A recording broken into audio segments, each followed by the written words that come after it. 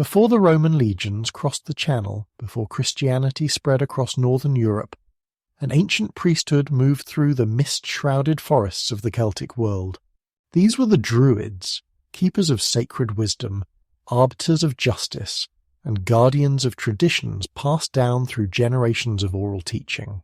Their story spans over a millennium, from the earliest Celtic settlements to their final disappearance in remote Irish monasteries. This is their complete history. If you're enjoying this journey into the ancient world of the Druids, please like this video and subscribe to our channel for more immersive historical narratives. Also, comment below, where are you from, and what time are you watching this exploration of Celtic wisdom? The Bronze Age world was collapsing. Across the eastern Mediterranean, great civilizations crumbled into dust. The Mycenaean palaces burned. The Hittite Empire fragmented. Even mighty Egypt retreated behind its desert borders, battered by mysterious sea peoples whose origins remain unknown to this day. Yet from this chaos, in the temperate forests and valleys of Central Europe, a new culture was emerging that would reshape the continent for the next millennium. The people we now call Celts did not appear suddenly. They evolved gradually from the communities that had inhabited the Alpine region since the Neolithic. But around 1200 BCE something changed. The archaeological record shows new burial practices, new pottery styles, and most significantly, new metalworking techniques that would give this era its name, the Hallstatt period. In the salt mines of Austria, where the town of Hallstatt nestles beside its pristine lake, Iron Age miners descended deep into the mountain's heart. They extracted not only salt, that precious preservative that made civilizations possible, but also left behind a treasure trove of artifacts that would later give archaeologists their first clear picture of early Celtic life. The salt preserved organic materials that would normally decay. Leather shoes still bear the impressions of feet that walked 3,000 years ago. Woolen textiles retain their colours. Even the miners' last meals survive, revealing a diet of barley, beans, and meat. These Hallstatt communities represented something new in European prehistory. They were not mere tribal villages scratching out subsistence from the soil. They were sophisticated societies with far-reaching trade networks, skilled craftsmen, and complex social hierarchies. Iron tools and weapons gave them advantages their Bronze Age predecessors could never have imagined. A single iron sword could cleave through bronze armor as if it were cloth. The heartland of this emerging culture stretched from the headwaters of the Danube to the Rhine Valley. Here, in what is now Austria, Switzerland, and southern Germany, the Proto-Celtic world took shape. The landscape itself seemed designed for their culture. Alpine valleys provided natural fortifications. Rivers offered trade routes to distant lands. Forests supplied timber for their expanding communities. Mountains held deposits of salt, iron, and copper that would fuel their growing prosperity. Trade was the lifeblood of Hallstatt society. Their merchants carried amber from the Baltic to the Mediterranean, exchanging it for silk from China, ivory from Africa, and wine from the emerging Greek colonies. Archaeological excavations have revealed Greek pottery in Celtic tombs, Celtic metalwork in Italian graves. The Proto-Celts were not isolated barbarians living in cultural darkness. They were active participants in the Bronze and Iron Age world system. The spread of Celtic culture across Europe was not conquest in the traditional sense. There were no Celtic legions marching in formation across the continent. Instead, their expansion resembled a slow tide, flowing along river valleys, over mountain passes and across open plains. Celtic languages gradually replaced older tongues. Celtic burial customs superseded local traditions.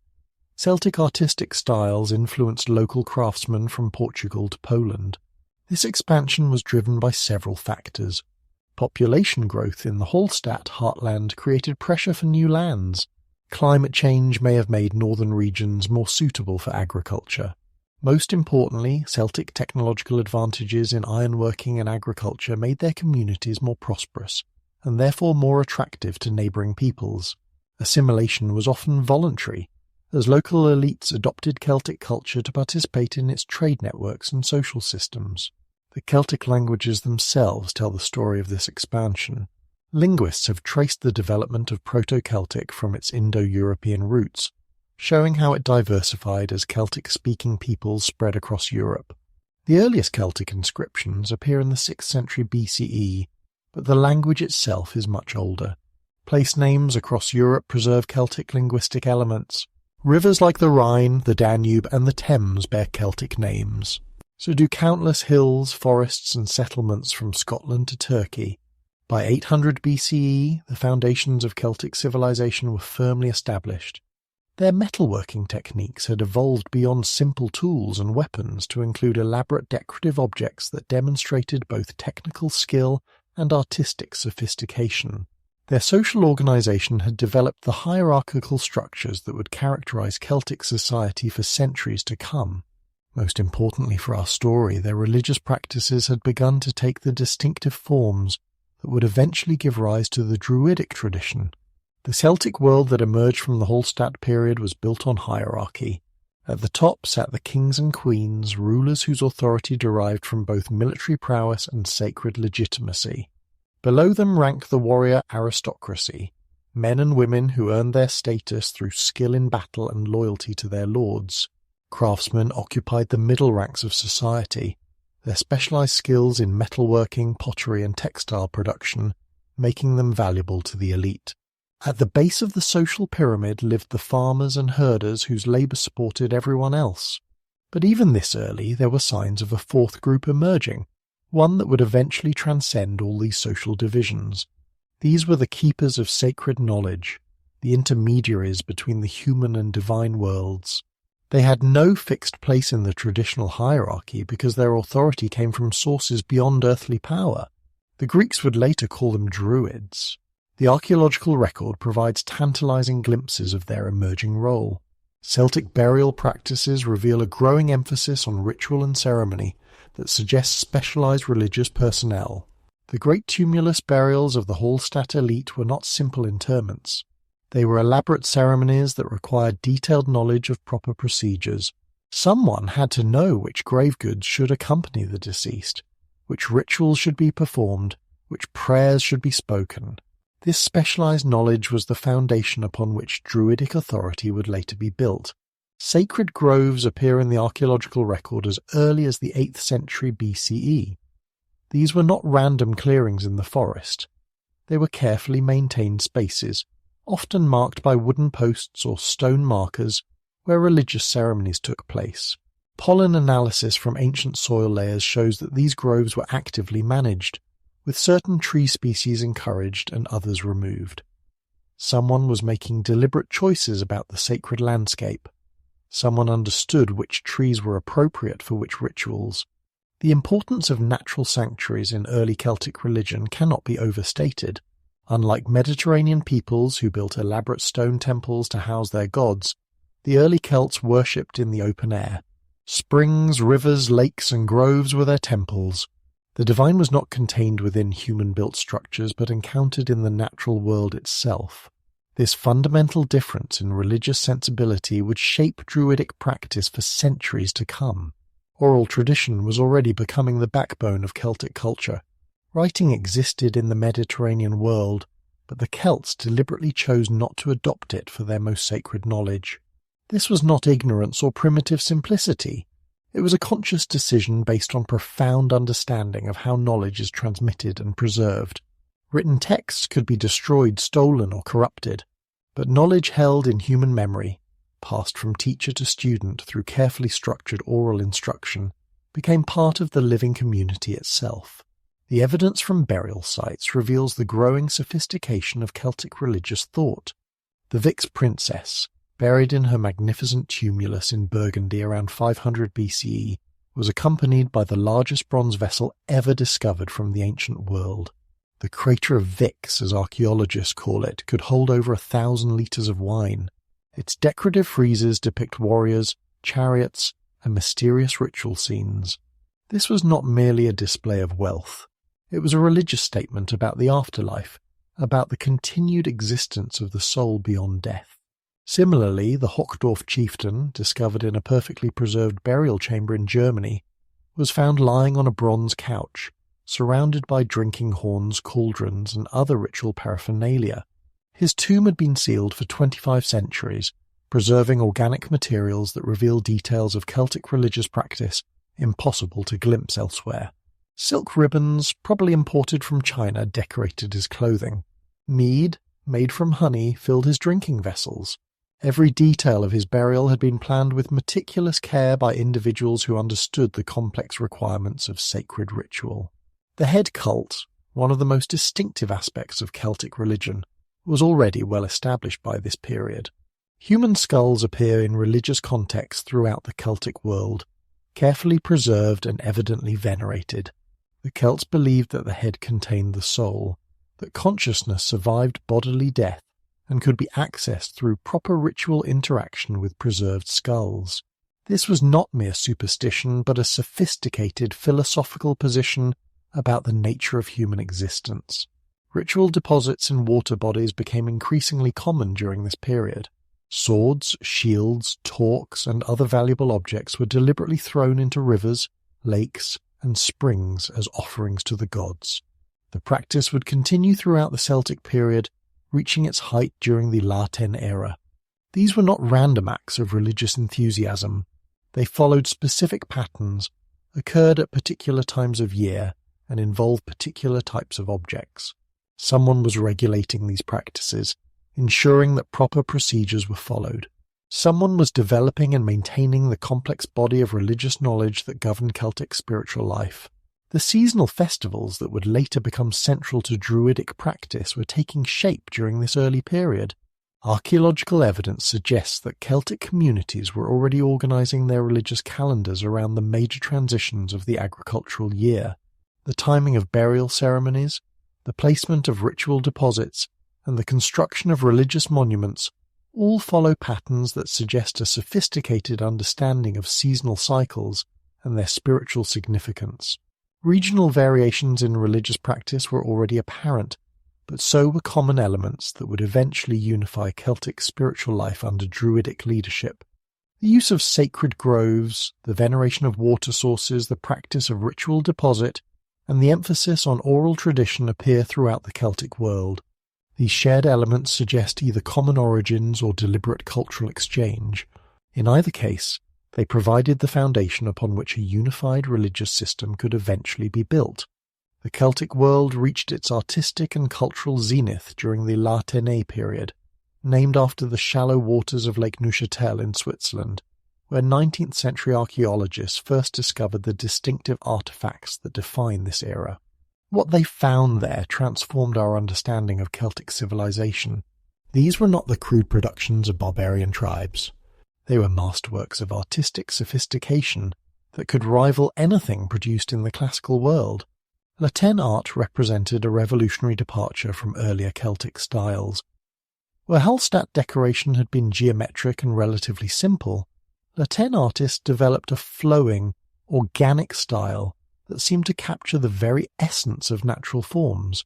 Spirals, curves, and interwoven patterns created a sense of constant motion, as if the metal itself were alive. Plant tendrils grew across bronze surfaces, animal forms morphed and transformed before the viewer's eyes. Human faces appeared and disappeared within complex decorative schemes. This artistic revolution was not merely aesthetic. It reflected a profound change in Celtic spiritual understanding.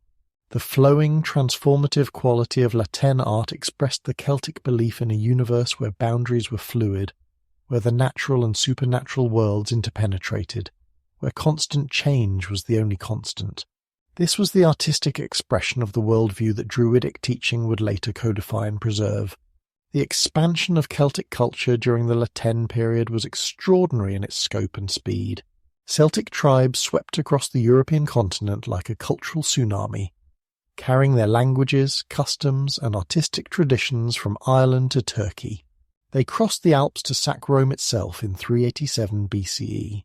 They established kingdoms in Asia Minor that would endure for centuries. They settled in regions as diverse as the Atlantic coast of Portugal and the steppes of the Ukraine. This expansion was not simply military conquest. It was a complex process of migration, settlement, trade, and cultural exchange that transformed the entire European continent. Celtic mercenaries served in armies from Sicily to the Black Sea. Celtic craftsmen established workshops in cities throughout the Mediterranean world. Celtic merchants carried goods and ideas across distances that would have challenged even Roman logistics. The interaction between Celtic and classical civilizations during this period was far more complex and sophisticated than classical authors would later admit.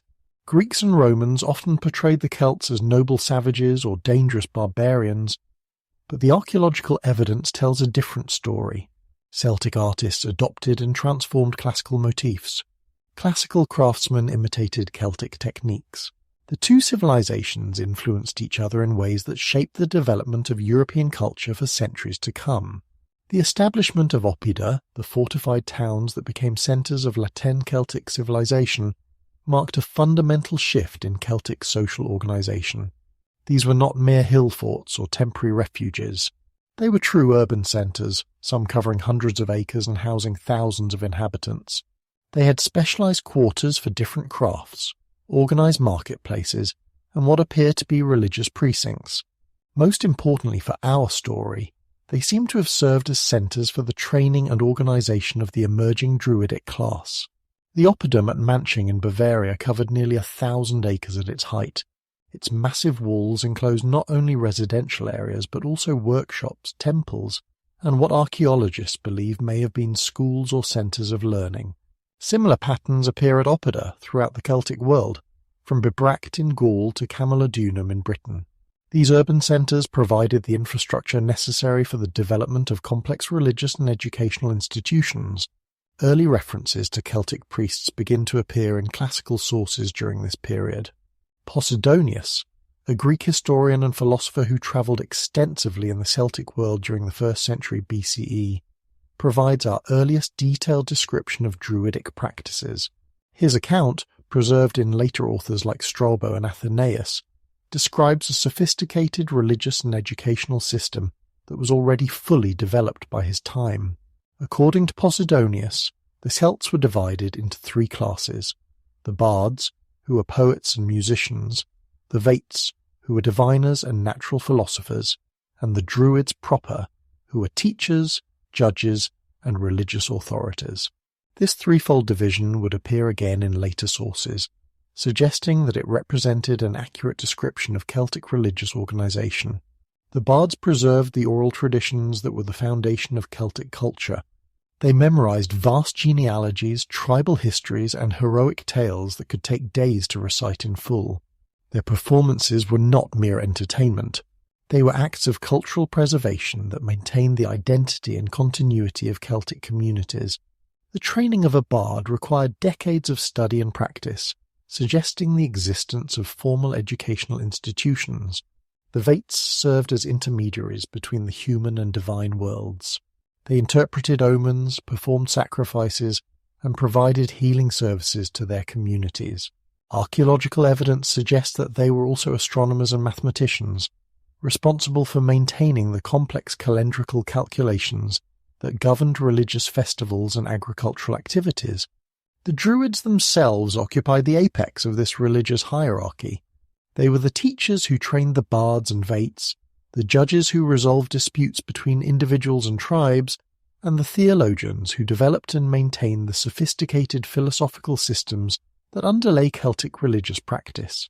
They alone possessed the complete body of sacred knowledge that governed Celtic spiritual life. The prohibition against writing sacred knowledge, which would later become a defining characteristic of Druidic practice, was already established by this period. Posidonius notes with surprise that the Druids, despite their obvious intelligence and sophistication, refused to commit their teachings to writing. This was not an inability but a deliberate choice based on profound understanding of how sacred knowledge should be preserved and transmitted. The annual assembly of Druids from throughout the Celtic world, mentioned by later Roman sources, may have had its origins during the Latin period. The logistics of such gatherings would have required the kind of organised communication networks that the oppida system made possible. The standardisation of religious practices throughout the Celtic world suggests some form of central coordination, or at least regular contact between Druidic communities in different regions. As the Latine period drew to a close, the Celtic world stood at the height of its power and cultural influence. From the Atlantic islands of Britain and Ireland to the remote valleys of Galatia, Celtic languages were spoken, Celtic customs were observed, and Celtic priests maintained the ancient traditions that connected communities to their gods and ancestors.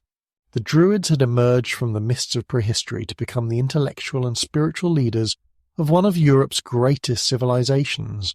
But on the southern horizon, storm clouds were gathering. Roman legions were pushing northward, driven by ambitions that would not be satisfied until the entire known world acknowledged Roman supremacy. The confrontation that would determine the fate of Celtic civilization was about to begin. The man who would provide history's most detailed portrait of the Druids was also the one destined to destroy them. Gaius Julius Caesar arrived in Gaul in 58 BCE as provincial governor with debts to pay and political ambitions to fulfill. Over the next 8 years, his legions would conquer a territory larger than modern France. They would enslave over 1 million Celts and kill another million in the process.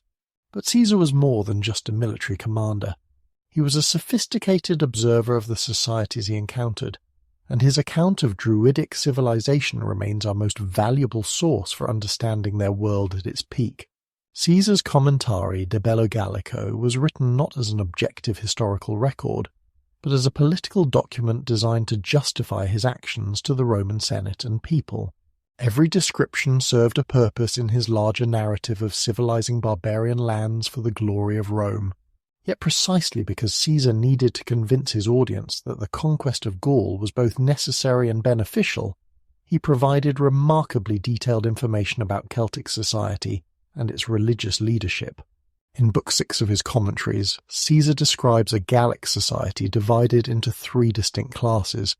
At the bottom were the common people, whom he dismisses as little better than slaves, oppressed by debt and dependent on their social superiors for protection. In the middle were the knights, the warrior aristocracy who owned land, commanded followers, and provided military leadership in times of war. At the top, sharing power with the knights but deriving their authority from entirely different sources, were the Druids. Caesar's description of the Druids reveals an institution unlike anything in the Roman world. These were not simply priests in the Mediterranean sense, concerned primarily with ritual observance and temple maintenance. They were the intellectual elite of Celtic society, combining the functions of judges, teachers, philosophers, and scientists in a single class. Their authority transcended tribal boundaries and political divisions. Even kings, as Caesar notes with evident surprise, submitted to Druidic judgment in matters of law and custom. The educational system Caesar describes was staggering in its scope and rigour. Young men seeking to enter the Druidic order underwent training that lasted up to 20 years. They memorized vast quantities of sacred knowledge, including legal codes, astronomical calculations, religious formulae, tribal genealogies, and mythological cycles. Caesar estimates that some Druids could recite verses numbering in the thousands, all committed to memory without the aid of written texts. This prohibition against writing sacred knowledge particularly fascinated Caesar. The Druids were clearly literate, using Greek letters for mundane purposes like keeping accounts and sending messages. But their most important teachings were never committed to writing. Caesar offers 2 explanations for this practice. The Druids wanted to prevent their sacred knowledge from becoming common property, and they believed that reliance on written texts would weaken the memory. Modern scholars have suggested additional motivations. Written texts could be seized and destroyed by enemies. Oral tradition created a living connection between teacher and student that could not be replicated through books. Most importantly, the prohibition against writing ensured that sacred knowledge remained under Druidic control, preventing the emergence of rival interpretations or unauthorized teachers. The annual assembly that brought Druids together from throughout the Celtic world was one of their most remarkable institutions. Caesar describes how representatives from across Gaul gathered each year at a central location to resolve disputes, exchange knowledge, and coordinate their activities. This assembly elected an archdruid who served as the supreme authority for the entire order until his death. The very existence of such an organization demonstrates the sophistication of Druidic administration and their ability to maintain unity across vast distances. Caesar's political motivations in describing the Druids are complex and sometimes contradictory. On one hand, he needed to portray them as dangerous enemies, whose influence justified Roman military intervention. He emphasizes their role in organizing resistance to Roman expansion and their practice of human sacrifice, which Romans found particularly abhorrent. On the other hand, he also needed to demonstrate that Gaul was worth conquering, that it possessed a sophisticated civilization that would benefit from Roman rule rather than mere destruction. The result is a portrait that reveals Caesar's grudging respect for Druidic achievements even as he works to justify their suppression. He acknowledges their intellectual sophistication, their complex legal system, and their role in maintaining peace between otherwise warring tribes. Yet he also presents them as obstacles to civilization, primitive practitioners of barbarous customs that enlightened Roman rule would eliminate. Later, Roman authors would build on Caesar's account, but none would provide as detailed or as valuable a description of Druidic society. Pliny the Elder describes their astronomical knowledge and herbal medicine. Tacitus records their final destruction on the island of Anglesey. Strabo preserves fragments of earlier Greek observations, but Caesar remains our primary window into the world of the Druids at the height of their power and influence. The Druids were not a single, undifferentiated class, but a complex hierarchy of specialists, each with distinct functions within Celtic society. At the apex stood the Archdruids, regional leaders who wielded supreme authority within their territories. Below them ranged various specialists, judges who interpreted law, teachers who trained the next generation, healers who tended the sick, and diviners who read the will of the gods. This sophisticated organization allowed the Druids to serve multiple roles simultaneously, while maintaining unity of purpose and doctrine. The position of Archdruid was the highest honor the Celtic world could bestow on a religious figure. These individuals wielded authority that transcended tribal boundaries and political divisions. Kings might rule territories, but Archdruids ruled minds and souls. Their word was final in matters of law. Their interpretation of religious doctrine was binding on all Druids within their jurisdiction, and their political counsel was sought by rulers throughout the Celtic world. The selection of Archdruids followed procedures that combined democratic and meritocratic elements. Caesar describes how the position was sometimes elected by the Druidic assembly, but also notes that succession could be contested and resolved through various forms of competition. The successful candidate needed to demonstrate not only mastery of sacred knowledge, but also the political skills necessary to maintain unity among potentially fractious subordinates. Regional variations in Druidic organization reflected the diversity of Celtic political systems. In Gaul, where tribal confederations were common, Archdruids often wielded influence across multiple tribes. In Britain, where political fragmentation was more pronounced, Druidic authority seems to have been more localized. Ireland, with its complex system of overkingdoms and provincial kingships, developed its own unique patterns of religious leadership that would persist long after Druidism disappeared elsewhere. The specialized functions within the Druidic hierarchy reflected the comprehensive role these institutions played in Celtic society. Druidic judges were not merely arbitrators of disputes, but the living embodiment of Celtic law itself. They memorized vast legal codes that governed everything from property rights to marriage customs. Their decisions were final and binding, enforced not by physical coercion but by the threat of spiritual excommunication that would cut the offender off from the protection of the gods and the fellowship of the community. Druidic teachers maintained the educational systems that preserved Celtic culture across generations. They selected promising students, supervised their lengthy training, and determined when they were ready to take their place within the hierarchy. The curriculum they oversaw was encyclopedic in scope, including not only religious doctrine but also astronomy, medicine, poetry, music, and natural philosophy. The very complexity of this educational system demonstrates the intellectual sophistication of Celtic society. Druidic healers combined empirical medical knowledge with spiritual counseling in ways that reflected the Celtic understanding of health as a balance between physical, mental, and spiritual well-being. They maintained extensive pharmacological knowledge, understanding the properties of hundreds of plants and their applications for various ailments. But they also recognized that illness could have supernatural causes that required ritual intervention rather than purely physical treatment. The role of women within the Druidic hierarchy has been obscured by the male-centered perspective of classical sources, but archaeological and literary evidence suggests that Druidesses held positions of considerable authority within Celtic religious systems. Classical authors occasionally mention female Druids, usually in contexts that emphasize their prophetic powers or their role in specific rituals. Irish literary sources preserve more detailed information about female religious specialists, including the legendary Brigid, who served as both goddess and saint in different historical periods. Druidesses seem to have specialized in particular aspects of religious practice. They were especially associated with prophecy, healing, and the ritual obligations surrounding childbirth and female life transitions. Some appear to have maintained their own communities, living apart from male Druids while maintaining close connections with the broader religious hierarchy. The existence of these female religious specialists demonstrates the complexity and inclusiveness of Celtic spiritual institutions. The bardic tradition represented one of the most visible and influential branches of the Druidic hierarchy. Bards were the poets, storytellers, and musicians who preserved and transmitted Celtic oral culture. They were not mere entertainers but sacred specialists whose performances maintained the connection between living communities and their ancestral traditions. A skilled bard could recite genealogies stretching back dozens of generations, tribal histories spanning centuries, and mythological cycles that explained the origins of the world itself. The training of bards was as rigorous as that of any other Druidic specialist.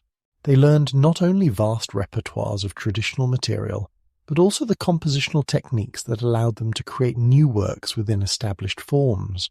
They studied prosody, musical theory, and performance techniques. Most importantly, they learned to serve as living libraries, preserving cultural knowledge that might otherwise be lost. Bardic performances were not simply artistic events, but ritual occasions that reinforced social bonds and cultural identity. When a bard recited a tribal genealogy, he was not merely entertaining his audience but affirming their place within the cosmic order. When he performed a heroic tale, he was providing moral instruction and inspiring his listeners to emulate ancient virtues. When he composed praise poetry for a living patron, he was participating in the sacred process by which human achievements were integrated into eternal tradition. The Vates, or prophetic specialists, occupied a unique position within the Druidic hierarchy. They served as intermediaries between the human and divine worlds, interpreting omens, conducting divination rituals, and providing spiritual counsel to individuals and communities. Their authority derived not from institutional position but from personal charisma and demonstrated ability to access supernatural knowledge. The methods used by Vates varied considerably, but often involved altered states of consciousness induced through fasting, meditation, or the consumption of psychoactive substances. They interpreted the flight patterns of birds, examined the entrails of sacrificial animals, and observed astronomical phenomena for signs of divine will. They also served as oracles, providing direct communication with gods and spirits through trance states or possession experiences. The integration of these various specialists into a unified hierarchy required sophisticated administrative systems that have left few direct traces in the archaeological record. Yet the very consistency of Druidic practices across the vast Celtic world suggests highly effective communication networks and standardized training procedures. Annual assemblies provided opportunities for coordination and policy formation, but day-to-day administration required permanent institutions whose existence can only be inferred from their effects. The heart of Druidic power lay not in armies or wealth, but in knowledge. They possessed a vast corpus of sacred learning that encompassed law, astronomy, medicine, genealogy, mythology, and natural philosophy. This knowledge was preserved through oral tradition, passed from teacher to student in an unbroken chain that stretched back to the earliest days of Celtic civilization. The sophistication and complexity of this oral corpus rivaled the written traditions of classical antiquity. yet it was maintained entirely through human memory and careful instruction. The prohibition against committing sacred knowledge to writing was absolute and universal throughout the Celtic world. This was not ignorance or primitivism, but a deliberate choice based on profound philosophical principles. Written texts, the Druids understood, were vulnerable to destruction, corruption, and misinterpretation. They could be stolen by enemies, altered by scribes, or lost through accidents of history. But knowledge held in living memory became part of the human community itself, preserved through the very act of teaching and learning that bound generations together. The memorization techniques employed by Druidic teachers were sophisticated systems that enabled students to master enormous quantities of information with perfect accuracy. These methods combined visual, auditory, and kinesthetic elements in ways that engage multiple aspects of human memory. Students learned to associate abstract concepts with concrete images, to embed factual information within narrative structures, and to use rhythmic and musical patterns as mnemonic aids. Archaeological evidence suggests that some of these memorization techniques may have involved the use of wooden tablets or other temporary recording devices during the learning process. Students might have used written aids to master complex material before committing it permanently to memory. But once learned, the knowledge was maintained purely through oral tradition, with written copies destroyed or allowed to decay. The astronomical knowledge preserved by Druidic oral tradition was remarkably sophisticated. The Druids understood the movements of the sun, moon, and planets with sufficient accuracy to predict eclipses and calculate complex calendrical relationships. They had identified the 18-year cycle of lunar movements and incorporated this knowledge into their festival calendar. They understood the precession of the equinoxes and may have been aware of other long-term astronomical cycles. This astronomical knowledge served practical as well as religious purposes. Celtic agriculture depended on accurate seasonal timing, and the Druids provided the calendrical expertise necessary for optimal planting and harvesting. Their festivals marked the crucial transition points of the agricultural year, ensuring that communities performed essential tasks at the proper times. They also coordinated religious observances across vast distances, enabling Celtic communities from Ireland to Turkey to celebrate the same festivals simultaneously. The Coligny calendar, discovered in fragments in eastern France, provides our best direct evidence for Druidic astronomical knowledge. This bronze tablet, dating to the 1st century CE, preserves portions of a complex lunar-solar calendar that reconciled lunar months with solar years through sophisticated mathematical calculations. The calendar includes not only astronomical data, but also religious and legal information, demonstrating the integration of technical and sacred knowledge within Druidic learning. Legal codes formed another major component of Druidic oral tradition. These were not simple collections of customs and precedents, but sophisticated jurisprudential systems that governed all aspects of Celtic life. The Irish Brehon laws, preserved in medieval manuscripts, provide the best surviving example of this legal tradition. They include detailed provisions for property rights, contract law, criminal justice, family relationships, and countless other aspects of social organization. The preservation of legal knowledge through oral tradition had profound implications for how justice was administered in Celtic society. Druidic judges could not simply consult written statutes when making decisions. They had to possess comprehensive knowledge of legal principles and precedents, understanding not only the letter of the law but also its underlying spirit and purpose. This required judges of exceptional intelligence and training, individuals capable of applying abstract principles to concrete situations with wisdom and fairness. Medical knowledge formed yet another strand in the complex web of Druidic learning. Celtic healers understood the properties of hundreds of plants and their applications for treating various ailments. They had developed surgical techniques, understood basic anatomy, and recognized the importance of sanitation in preventing disease. This empirical knowledge was embedded within religious and philosophical frameworks that viewed health as a balance between physical, mental, and spiritual elements. The preservation of medical knowledge through oral tradition ensured that healing wisdom was transmitted within communities of practice rather than abstract study. Students learned not only theoretical principles but also practical techniques, through apprenticeship with experienced healers. They observed actual treatments, participated in gathering and preparing medicines, and developed the clinical judgment necessary for effective practice. Genealogical knowledge was perhaps the most socially important component of Druidic oral tradition. Celtic society was organized around kinship relationships that determined everything from political authority to property rights. The Druids maintained vast genealogies that traced the ancestry of every important family, preserving not only names and relationships, but also the stories and achievements that gave meaning to these connections. The accuracy of genealogical knowledge was crucial for the functioning of Celtic society. Disputes over inheritance, succession, and political authority could only be resolved through appeal to ancestral precedent. Marriage alliances required detailed knowledge of kinship relationships to avoid incestuous unions and to maximize political advantages. The Druids served as living archives of genealogical information, their memories containing the family histories of entire regions. Mythological cycles formed the foundation of Celtic worldview and religious understanding.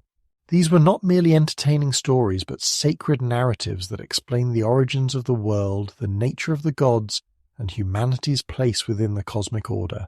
The major mythological cycles told of the successive invasions of Ireland, the adventures of heroes like Cuchulainn and Finn McCool, and the complex relationships between the divine and human worlds. The preservation of mythological knowledge required not only accurate memory but also dramatic skill. These stories were performed rather than simply recited, with bards using voice, gesture, and musical accompaniment to bring ancient tales to life. The performance itself was a religious act that made the mythological past present to contemporary audiences, enabling them to participate in the eternal dramas that shaped their world. Natural philosophy, or what we might call primitive science, formed the theoretical framework that unified all other aspects of Druidic knowledge. The Druids had developed sophisticated theories about the nature of reality, the structure of the cosmos, and the principles that governed both natural and supernatural phenomena.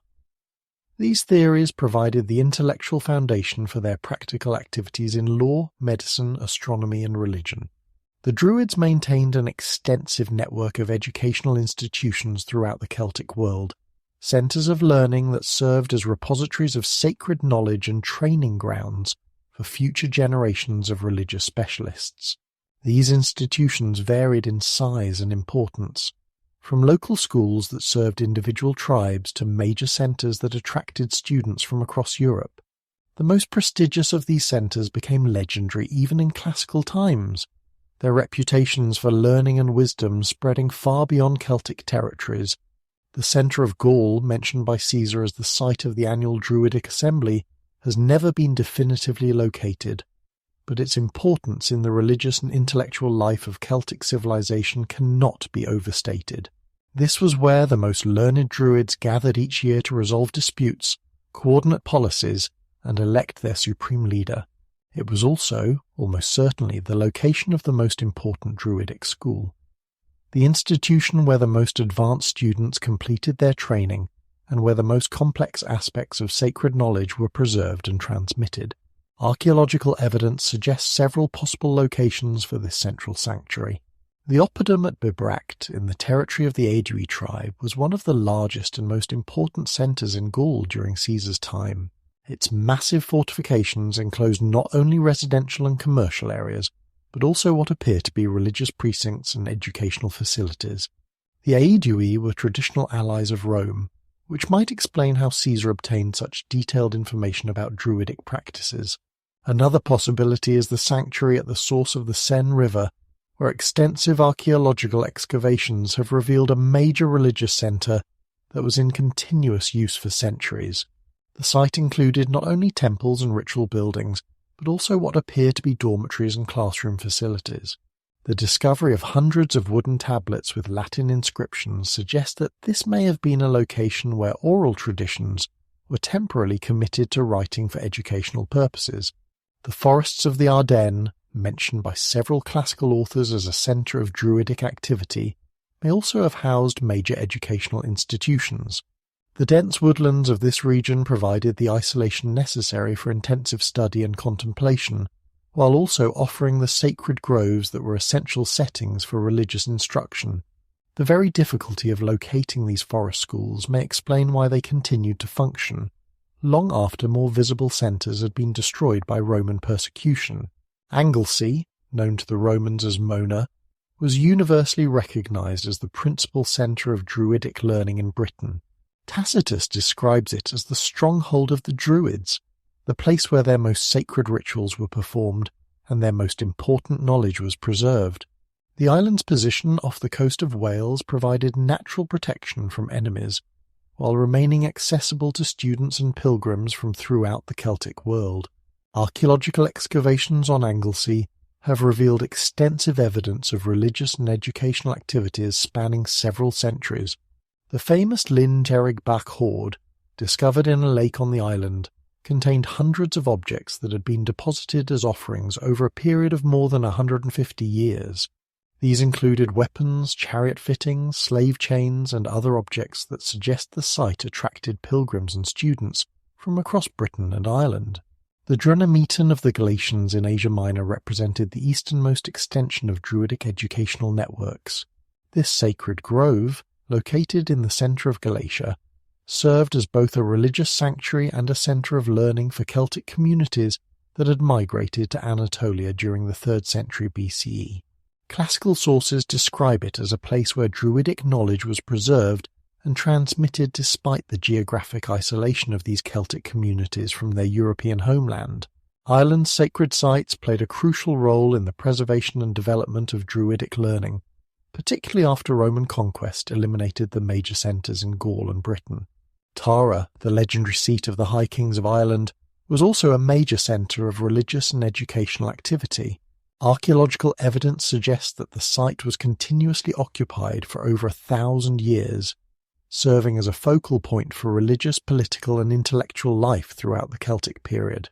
The complex of monuments at Tara includes not only the famous Stone of Destiny, but also numerous other structures that may have served educational and ritual purposes. The Mound of the Hostages, one of the oldest structures on the site, contained burials spanning several centuries along with grave goods that suggest connections to distant parts of the Celtic world. The presence of these international connections indicates that Tara served as a centre that attracted visitors and students from throughout the Celtic diaspora. Newgrange and the other Great Passage tombs of the Boyne Valley represented another type of educational centre, one focused on astronomical and calendrical knowledge. These massive stone structures, built thousands of years before the historical period of Druidism, were clearly maintained and used by Celtic religious specialists who understood their astronomical alignments and incorporated them into their teaching. The famous solar alignment at Newgrange, where sunlight penetrates the passage tomb only on the winter solstice, demonstrates the kind of sophisticated astronomical knowledge that the Druids preserved and transmitted. The site would have served as both observatory and classroom, where students could witness the cosmic cycles that governed religious festivals and agricultural activities. Emain-Macha, the ancient capital of Ulster, combined political and religious functions in ways that made it another major centre of learning. Archaeological excavations have revealed not only the remains of royal buildings, but also evidence of ritual and educational activities. The site's association with the legendary Ulster cycle of heroic tales suggests that it may have been particularly important for the training of bards and storytellers. Sacred groves throughout the Celtic world served as local centres of learning, each maintaining its own traditions while participating in the broader networks of Druidic education. These groves were not random clearings in the forest, but carefully maintained spaces, often marked by wooden posts or stone markers that defined their boundaries. The trees themselves were chosen for their sacred associations, with oak, ash and hawthorn being particularly favoured for their religious significance. The role of islands in Celtic sacred geography reflected the importance of boundaries and thresholds in Druidic thought. Islands existed at the intersection of land and water, earth and sky, providing perfect settings for religious instruction that emphasized the fluid boundaries between different realms of existence. Many islands throughout the Celtic world show evidence of religious and educational activities, from the Orkney and Shetland Islands north of Scotland to the Sacred Islands of Brittany. The preservation of learning centres required considerable resources and sophisticated organisation. These institutions needed to be supplied with food, clothing and other necessities for their students and teachers. They required facilities for housing, instruction and ritual activities. Most importantly, they needed protection from the political conflicts that periodically swept through the Celtic world. The decline and destruction of these centres of learning represented one of the greatest cultural losses in European history. When Roman armies destroyed the groves of Anglesey in 60 CE, they were not simply eliminating a military threat, but destroying institutions that had preserved and transmitted knowledge for centuries. The loss of these centres, and the oral traditions they maintained, impoverished the entire Celtic world, and left gaps in human knowledge that can never be filled. The Celtic understanding of reality was fundamentally different from our modern scientific worldview. They lived in a universe where the boundaries between the physical and spiritual realms were fluid and permeable. The world they inhabited was alive with supernatural forces that could be encountered in sacred groves, at holy wells, on mountain tops, and in the depths of dark forests. This was not superstition, but a sophisticated theological system that provided meaning and structure to every aspect of existence. The otherworld stood at the centre of Celtic cosmology.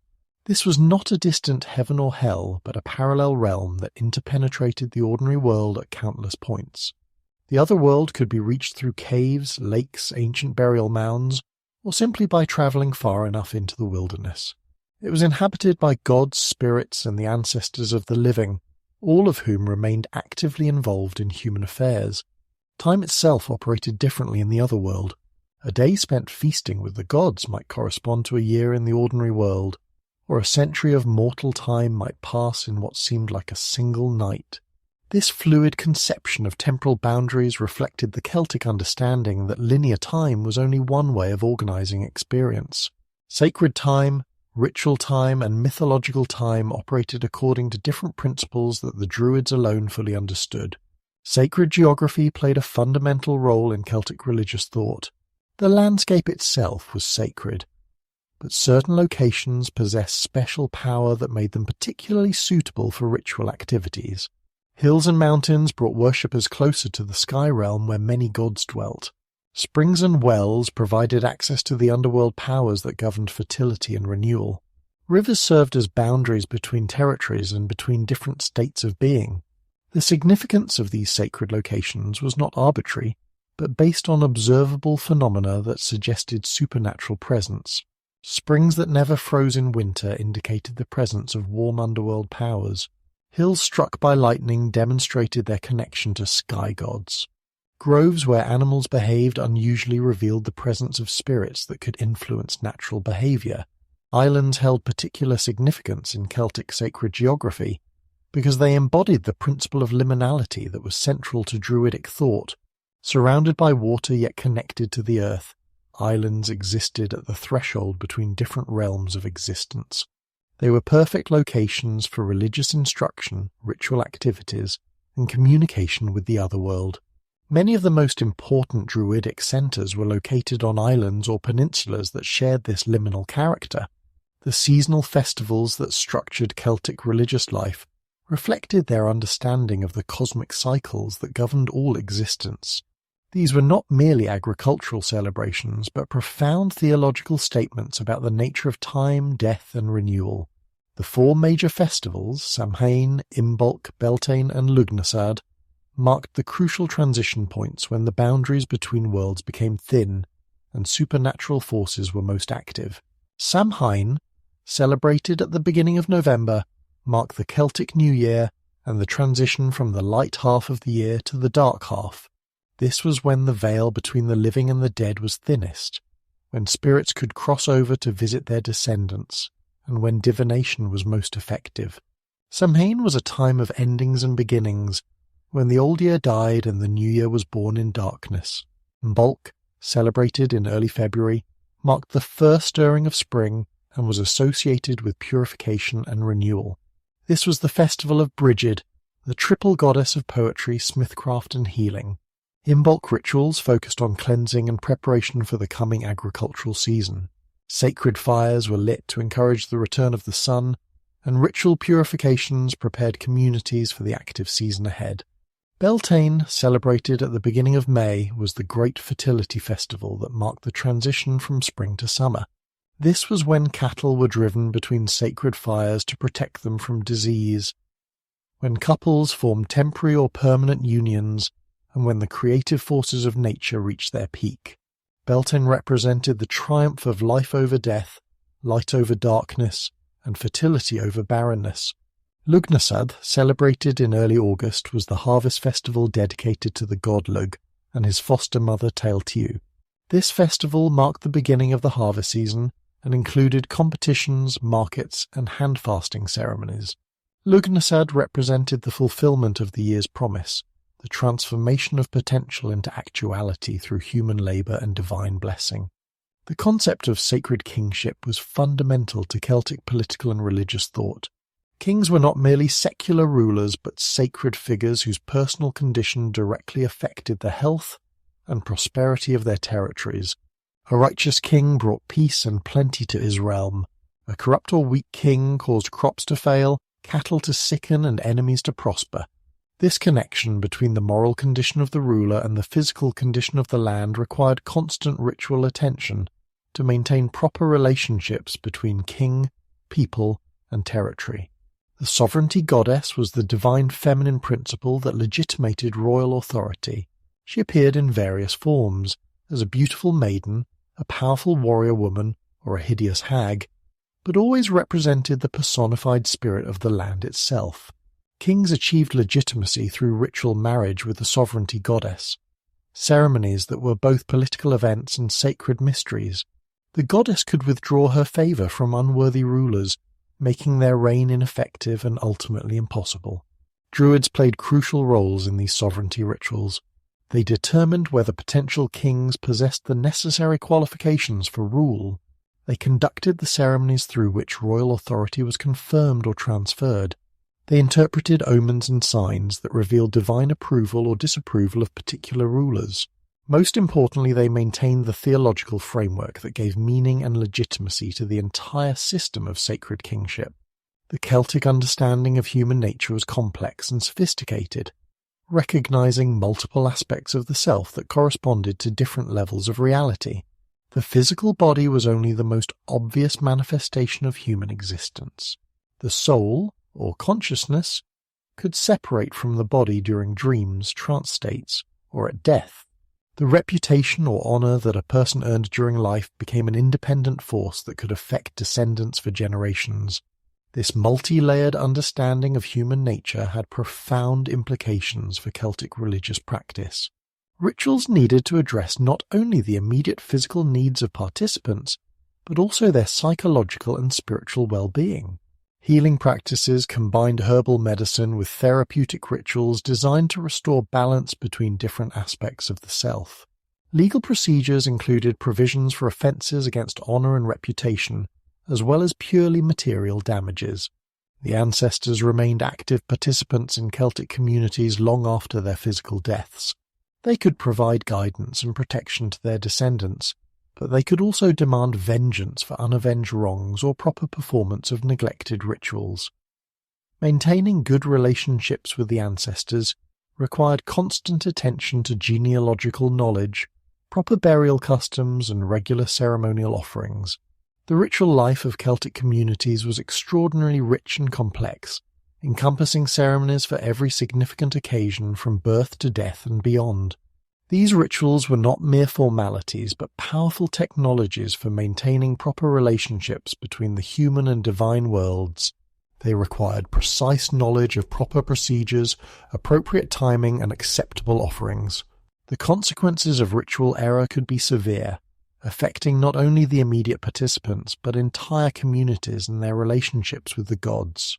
Human sacrifice represents the most controversial aspect of Celtic ritual practice, one that classical authors emphasized to demonstrate Celtic barbarism and justify Roman conquest.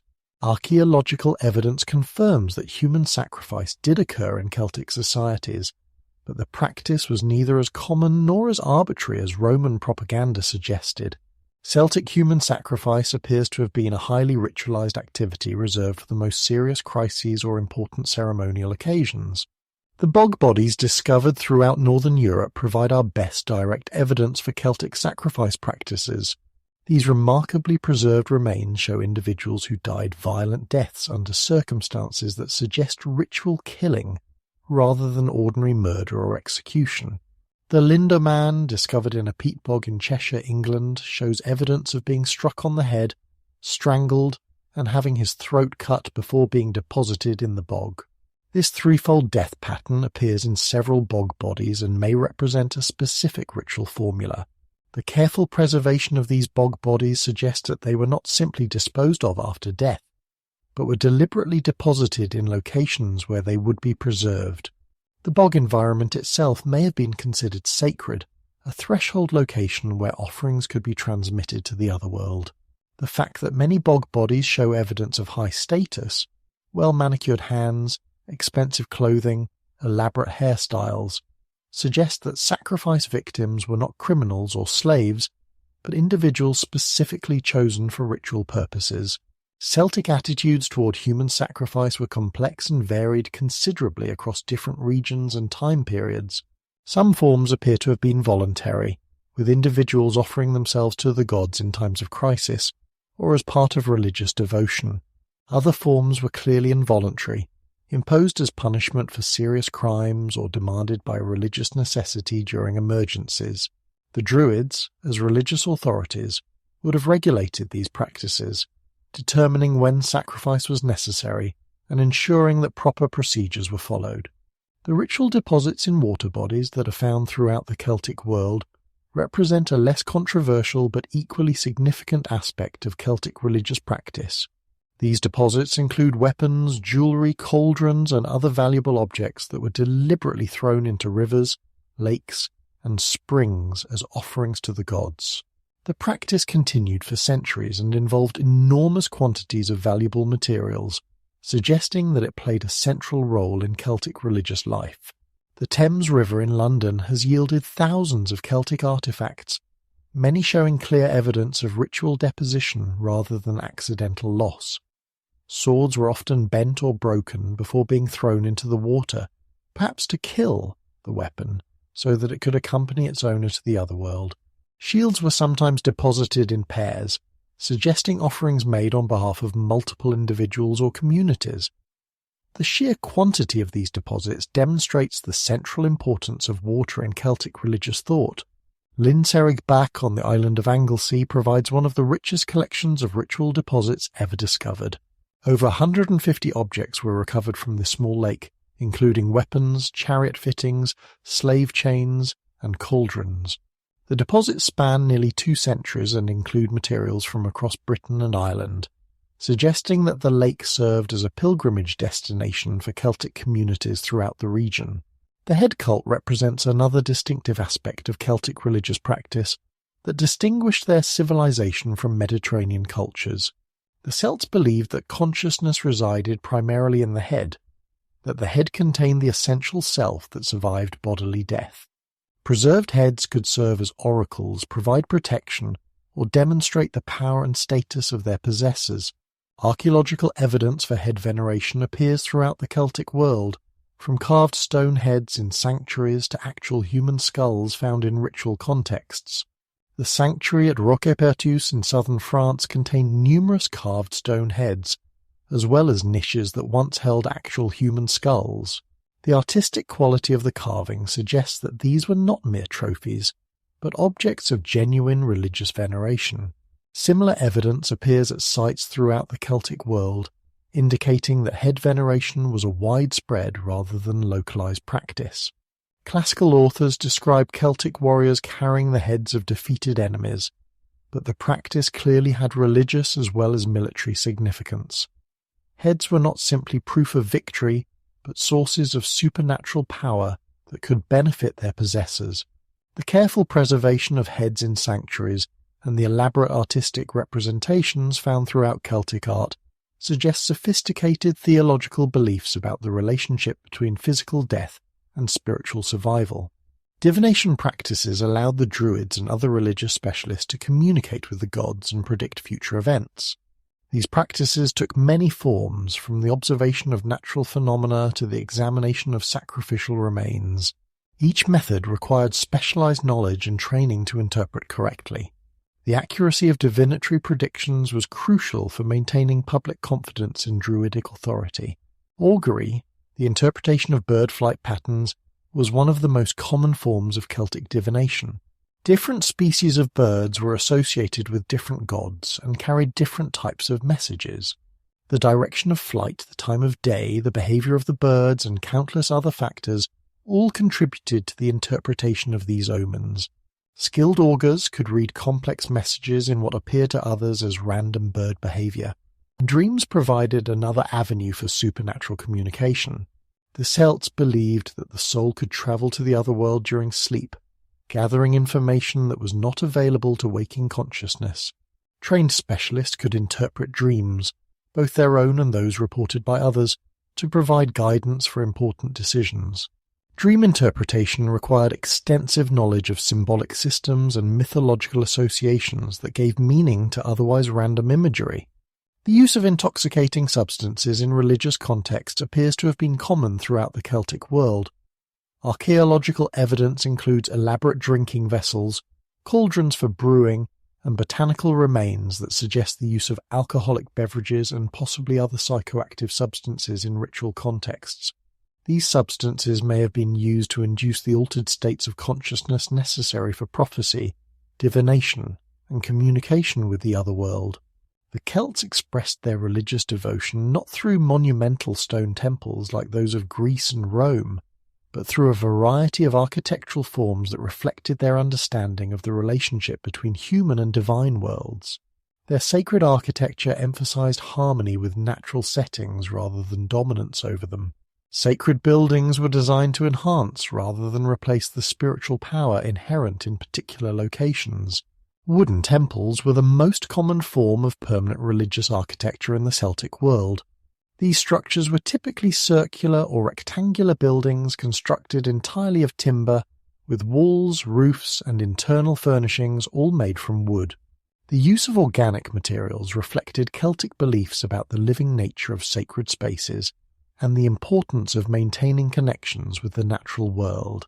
Archaeological reconstruction of these wooden temples has been challenging because organic materials rarely survive in the archaeological record. However, excavations at sites throughout the Celtic world have revealed post holes, foundation trenches, and other evidence that allows archaeologists to reconstruct the basic forms of these buildings. The temple at Heathrow, discovered during airport construction in London, provides one of the most complete examples of Celtic wooden architecture. The Heathrow Temple was a circular building approximately 12 metres in diameter, surrounded by a square wooden fence that defined the sacred precinct. The building itself was constructed with massive timber posts supporting a conical roof that may have reached 15 metres in height. The interior contained a central hearth and evidence for ritual activities, including animal sacrifice and ceremonial feasting. Similar wooden temples have been identified throughout the Celtic world, from Scotland to Switzerland. While they vary in size and detail, they share common features that suggest standardized architectural traditions maintained by the Druids. The emphasis on circular or square forms, the use of central hearths, and the surrounding of sacred buildings with defined precincts appear at sites separated by hundreds of miles and several centuries. The relationship between stone circles and Druidic practice remains one of the most controversial questions in Celtic archaeology. Most of the great stone circles of Britain and Ireland were built thousands of years before the historical period of Druidism, during the Neolithic and Bronze Ages. However, there is considerable evidence that these ancient monuments continued to be used for religious purposes during the Celtic period. Stonehenge itself shows clear evidence of continued use during the Iron Age, with Celtic pottery and metalwork found in contexts that suggest ongoing ritual activity. The monument's astronomical alignments, particularly its orientation toward the summer solstice sunrise, would have been of great interest to the Druids, who possessed sophisticated astronomical knowledge and regulated the festival calendar. Other stone circles throughout Britain and Ireland show similar evidence of Celtic period use. The Rollright stones in Oxfordshire, the Nine Maidens in Cornwall, and countless other monuments attracted continuing religious attention from Celtic communities who recognised their spiritual significance even if they had not built them originally. The Druids may have adopted these ancient monuments as ready-made temples, sacred spaces whose power was already established by thousands of years of ritual use. The astronomical alignments built into many stone circles would have been particularly valuable for communities that regulated their religious and agricultural activities according to celestial cycles. Sacred enclosures, or tominos, were another important form of Celtic religious architecture. These were defined spaces, usually circular or rectangular, that were set apart for religious purposes through the construction of boundaries rather than buildings. The boundaries might be walls, ditches, fences, or simply lines of posts that mark the transition from ordinary to sacred space. The sanctuary at Gournay-sur-Aronde in northern France provides one of the best preserved examples of a Celtic sacred enclosure. The site consisted of a circular ditched enclosure approximately 40 metres in diameter, with a single entrance facing east toward the rising sun. The interior contained a wooden temple building, pits for ritual deposits, and evidence for animal sacrifice spanning several centuries. The careful excavation of Gournay-sur-Aronde revealed detailed information about Celtic ritual practices. Over 2,000 animal bones were recovered from the site, representing cattle, pigs, horses, and sheep that had been sacrificed and consumed during religious festivals. The bones showed evidence of specific butchering patterns that suggest standardized ritual procedures. The role of natural features in Celtic religious practice cannot be overstated. Sacred groves, springs, lakes, hills, and rocks were the primary temples of Celtic religion. These locations required little or no architectural modification to serve as effective ritual spaces. Their power derived from their inherent natural characteristics rather than human construction. Sacred groves were perhaps the most important category of natural temple in Celtic religion. These were carefully maintained woodlands where particular tree species were encouraged and others removed to create appropriate settings for religious activities. Oak trees were especially sacred, associated with the sky god and providing the mistletoe that was crucial for certain rituals. The grove described by Lucan in his Pharsalia, though probably fictional in its specific details, captures the essential character of Celtic sacred woodlands. These were places set apart from ordinary human activity, where the normal rules of social interaction were suspended and direct communication with the divine world became possible. Springs and wells throughout the Celtic world became focal points for religious activity that continued long after the conversion to Christianity. The therapeutic properties of mineral springs made them natural sites for healing rituals, while their connection to underground water sources linked them to underworld powers. Many Celtic springs were later Christianized as holy wells, preserving ancient traditions in new religious contexts. The development of Romano-Celtic temples during the period of Roman occupation represents an interesting fusion of Celtic and Mediterranean religious traditions. These buildings combined Celtic circular or polygonal ground plans with Roman architectural techniques and materials. The result was a distinctive architectural style that reflected the hybrid religious culture that emerged in Romanized Celtic territories. The temple complex at Bath provides the most spectacular example of Romano-Celtic religious architecture. The site combined natural hot springs with elaborate Roman-style buildings to create a healing sanctuary that attracted pilgrims from throughout the Roman Empire. Inscriptions and votive offerings from the site show that Celtic gods continued to be worshipped alongside Roman deities in this hybrid environment. Celtic concepts of death and the afterlife were fundamentally different from both classical and Christian traditions. The Druids taught that death was not the end of existence, but a transition to another form of life in the otherworld. This was not a distant heaven or hell, but a parallel realm where the deceased continued to exist as conscious beings capable of influencing events in the world of the living. Understanding these beliefs is crucial for comprehending the role that death played in Celtic society and the ritual responsibilities that the Druids bore in managing relationships between the living and the dead. The Celtic afterlife was not a place of reward or punishment, but a continuation of existence under different conditions. The dead retain their personalities, their social relationships, and their interests in the affairs of their descendants. They could provide guidance and protection, but they could also demand vengeance for wrongs or proper performance of neglected rituals. This meant that death created ongoing obligations rather than final separation. Archaeological evidence for Celtic burial practices reveals considerable variation across regions and time periods, but certain common elements appear throughout the Celtic world. High-status individuals were often buried with grave goods that reflected their social position and provided for their needs in the afterlife. These might include weapons, jewellery, pottery, and food offerings. The quality and quantity of grave goods demonstrated not only the wealth of the deceased, but also the community's commitment to maintaining proper relationships with powerful ancestors. The great princely burials of the Hallstatt and Latine periods provide spectacular examples of Celtic mortuary practices. The Hochdorf prince was buried in a wooden chamber beneath a massive earthen mound, lying on a bronze couch and surrounded by elaborate grave goods.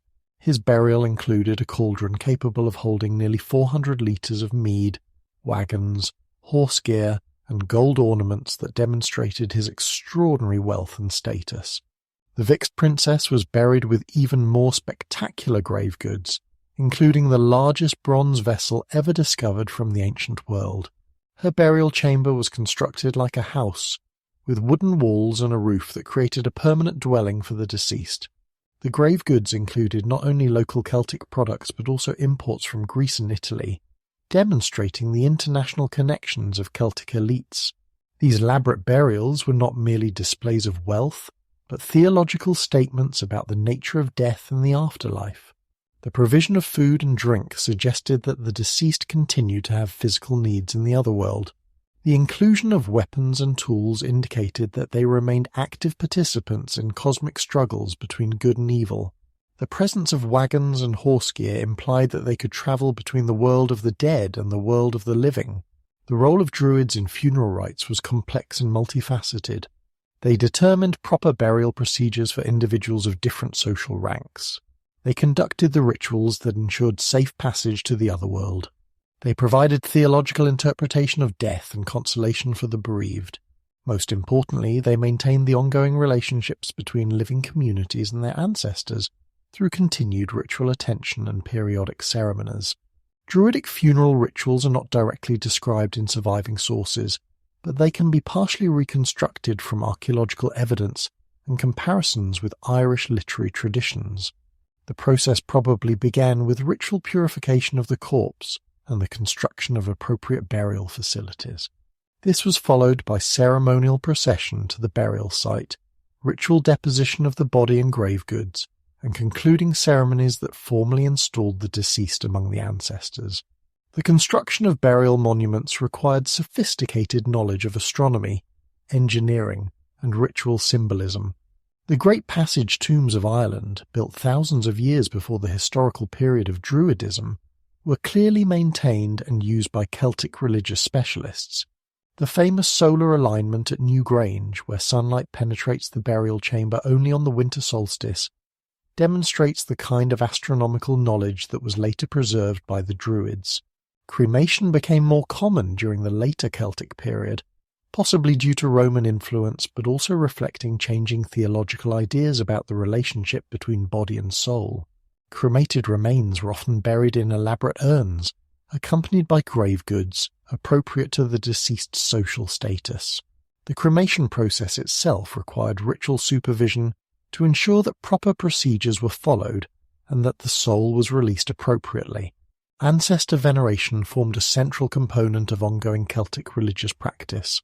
The dead were not simply remembered but actively consulted for guidance on important decisions. This communication took place through dreams, divination rituals, and ceremonial visits to burial sites. The ancestors could provide warnings about future dangers, advice about political decisions, and intervention in disputes between living family members. The maintenance of ancestral graves was an ongoing religious obligation that required periodic renewal of offerings and regular performance of commemorative ceremonies. Failure to maintain proper relationships with the ancestors could result in misfortune, disease, or political disaster. The Druids supervised these ongoing obligations, ensuring that communities maintained appropriate relationships with their deceased members. The significance of the otherworld journey in Celtic thought extended beyond individual death to encompass the cyclical nature of existence itself. Heroes in Irish mythology regularly travelled to the otherworld and returned with supernatural knowledge or magical objects. These journey narratives served as metaphors for the spiritual development that was possible through proper understanding of Celtic religious principles. The otherworld was not a single location, but a complex realm with many different regions and conditions. Some areas were paradisical, filled with eternal feasting and entertainment. Others were challenging or dangerous, requiring courage and wisdom to navigate successfully. The nature of an individual's otherworld experience depended on their spiritual development during life, and the quality of the ritual attention they received after death. Communication between the living and the dead was facilitated by the liminal periods when the boundaries between worlds became thin. The festival of Samhain was particularly important for this communication, when the dead could cross over to visit the living and provide guidance for the coming year. Other transition periods, dawn and dusk, the changing of the seasons, and certain lunar phases, also provided opportunities for supernatural communication. The Druids served as specialists in managing these communications, possessing the knowledge and authority necessary to interpret messages from the dead and to ensure that proper relationships were maintained. Their role as intermediaries between the living and the dead was one of their most important social functions and a major source of their authority within Celtic communities. The spiritual authority that the Druids wielded over life and death extended naturally into the realm of earthly justice.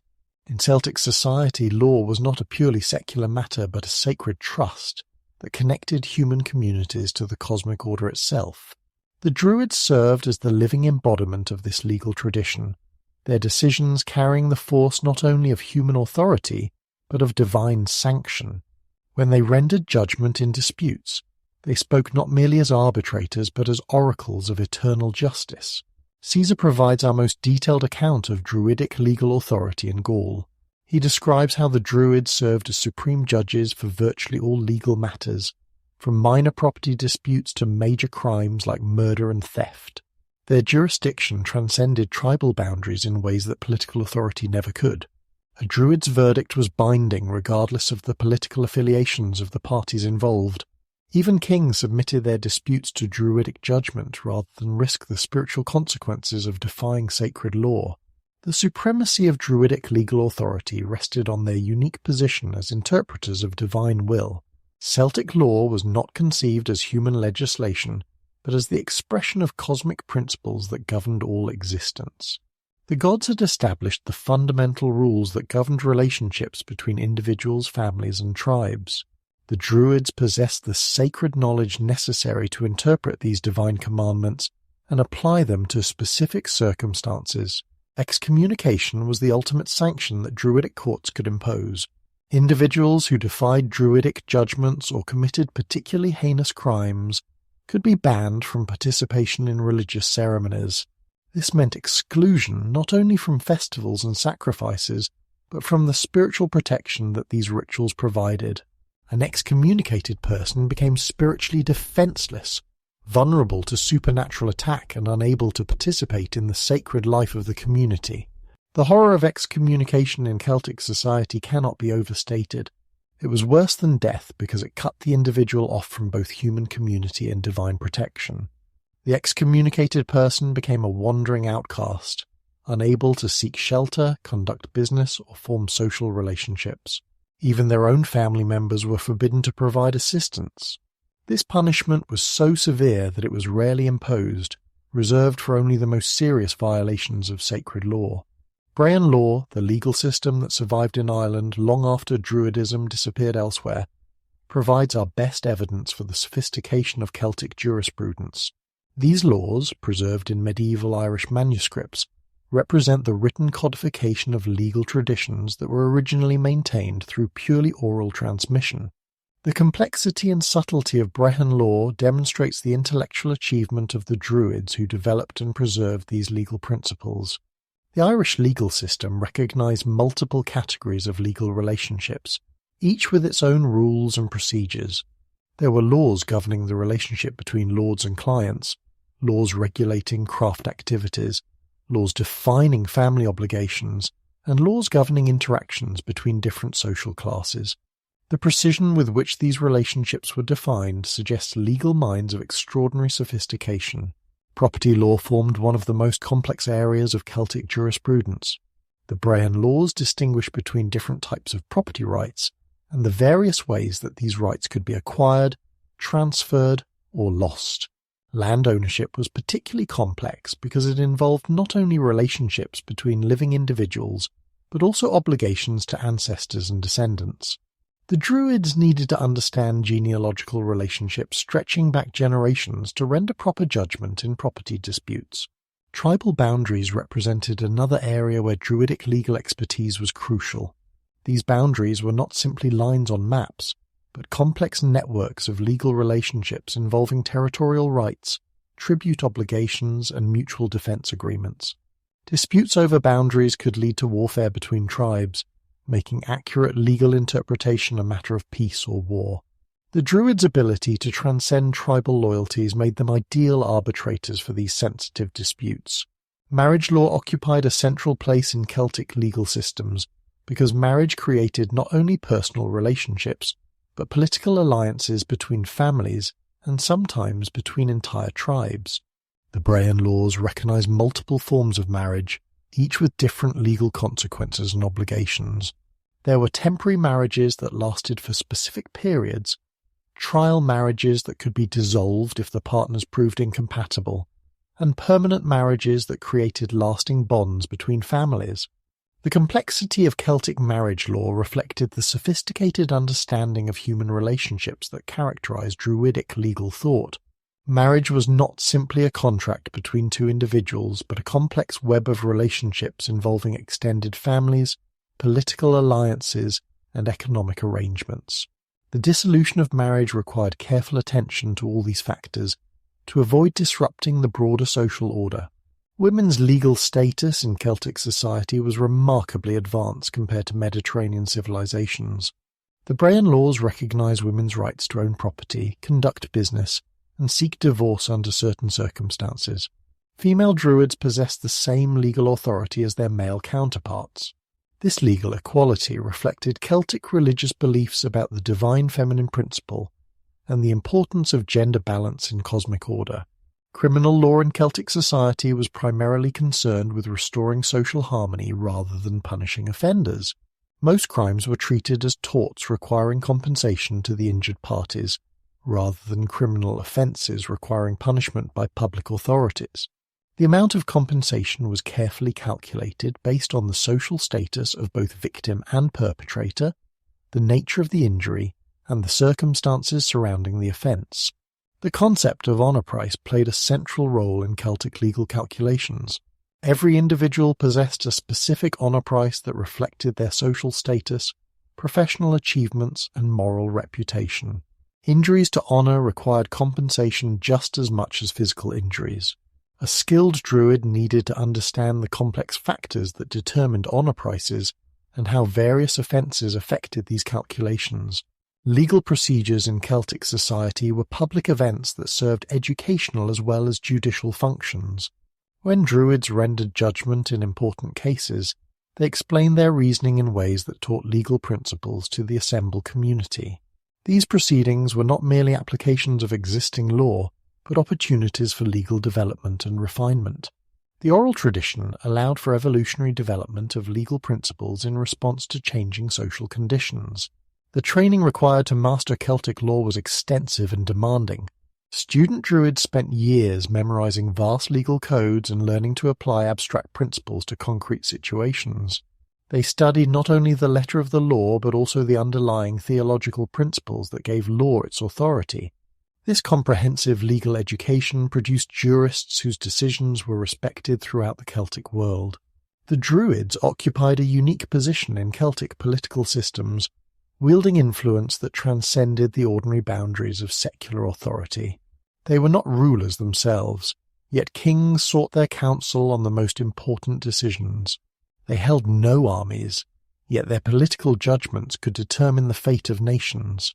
Their power rested not on force but on their role as intermediaries between the human and divine worlds, making them indispensable advisors to rulers who understood that political success required supernatural as well as earthly support. The relationship between Druids and Celtic kings was complex and sometimes tense. Kings needed Druidic approval to legitimize their authority, but they also chafed at the limitations that religious law placed on their actions.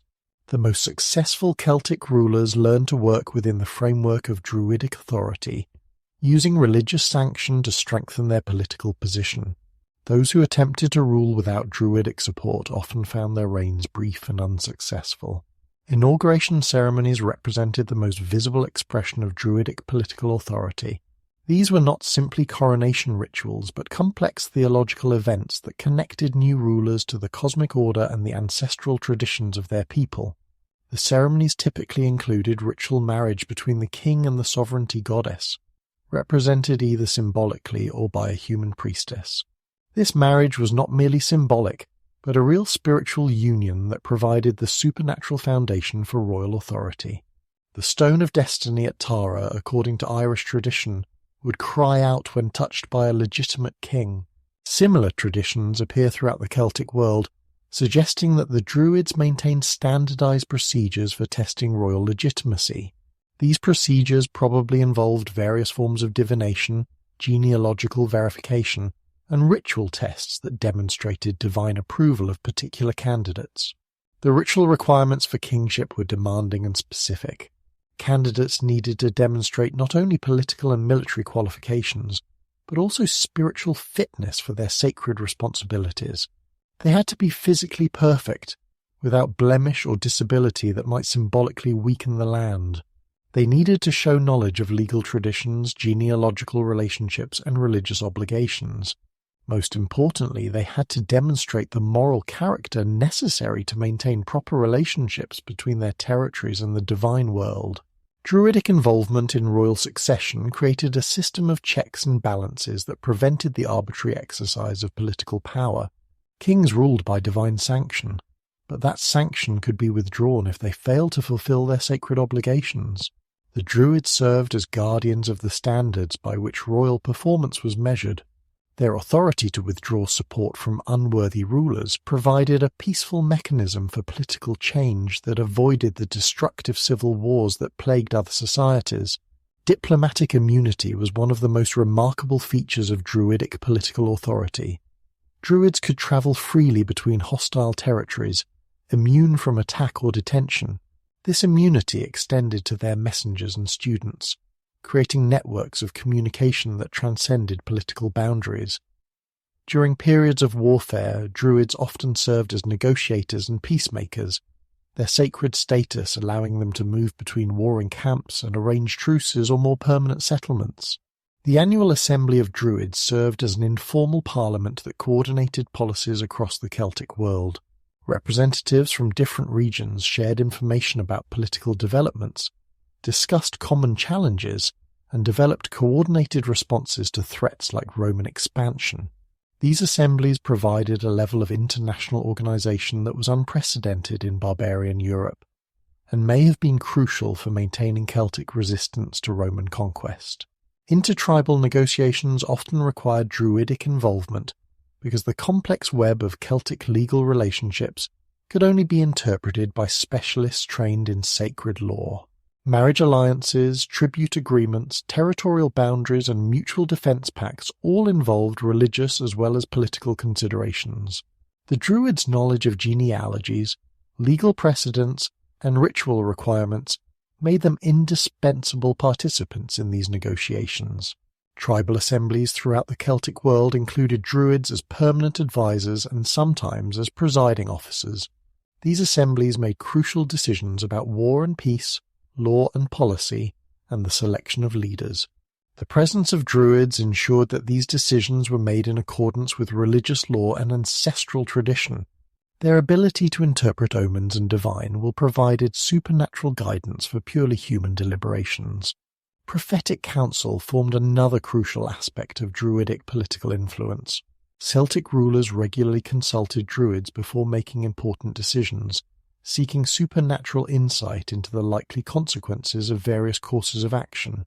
This prophetic counsel was not mere fortune-telling, but sophisticated analysis that combined practical political wisdom with religious understanding. The Druids' reputation for prophetic accuracy depended on their comprehensive knowledge of political, economic, and social conditions throughout the Celtic world. The role of Druids in military affairs was complex and varied. They were exempt from military service themselves, but they provided crucial support for Celtic armies through their prophetic abilities and their knowledge of ritual requirements for military success. They interpreted omens before battles, conducted sacrifices to ensure divine favour, and provided spiritual counsel to warriors facing death in combat. Their presence on battlefields was considered essential for victory. Times of crisis revealed the full extent of Druidic political influence. When communities faced invasion, plague, famine, or other disasters, secular leaders often proved inadequate to address challenges that seemed to require supernatural intervention. The Druids stepped forward during these crises as emergency leaders whose authority transcended ordinary political boundaries. Their ability to maintain morale, coordinate resistance, and provide hope during desperate times made them natural leaders of national liberation movements. The political wisdom that Druids provided to Celtic rulers reflected their comprehensive education and their access to information from throughout the Celtic world. They understood not only local conditions but also broader political patterns and international developments. Their networks of communication provided early warning of threats and opportunities that might otherwise have caught Celtic communities unprepared. The educational system maintained by the Druids was one of the great intellectual achievements of ancient Europe. It preserved and transmitted vast quantities of cultural knowledge through purely oral means, maintaining standards of accuracy and comprehensiveness that rivaled the written traditions of classical civilizations. This educational system was not merely a means of training religious specialists, but the primary mechanism through which Celtic culture maintained its identity and continuity across generations. Druidic schools operated throughout the Celtic world, from Ireland to Galatia, maintaining remarkably consistent standards and curriculum despite the vast distances involved. These schools were more than simple training centres for future Druids. They served as cultural repositories where the accumulated wisdom of Celtic civilization was preserved and continuously renewed. Students came not only to learn specific skills but to participate in the living tradition that connected them to their ancestors and their gods. The locations of Druidic schools were carefully chosen to provide appropriate environments for intensive study and spiritual development. Many were situated in sacred groves where the natural setting reinforced the religious dimension of learning. Islands were particularly favoured because their isolation provided protection from external distractions, while their liminal character between land and water made them suitable for encountering supernatural knowledge. Student recruitment followed careful procedures designed to identify individuals with the intellectual and spiritual qualities necessary for Druidic training. Candidates were typically drawn from noble families who could afford to support lengthy periods of education. However, exceptional ability could overcome humble origins, and the Druids actively sought out promising students regardless of their social background. The selection process probably included tests of memory, intelligence, moral character, and spiritual sensitivity. The curriculum of Druidic education was encyclopedic in scope, encompassing virtually all the knowledge that Celtic society considered important. Law occupied a central place because of the Druids' role as judges and legal authorities. Students memorized vast legal codes and learned to apply abstract principles to concrete situations. This legal training required not only accurate memory but also the analytical skills necessary for jurisprudence. Astronomical knowledge formed another crucial component of Druidic education. Students learned to observe celestial movements and calculate the complex relationships between solar and lunar cycles. This knowledge was essential for maintaining the religious calendar and coordinating festivals across the Celtic world. The precision required for astronomical calculations developed mathematical skills that had applications far beyond religious observance. Medical training prepared Druidic students to serve as healers in their communities. This training included detailed knowledge of medicinal plants and their properties, understanding of human anatomy and physiology, and familiarity with surgical techniques. However, Druidic medicine was holistic, recognizing that health depended on spiritual and emotional as well as physical factors.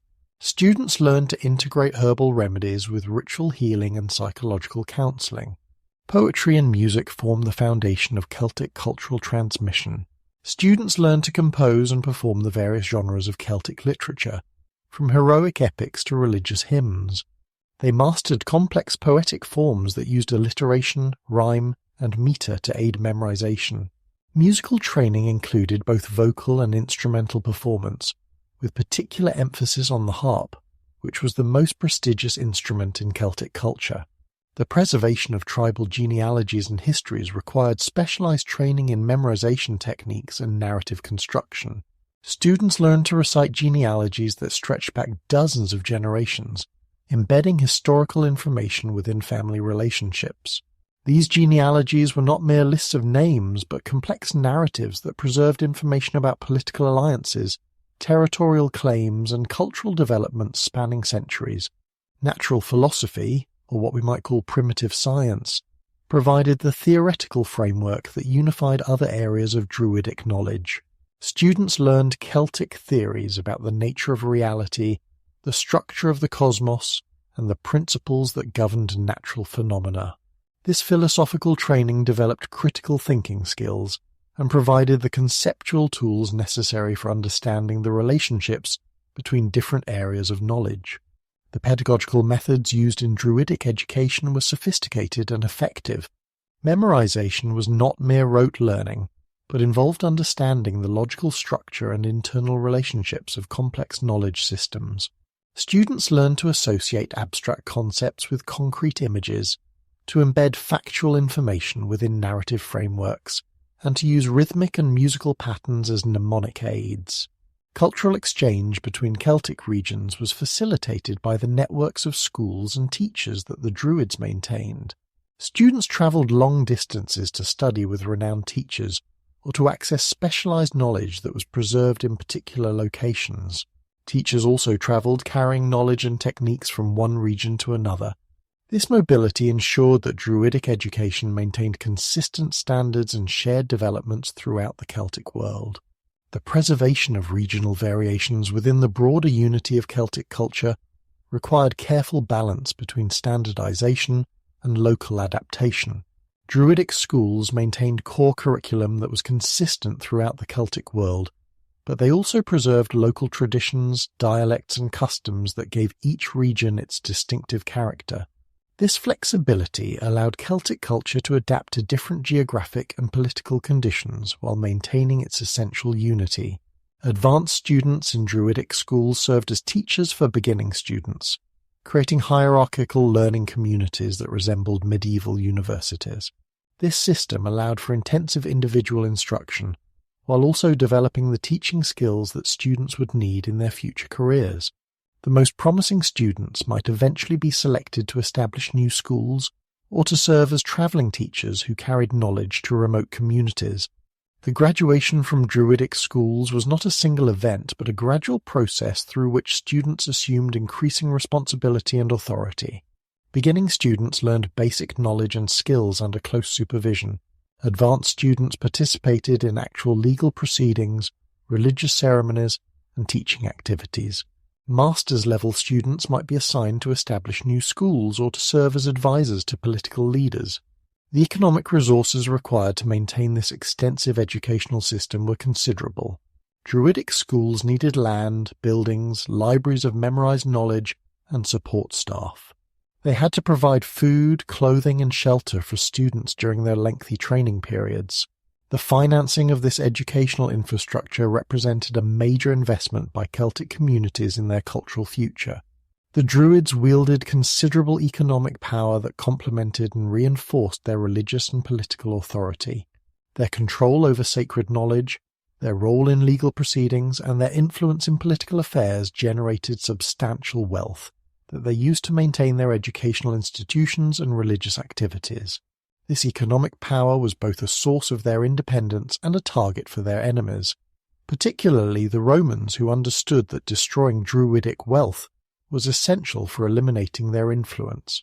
Temple treasuries throughout the Celtic world accumulated vast quantities of precious metals, valuable objects, and land holdings through centuries of donations, legal fees, and religious obligations. These treasuries served as banks that could finance major undertakings and provide emergency resources during times of crisis. The wealth concentrated in temple treasuries made them attractive targets for raiders, but it also provided the economic foundation for Druidic independence from secular political authority. The accumulation of wealth in Druidic hands was not mere materialistic greed, but served specific religious and social functions. Precious metals were necessary for the elaborate ritual objects that religious ceremonies required. Valuable offerings demonstrated the community's commitment to maintaining proper relationships with the gods. Emergency reserves provided security against natural disasters, military attacks, and economic disruptions that could threaten community survival. Control over trade routes provided another source of Druidic economic power. Many important trade routes passed through territories where Druids exercised religious authority.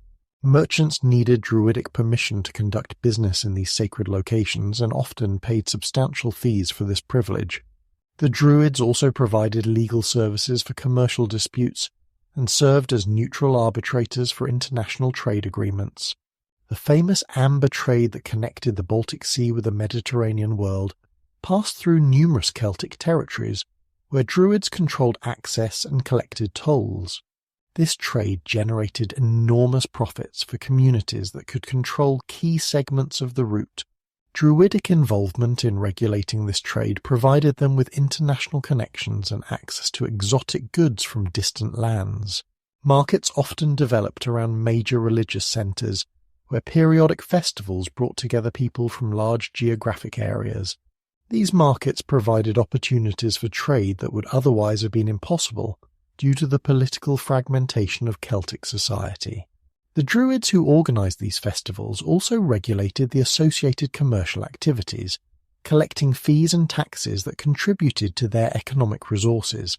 Exemption from military service and taxation was one of the most valuable privileges that Druids enjoyed in Celtic society. This exemption allowed them to accumulate wealth that would otherwise have been consumed by military obligations and tax payments. It also freed them to pursue the lengthy education and specialized activities that their religious roles required. The economic value of these exemptions was enormous and represented a major subsidy that Celtic communities provided to maintain their religious institutions. Land ownership provided the most stable and productive source of Druidic wealth. Druids owned extensive estates throughout the Celtic world, worked by tenant farmers who paid rent in agricultural produce and services. These estates provided the food supplies necessary to support Druidic schools and religious communities. They also served as sources of timber for construction and fuel, livestock for sacrificial ceremonies, and raw materials for craft activities. The management of these agricultural estates required sophisticated administrative skills that complemented the other aspects of Druidic education. Students learned not only religious and legal knowledge, but also practical skills like agriculture, animal husbandry, and estate management. This practical training ensured that Druids could effectively manage the economic resources that supported their religious activities. The financing of Druidic activities involved complex networks of obligation and reciprocity that extended throughout Celtic society. Wealthy individuals made donations to gain religious favour and social prestige. Communities provided support for local Druids in exchange for religious and legal services. Kings granted land and privileges to Druids who provided political counsel and legitimacy. These relationships created stable funding sources that could support long-term educational and religious programs. Craft production formed another important component of Druidic economic activities. Many Druids were skilled metalworkers, potters, or textile producers who created the specialized objects required for religious ceremonies. The sacred nature of these objects commanded premium prices and provided additional income sources. The workshops where these objects were produced also served as training centres where craft skills were transmitted to future generations. The economic relationships between Druids and secular communities were carefully regulated to prevent exploitation, while ensuring adequate support for religious activities. Druids were forbidden to engage in purely commercial activities that might compromise their spiritual authority. However, they were permitted to accept fees for legal services, donations for religious ceremonies, and support for educational activities. These regulations maintained the integrity of Druidic authority while recognizing their legitimate economic needs. International connections provided Druidic communities with access to goods and services that were not available locally.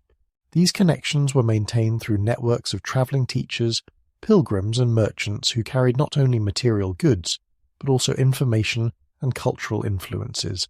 The economic value of these international connections extended far beyond simple commercial transactions to include technological innovations, artistic influences, and intellectual developments. The economic power that Druids accumulated made them formidable opponents for anyone who challenged Celtic independence. Their wealth could finance military resistance, support refugee communities, and maintain cultural institutions even under foreign occupation. Understanding this economic dimension of Druidic power is crucial for comprehending why the Romans devoted such systematic effort to destroying not only Druidic personnel, but also their economic infrastructure.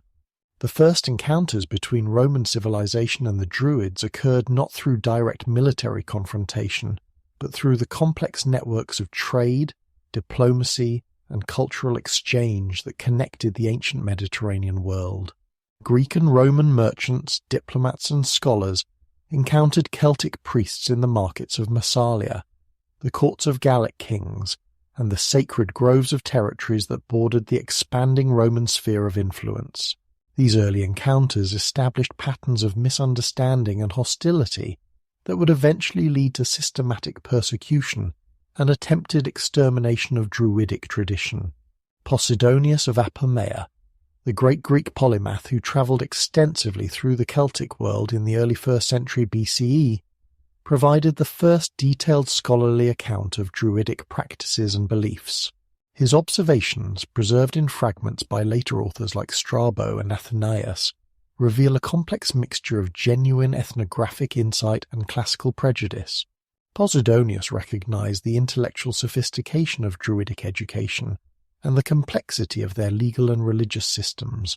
Yet he also emphasized aspects of Celtic culture that Greeks and Romans found disturbing, particularly the practice of human sacrifice and the worship of gods in natural settings rather than proper temples. The account of Posidonius established many of the stereotypes that would shape later Roman attitudes toward the Druids. He described them as primitive philosophers who possessed certain wisdom, but remained trapped in barbarous customs that prevented them from achieving true civilization.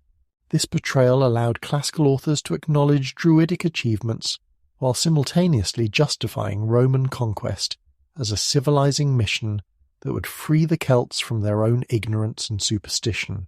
The Germanic tribes known as the Cimbri and Teutons provided Romans with their first direct military encounter with Druidic religious authority. These tribes, driven from their northern homelands by climatic changes around 113 BCE, swept across Central Europe and into Gaul before finally confronting Roman armies in southern France and northern Italy. Roman sources describe how Druidic priests accompanied these migrating tribes, conducting sacrifices, interpreting omens, and providing spiritual guidance for the massive population movements that threatened Roman security. The participation of Druids in organizing resistance to Roman expansion revealed their potential as leaders of pan-Celtic opposition to Mediterranean imperialism. Their authority transcended tribal boundaries in ways that secular political leadership could not. Their ability to coordinate religious festivals, legal procedures, and educational activities across vast distances provided the organizational framework necessary for effective resistance to Roman military superiority.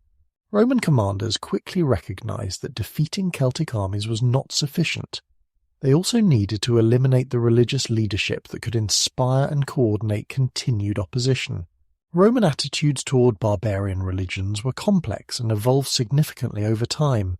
Early Roman religious policy was generally tolerant, recognizing that conquered peoples could maintain their traditional beliefs as long as they also acknowledged Roman political authority.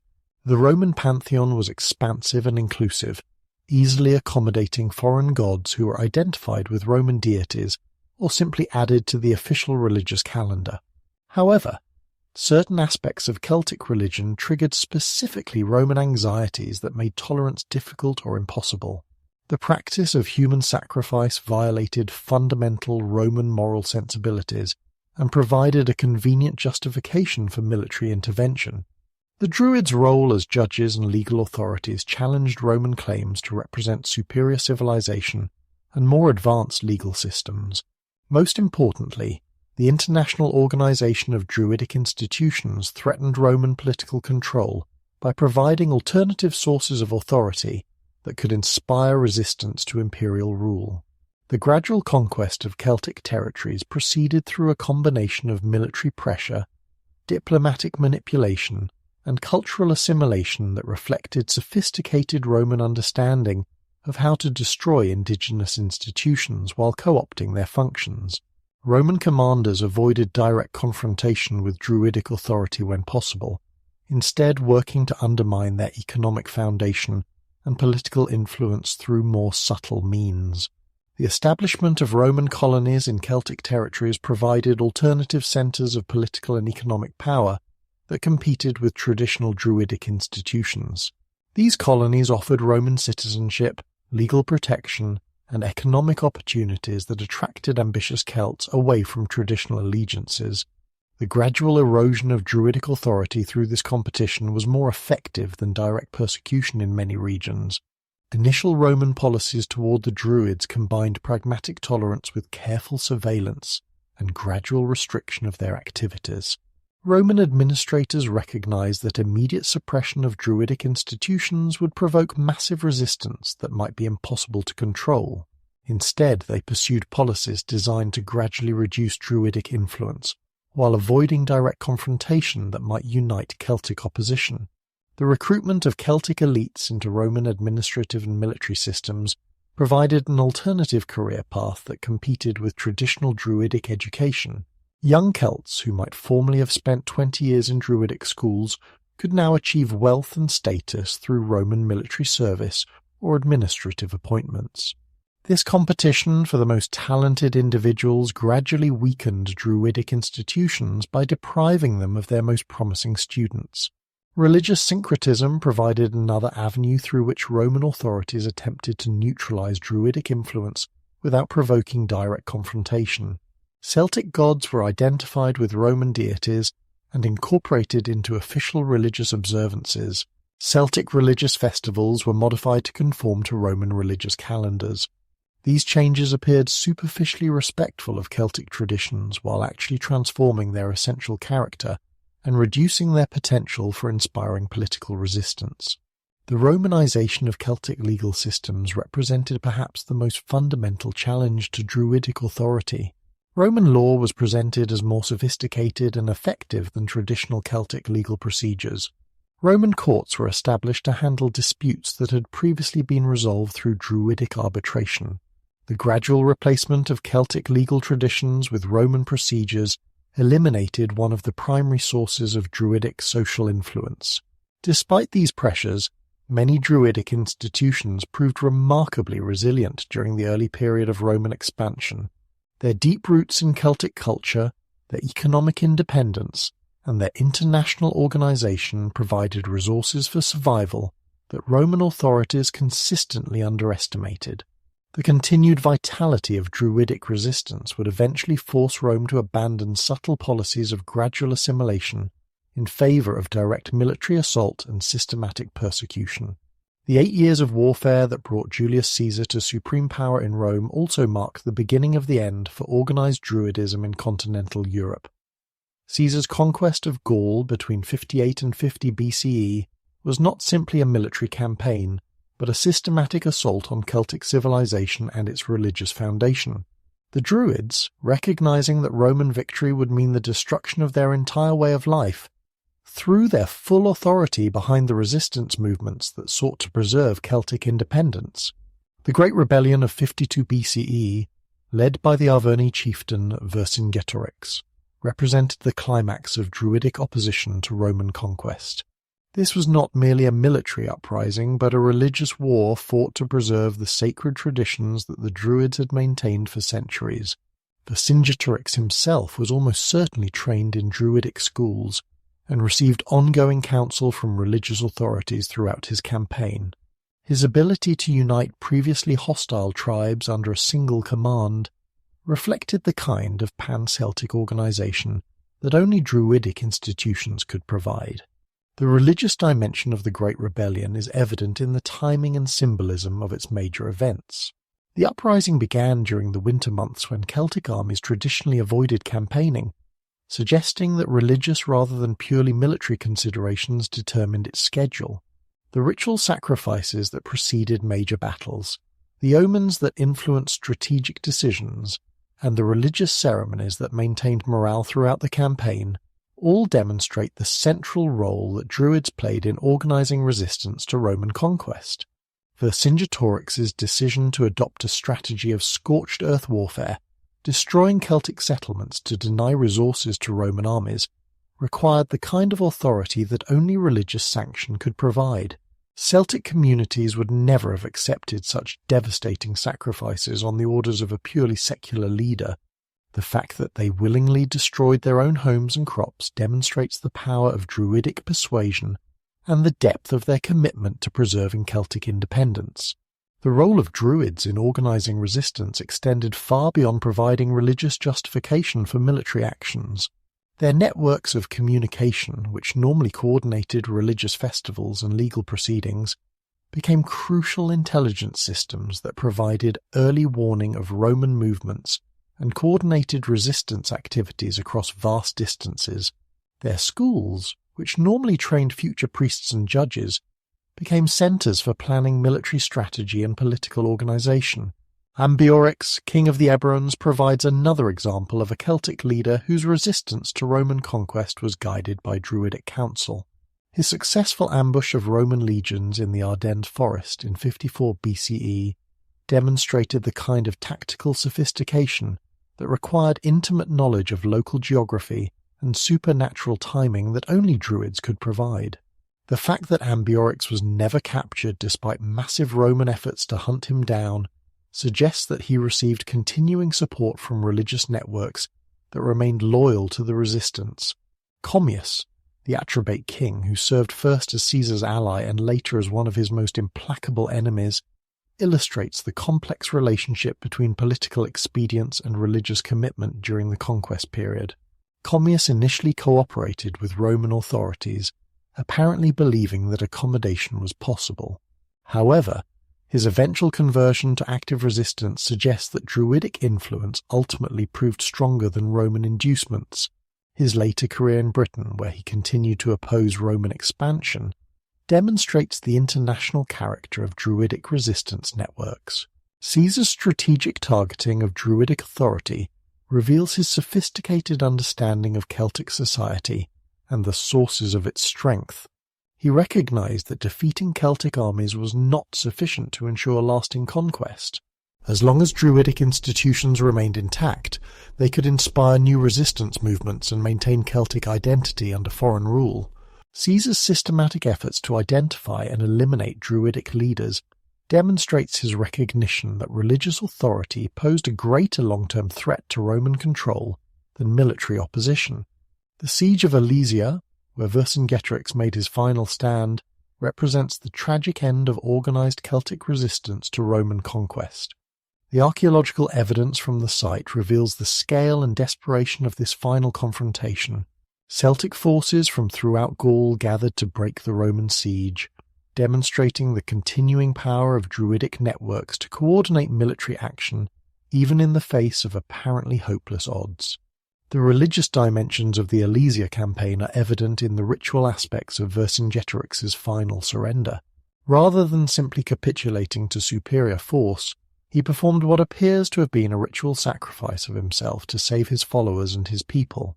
His dramatic appearance before Caesar, dressed in his finest armour and weapons, resembled the ceremonial preparations that Celtic warriors made before sacrificial death. This ritual dimension of his surrender transformed military defeat into spiritual victory that inspired Celtic resistance for generations to come. The aftermath of the Gallic Wars revealed the extent to which Roman conquest depended on the destruction of Druidic institutions. Caesar's commentaries describe systematic efforts to identify and eliminate Druidic schools, to confiscate temple treasuries, and to prevent the transmission of sacred knowledge to future generations. These efforts went far beyond normal military occupation to constitute what we might recognize today as cultural genocide. The survivors of the Gallic Wars faced impossible choices between collaboration and continued resistance. Some Druids attempted to preserve their traditions by accommodating Roman rule and adapting their practices to function within the imperial system. Others fled to regions that remained outside Roman control, particularly Britain and Ireland, where they could continue to practice their religion without interference.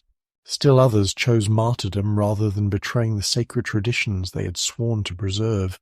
The transformation of Gallic society under Roman rule proceeded rapidly once organized Druidic resistance had been eliminated. Celtic languages began to disappear as Latin became the language of administration, commerce, and education. Traditional legal procedures were replaced by Roman law. Sacred groves were cut down to provide timber for Roman construction projects. The entire fabric of Celtic civilization began to unravel, as the religious institutions that had maintained it for centuries were systematically destroyed. Yet even the thoroughness of Roman conquest could not completely eliminate Druidic influence from Gallic society. Archaeological evidence reveals the continued practice of Celtic religious traditions in modified forms throughout the Roman period. Sacred sites continued to attract pilgrims and offerings long after their official priests had been eliminated. Folk traditions preserved fragments of ancient wisdom that would later contribute to the development of medieval European culture. The Gallic Wars marked a turning point not only in Celtic history but in the broader development of European civilization. The destruction of continental Druidism eliminated one of the last great indigenous intellectual traditions of ancient Europe. The loss of their accumulated knowledge, their sophisticated legal systems, and their philosophical insights impoverished the entire continent and created cultural gaps that were never fully filled. The transformation of Rome from republic to empire under Augustus brought with it a fundamental change in policy toward the Druids and other Celtic religious institutions.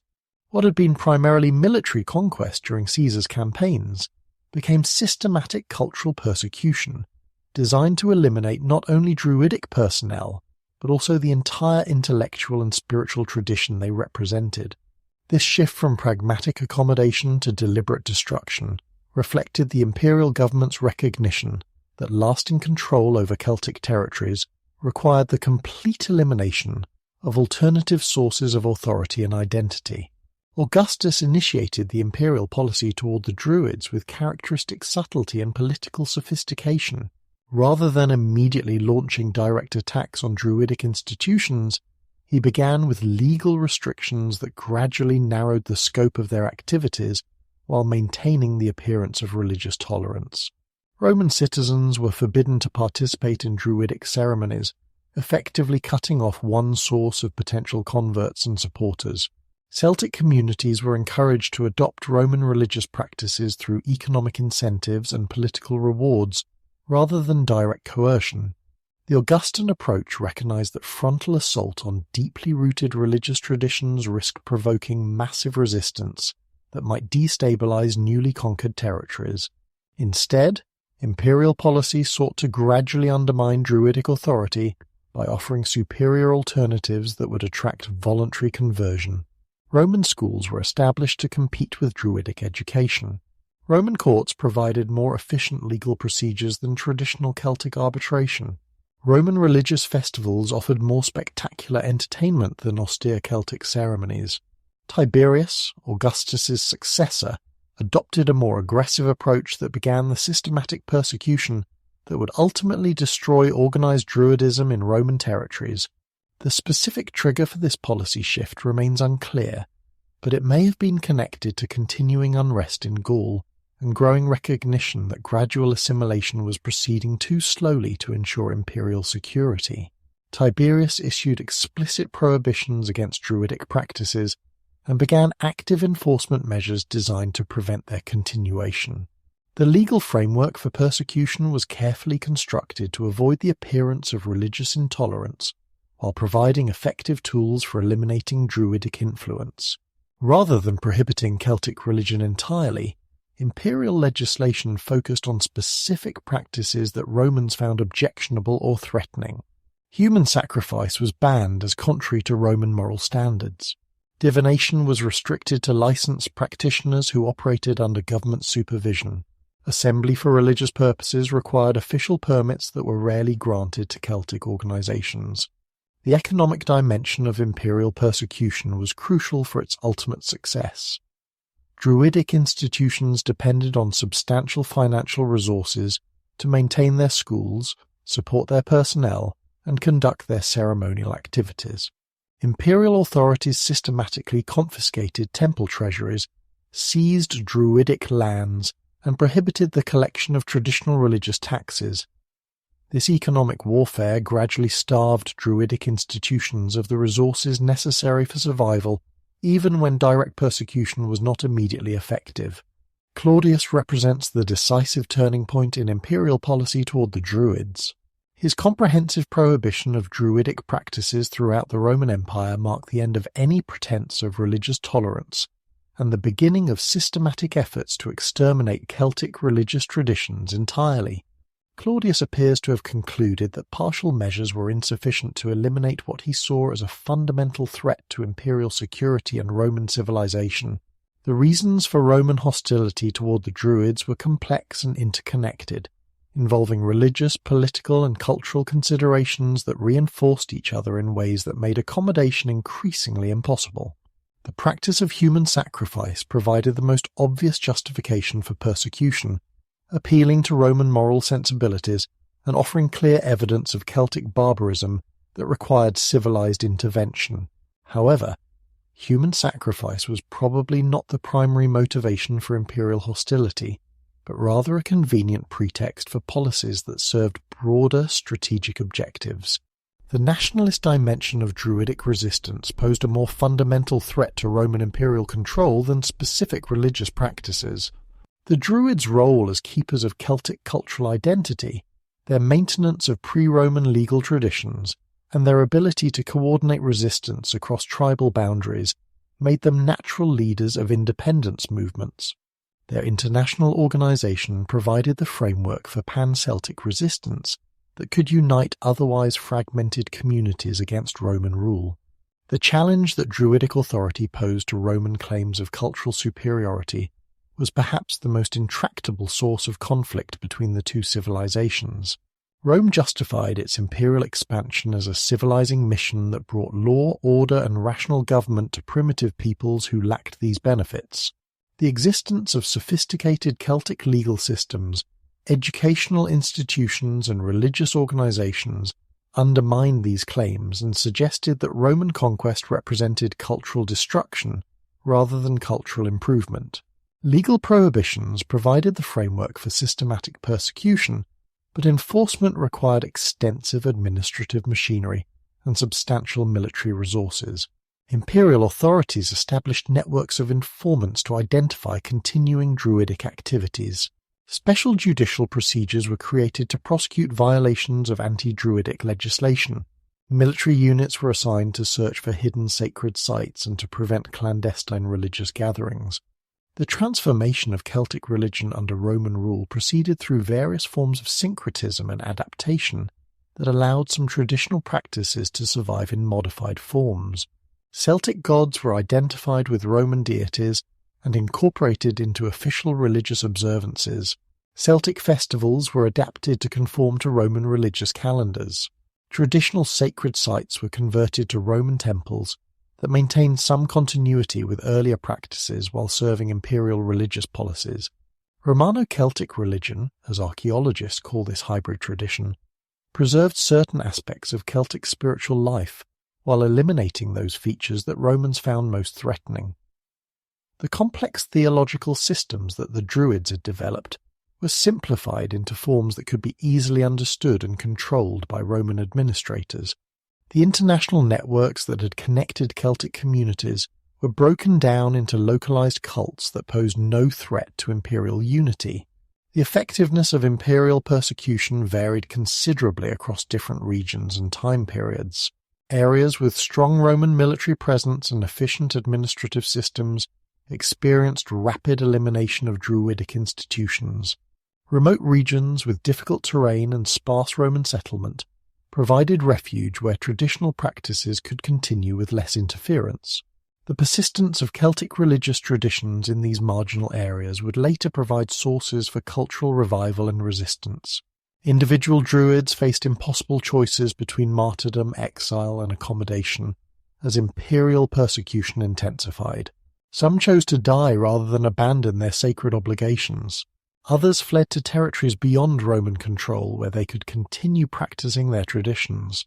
Still others attempted to preserve what they could of Druidic knowledge while outwardly conforming to Roman religious requirements. Each choice involved tragic compromises that reflected the impossible situation in which imperial policy had placed the guardians of Celtic civilization. The Roman assault on Anglesey in the year 60 CE represents one of the most dramatic and consequential military campaigns in British history. This was not merely another expansion of imperial territory, but a deliberate attack on the spiritual heart of Celtic Britain.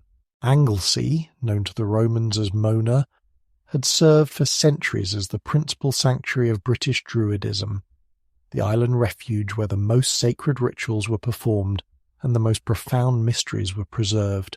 Its destruction marked the effective end of organized Druidic resistance to Roman rule and opened the way for the complete transformation of British Celtic society.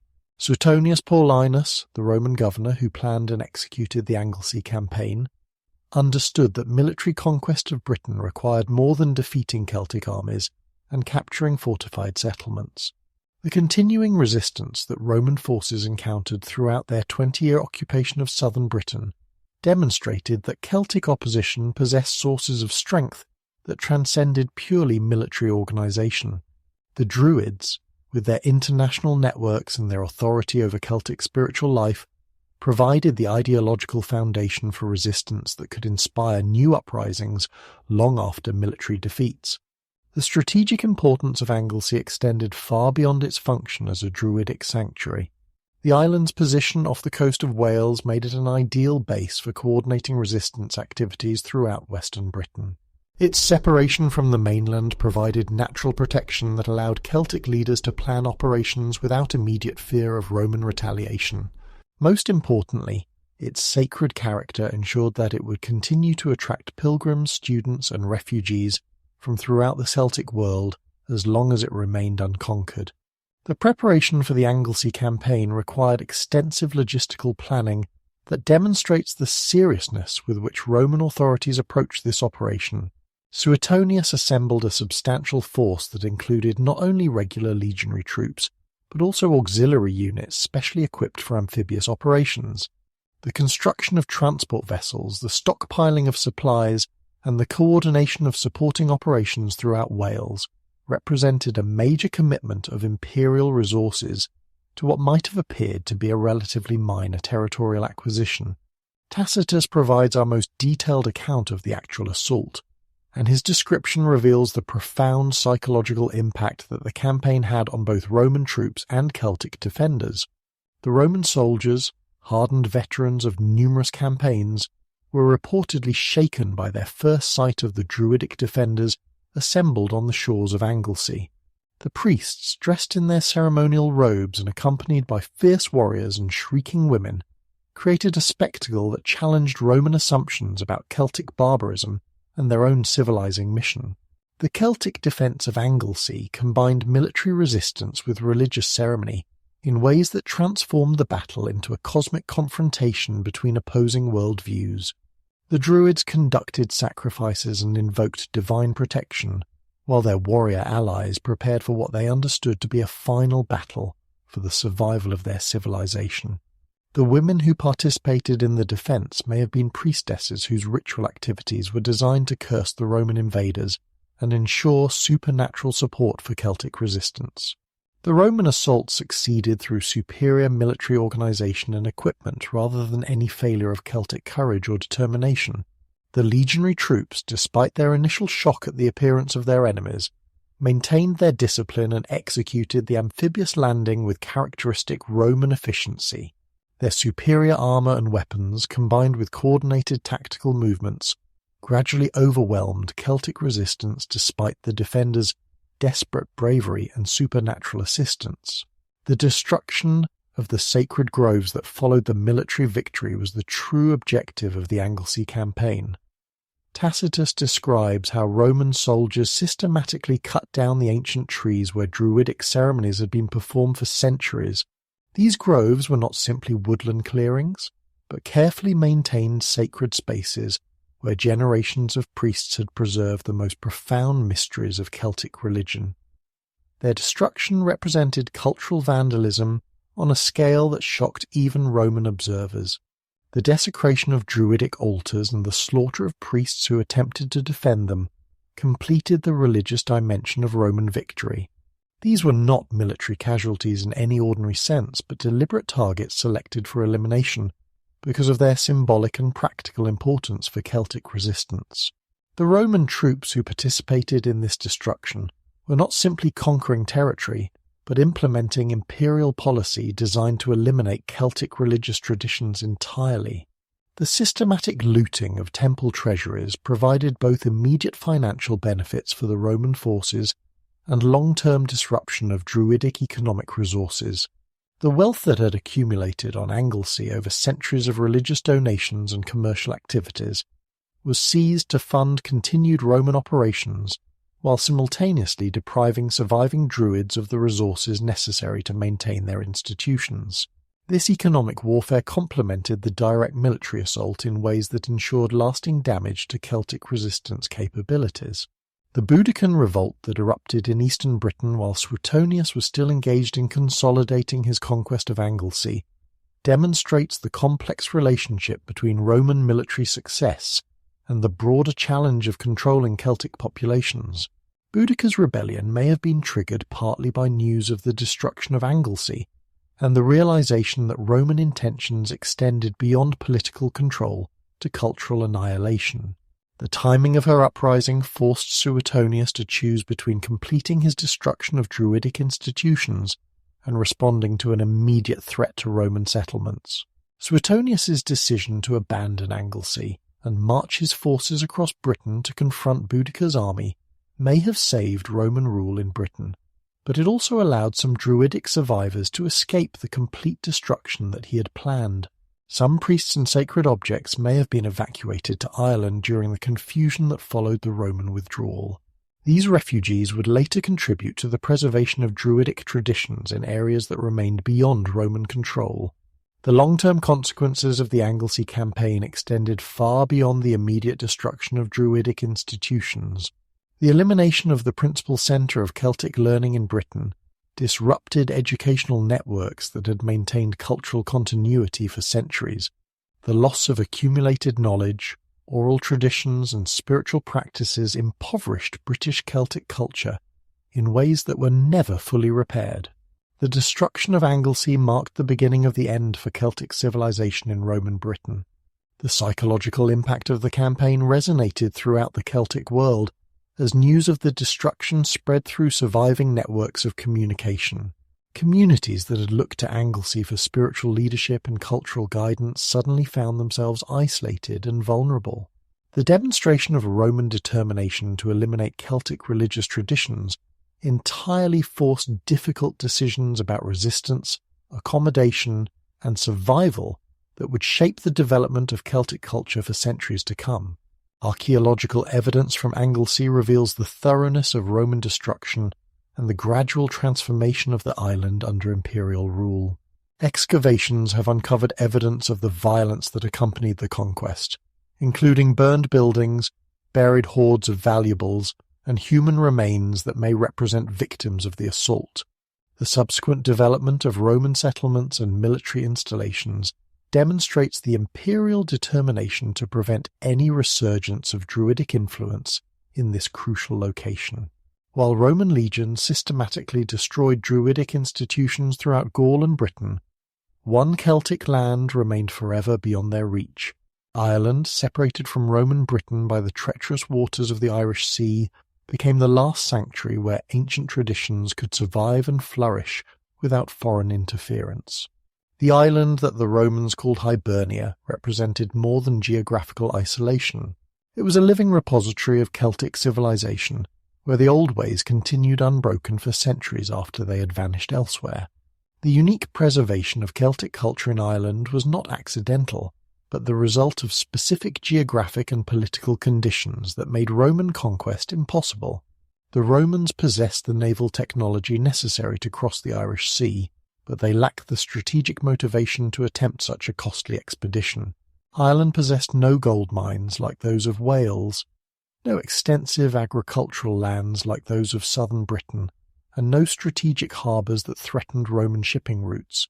The cost of conquering and holding Ireland would have far exceeded any potential benefits. This isolation allowed Irish Celtic society to develop along lines that had been interrupted elsewhere by Roman conquest. The complex kingdoms and over-kingdoms that characterised pre-Roman Celtic political organisation continued to evolve in Ireland throughout the Roman period. The intricate legal systems that had been suppressed in Roman territories flourished and developed greater sophistication. Most importantly for our story, the Druidic institutions that had been systematically destroyed elsewhere found refuge and renewal in Irish soil. Continental Druids who fled Roman persecution found welcome in Irish courts and sanctuaries. These refugees brought with them not only their own knowledge and traditions, but also awareness of what had been lost in their homelands. This consciousness of destruction elsewhere may have intensified Irish commitment to preserving ancient ways. The arrival of continental refugees also enriched Irish Druidism with knowledge and practices that might not otherwise have survived. The continuation of Druidic traditions in Ireland was not simply passive preservation, but active development and adaptation. Irish Druids faced different challenges from their continental counterparts. They operated within a more politically fragmented society, where no single authority could provide the kind of pan-tribal coordination that had existed in Gaul. They had to adapt their institutions to function within the complex web of Irish kingships and clan relationships. Irish Druidism developed distinctive characteristics that differentiated it from continental traditions, while maintaining essential continuity with the broader Celtic religious heritage. The role of women in Irish religious life appears to have been more prominent than in continental Celtic societies.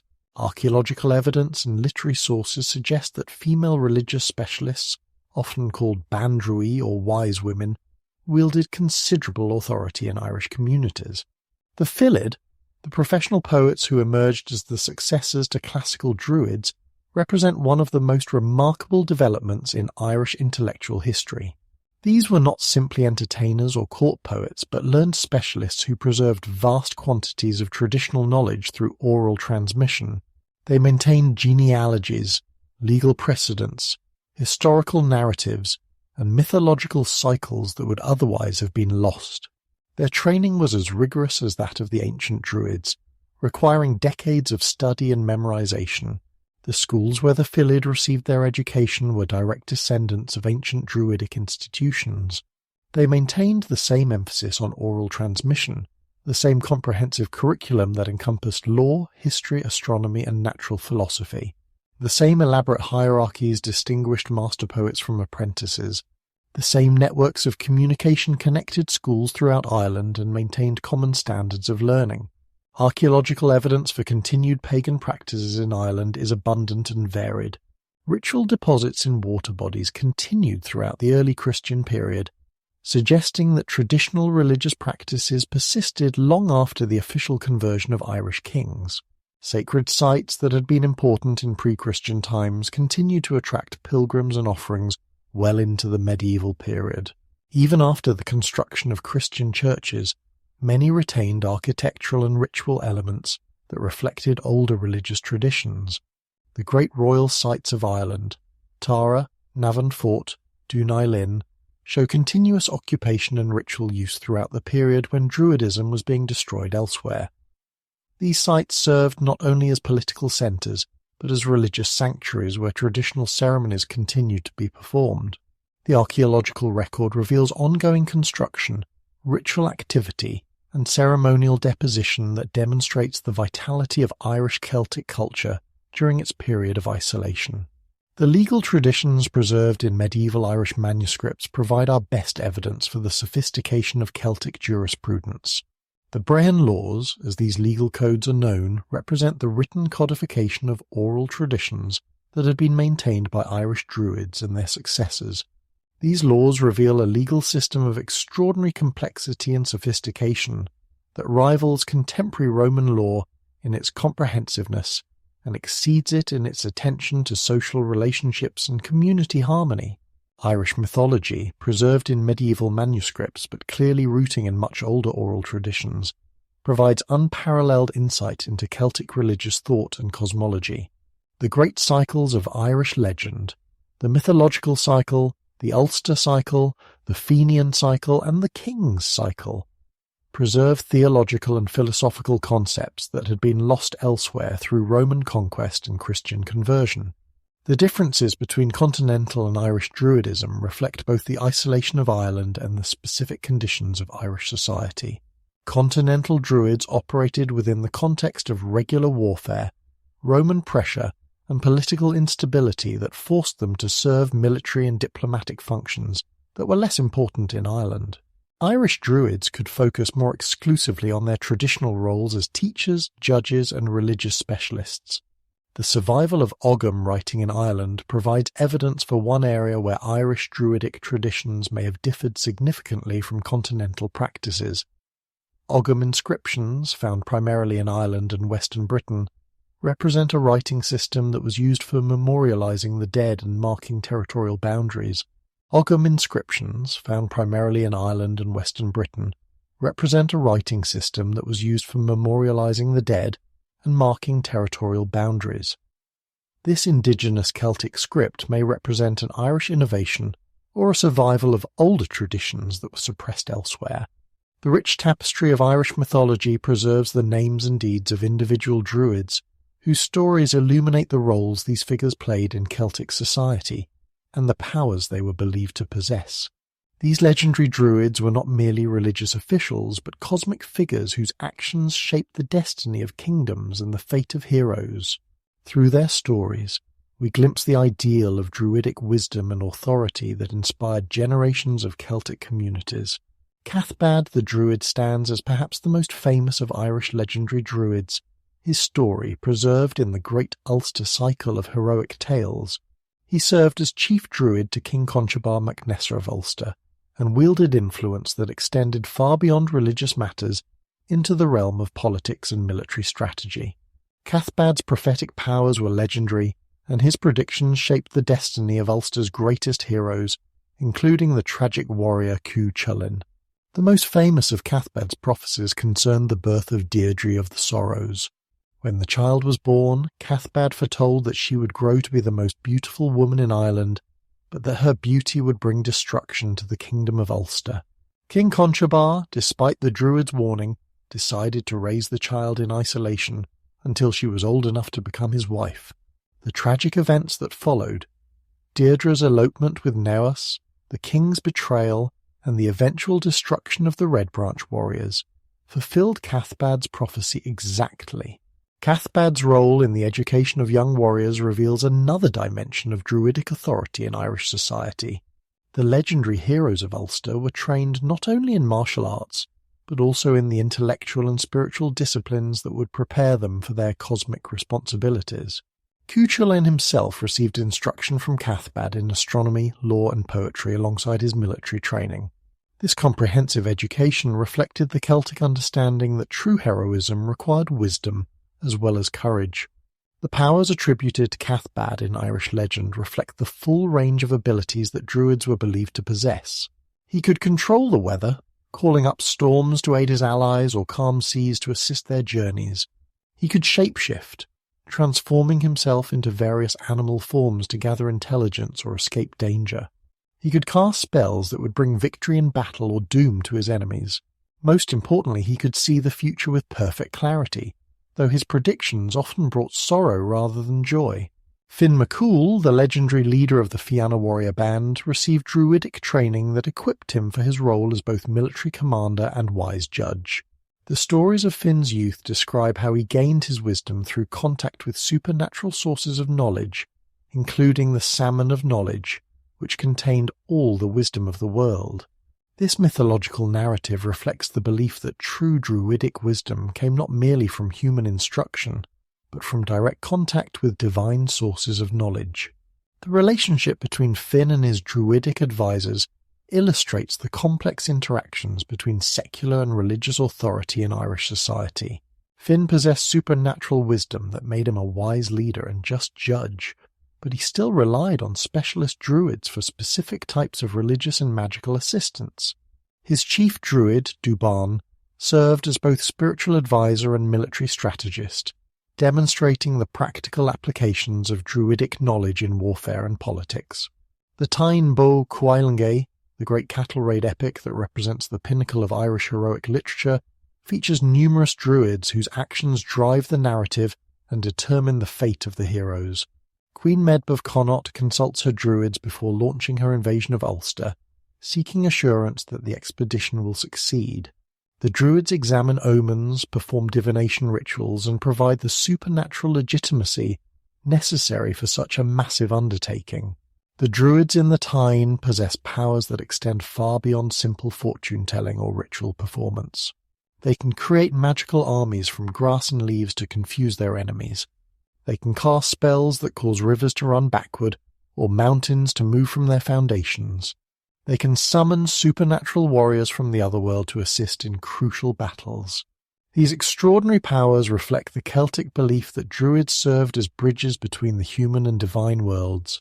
The tragic fate of many druidic characters in Irish legend reflects the dangerous nature of supernatural knowledge and power. Druids who attempted to use their abilities for selfish purposes often found themselves destroyed by the very forces they sought to control. Those who served faithfully as advisors and teachers sometimes suffered because of the difficult truths they were compelled to reveal. The stories consistently portray druidic knowledge as a burden as well as a privilege.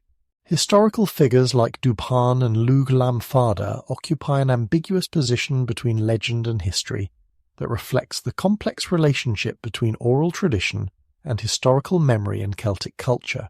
These figures appear in genealogical records and historical annals as well as mythological narratives, suggesting that they may have been actual historical persons whose achievements became embellished through legendary elaboration. Duban appears in the genealogies of several Irish royal houses, as well as in the Fenian legends where he serves as Finn's principal druid. The historical Duban may have lived during the 3rd century CE and served as chief druid to one of the High Kings of Ireland. His legendary counterpart possesses all the supernatural powers associated with druids in Irish tradition, but he also demonstrates the practical wisdom and political sophistication that historical druids would have needed to survive and prosper in the complex world of Irish politics. Lug Lam Fada, whose name means long arm, represents the transition from divine to human druidic figures that characterizes much of Irish legendary tradition. In mythology, Lugh is a god associated with skill, craft, and wisdom, who possesses mastery over all arts and sciences. In legendary history, he appears as a wise king and druid whose reign brought peace and prosperity to Ireland. This dual identity reflects the Celtic belief that exceptional druids partook of divine nature while remaining essentially human. The transition from historical to legendary status that characterizes these druidic figures illuminates the process by which Celtic oral tradition transformed actual events and persons into mythological narratives. Historical druids who achieved particular distinction through their wisdom, prophetic abilities, or political influence became the subjects of increasingly elaborate stories that eventually transcended historical accuracy to become vehicles for expressing religious and philosophical truths. The preservation of these legendary druids in Irish tradition served specific cultural functions that extended beyond mere entertainment. Their stories provided models of ideal Druidic behavior that could guide contemporary religious practitioners. They illustrated the proper relationships between Druids and secular authorities, showing how spiritual and temporal power should interact. They demonstrated the consequences of wise and foolish uses of supernatural power, providing moral instruction as well as mythological narrative. The elaborate genealogies that connect legendary Druids to historical Irish families reflect the continuing prestige associated with Druidic ancestry long after the classical Druidic institutions had disappeared. Irish noble families claimed descent from famous Druids as a source of legitimacy and distinction. These genealogical claims, whether historically accurate or not, demonstrate the lasting impact of Druidic tradition on Irish social and political life. The coming of Christianity to Ireland marked the beginning of the end for organised Druidism, yet it also initiated a remarkable process of cultural synthesis that preserved much of the ancient wisdom in new forms. Unlike the violent suppression that had characterised Roman persecution of Druids elsewhere, the Christian conversion of Ireland proceeded through persuasion, accommodation, and gradual transformation. This relatively peaceful transition allowed for the preservation of Celtic learning and traditions that would otherwise have been lost forever. St. Patrick, the most famous of Ireland's Christian missionaries, arrived in the 5th century to find a sophisticated pagan civilization dominated by powerful Druidic institutions.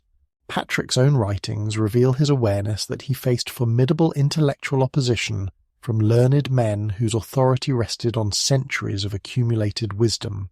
His mission required not only religious conversion, but also the replacement of an entire educational and legal system that had served Irish society effectively for generations. The legendary contest between Patrick and the Irish Druids, preserved in medieval hagiographical literature, reflect the cultural confrontation between Christianity and paganism in ways that illuminate both traditions. These stories typically describe intellectual and supernatural competitions in which Patrick demonstrates the superior power of the Christian God while acknowledging the real abilities of his pagan opponents. The Druids are not portrayed as evil figures, but as misguided wise men whose skills were genuine even though their religious allegiance was wrong. One of the most famous of these legendary contests occurred at the court of the High King Loegr at Tara. According to the story, Patrick challenged the king's chief druid to a series of tests that would demonstrate which religion possessed greater supernatural power. The druid caused snow to fall in summer and darkness to cover the land at midday, but Patrick reversed these miracles through prayer. When the druid called down fire from heaven, Patrick's fire burned higher and brighter. These contests continued until the druid finally acknowledged the superiority of Patrick's god and converted to Christianity. The historical Patrick probably did engage in public debates with Irish Druids, though the supernatural elements of these encounters were likely added by later storytellers. These debates would have focused on theological and philosophical questions about the nature of divinity, the structure of the cosmos, and the proper conduct of human life. The Druids possessed sophisticated philosophical systems that could engage Christian theology on equal terms, making these encounters genuine intellectual confrontations rather than simple demonstrations of cultural superiority. The strategies of accommodation and syncretism that characterized the Christian conversion of Ireland allowed many pagan traditions to survive in modified forms. Christian missionaries recognized that complete rejection of native culture would make conversion impossible, so they sought to Christianize pagan practices rather than eliminate them entirely. Sacred wells became holy wells associated with Christian saints. Pagan festivals were transformed into Christian celebrations. Ancient myths were reinterpreted as Christian allegories or historical accounts. The role of monasteries in preserving pagan learning represents one of the most remarkable aspects of the Irish Christian conversion. Rather than destroying the extensive oral traditions maintained by Druidic schools, Christian monasteries became centres for recording this ancient wisdom in written form. Monastic scribes, many of whom may have been former Druids or students of Druids, committed to manuscript the genealogies, legal codes, mythological cycles, and historical traditions that had previously existed only in human memory. This preservation effort was not merely antiquarian, but served practical purposes for the newly Christianized Irish society. The legal traditions contained in the Brehon laws remained essential for governing relationships between individuals and communities. The genealogical knowledge preserved tribal identities and territorial claims. The mythological narratives continued to provide cultural meaning and entertainment. Christian monasteries became the inheritors of Druidic educational functions, maintaining schools that preserved secular as well as religious knowledge. The gradual transformation of Druidic functions created new roles for traditional knowledge within Christian society. Former Druids became lawyers specializing in native Irish law. Poets and storytellers inherited the bardic traditions while adapting their repertoires to include Christian themes. Healers continued to practice herbal medicine while invoking Christian rather than pagan supernatural assistance. This functional continuity allowed Irish society to maintain cultural coherence despite religious transformation. The figure of St. Brigid illustrates the complex process by which pagan traditions were integrated into Christian framework. Brigid was simultaneously a pagan goddess associated with poetry, smithcraft and healing, and a Christian saint whose life story incorporated many of the goddess's traditional attributes. The monastery at Kildare that claimed to preserve St. Brigid's memory maintained a perpetual fire that clearly derived from pagan religious practices. This synthesis allowed devotees to continue traditional religious observances while claiming Christian allegiance. The preservation of Irish legal traditions in Christian manuscripts demonstrates the practical necessity of accommodating pagan institutions within the new religious framework. The Brehon laws continued to govern most aspects of Irish social life throughout the early Christian period because they provided sophisticated solutions to legal problems that canon law could not address. Christian authorities recognized that attempting to replace this entire legal system would create social chaos that would undermine the stability necessary for successful evangelization. The Book of Invasions and other pseudo-historical works created by medieval Irish scholars represent sophisticated attempts to integrate pagan mythological traditions into Christian universal history. These works describe the successive invasions of Ireland by various peoples, beginning with biblical figures and concluding with the historical Celts. This framework allowed traditional Irish mythology to be preserved as historical narrative, while maintaining Christian orthodoxy about the ultimate origins of human civilization. The survival of seasonal festivals in Christianized forms demonstrates the persistence of agricultural and social rhythms that were more fundamental than religious doctrine. Samhain became All Saints' Day, preserving the association with the dead while giving it Christian theological meaning. Imbolc became St. Brigid's Day, maintaining its connection to purification and renewal. Beltane and Lugnasad continued to be celebrated as secular festivals associated with agricultural activities rather than explicitly religious observances. The role of women in early Irish Christianity reflects both Christian doctrine and pagan traditions about female religious authority. Irish monasticism included numerous communities of religious women who wielded considerable influence over both spiritual and temporal affairs. Some of these communities may have been direct successors to pagan religious institutions led by female Druids or priestesses. The relative prominence of women in Irish Christianity compared to other European regions suggests the continuing influence of Celtic traditions about gender roles and religious authority. The final chapter of Druidic history in Ireland is not a story of sudden extinction, but of gradual transformation and adaptation that allowed essential elements of the ancient tradition to survive in new forms. As Christianity became dominant throughout Irish society, those who had inherited Druidic knowledge and functions faced the choice between disappearance and evolution. Many chose the path of adaptation, transforming their roles and practices to fit within Christian society while preserving what they could of ancient wisdom. The evolution into bards and storytellers represents the most visible form of Druidic survival in Christian Ireland. The traditional role of Druids as keepers of tribal history and cultural memory remained essential, even after religious conversion. Irish society still needed specialists who could recite genealogies, preserve legal precedents, and maintain the mythological narratives that provided cultural meaning and identity. These functions were assumed by professional poets known as Philid, who inherited much of the training and authority of their pagan predecessors. The schools where these Philid received their education were direct descendants of ancient Druidic institutions. They maintained the same emphasis on oral transmission of knowledge, the same rigorous standards of memorization, and the same hierarchical organization that distinguished master poets from apprentices. The curriculum included not only Christian theology, but also the traditional subjects of law, astronomy, medicine, and natural philosophy that had been taught in pagan schools. The preservation of ancient knowledge in manuscript form began during the early Christian period as monastic scribes committed to writing the vast oral traditions that had previously existed only in human memory.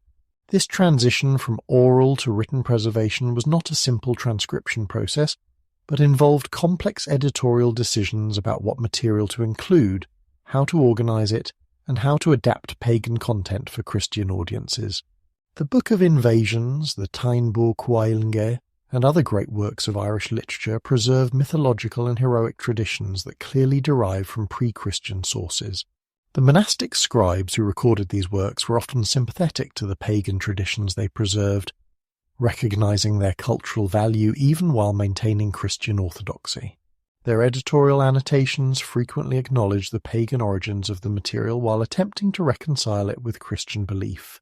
Regional variations in the survival of Druidic elements reflect the diverse political and cultural conditions that existed throughout Ireland during the Christian period.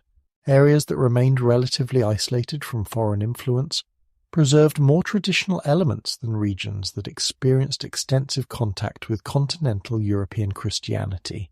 The Western Islands and peninsulas of Ireland maintained customs, legal practices, and religious observances that showed clear continuity with pre-Christian traditions. The legal profession that emerged from Druidic judicial functions demonstrates one area where practical necessity ensured continuity despite religious change. The Brehon laws continued to govern most aspects of Irish social life throughout the medieval period because they provided sophisticated solutions to legal problems that canon law and continental European legal systems could not adequately address. The judges who administered these laws, known as brethams, inherited the authority and social position that had previously belonged to Druidic legal specialists. The medical traditions preserved in Irish manuscripts reveal another area where Druidic knowledge survived through functional adaptation. Irish medical texts combine herbal remedies, surgical techniques, and diagnostic methods that clearly derive from pre-Christian sources with Christian prayers and invocations that provided new religious legitimacy for traditional healing practices.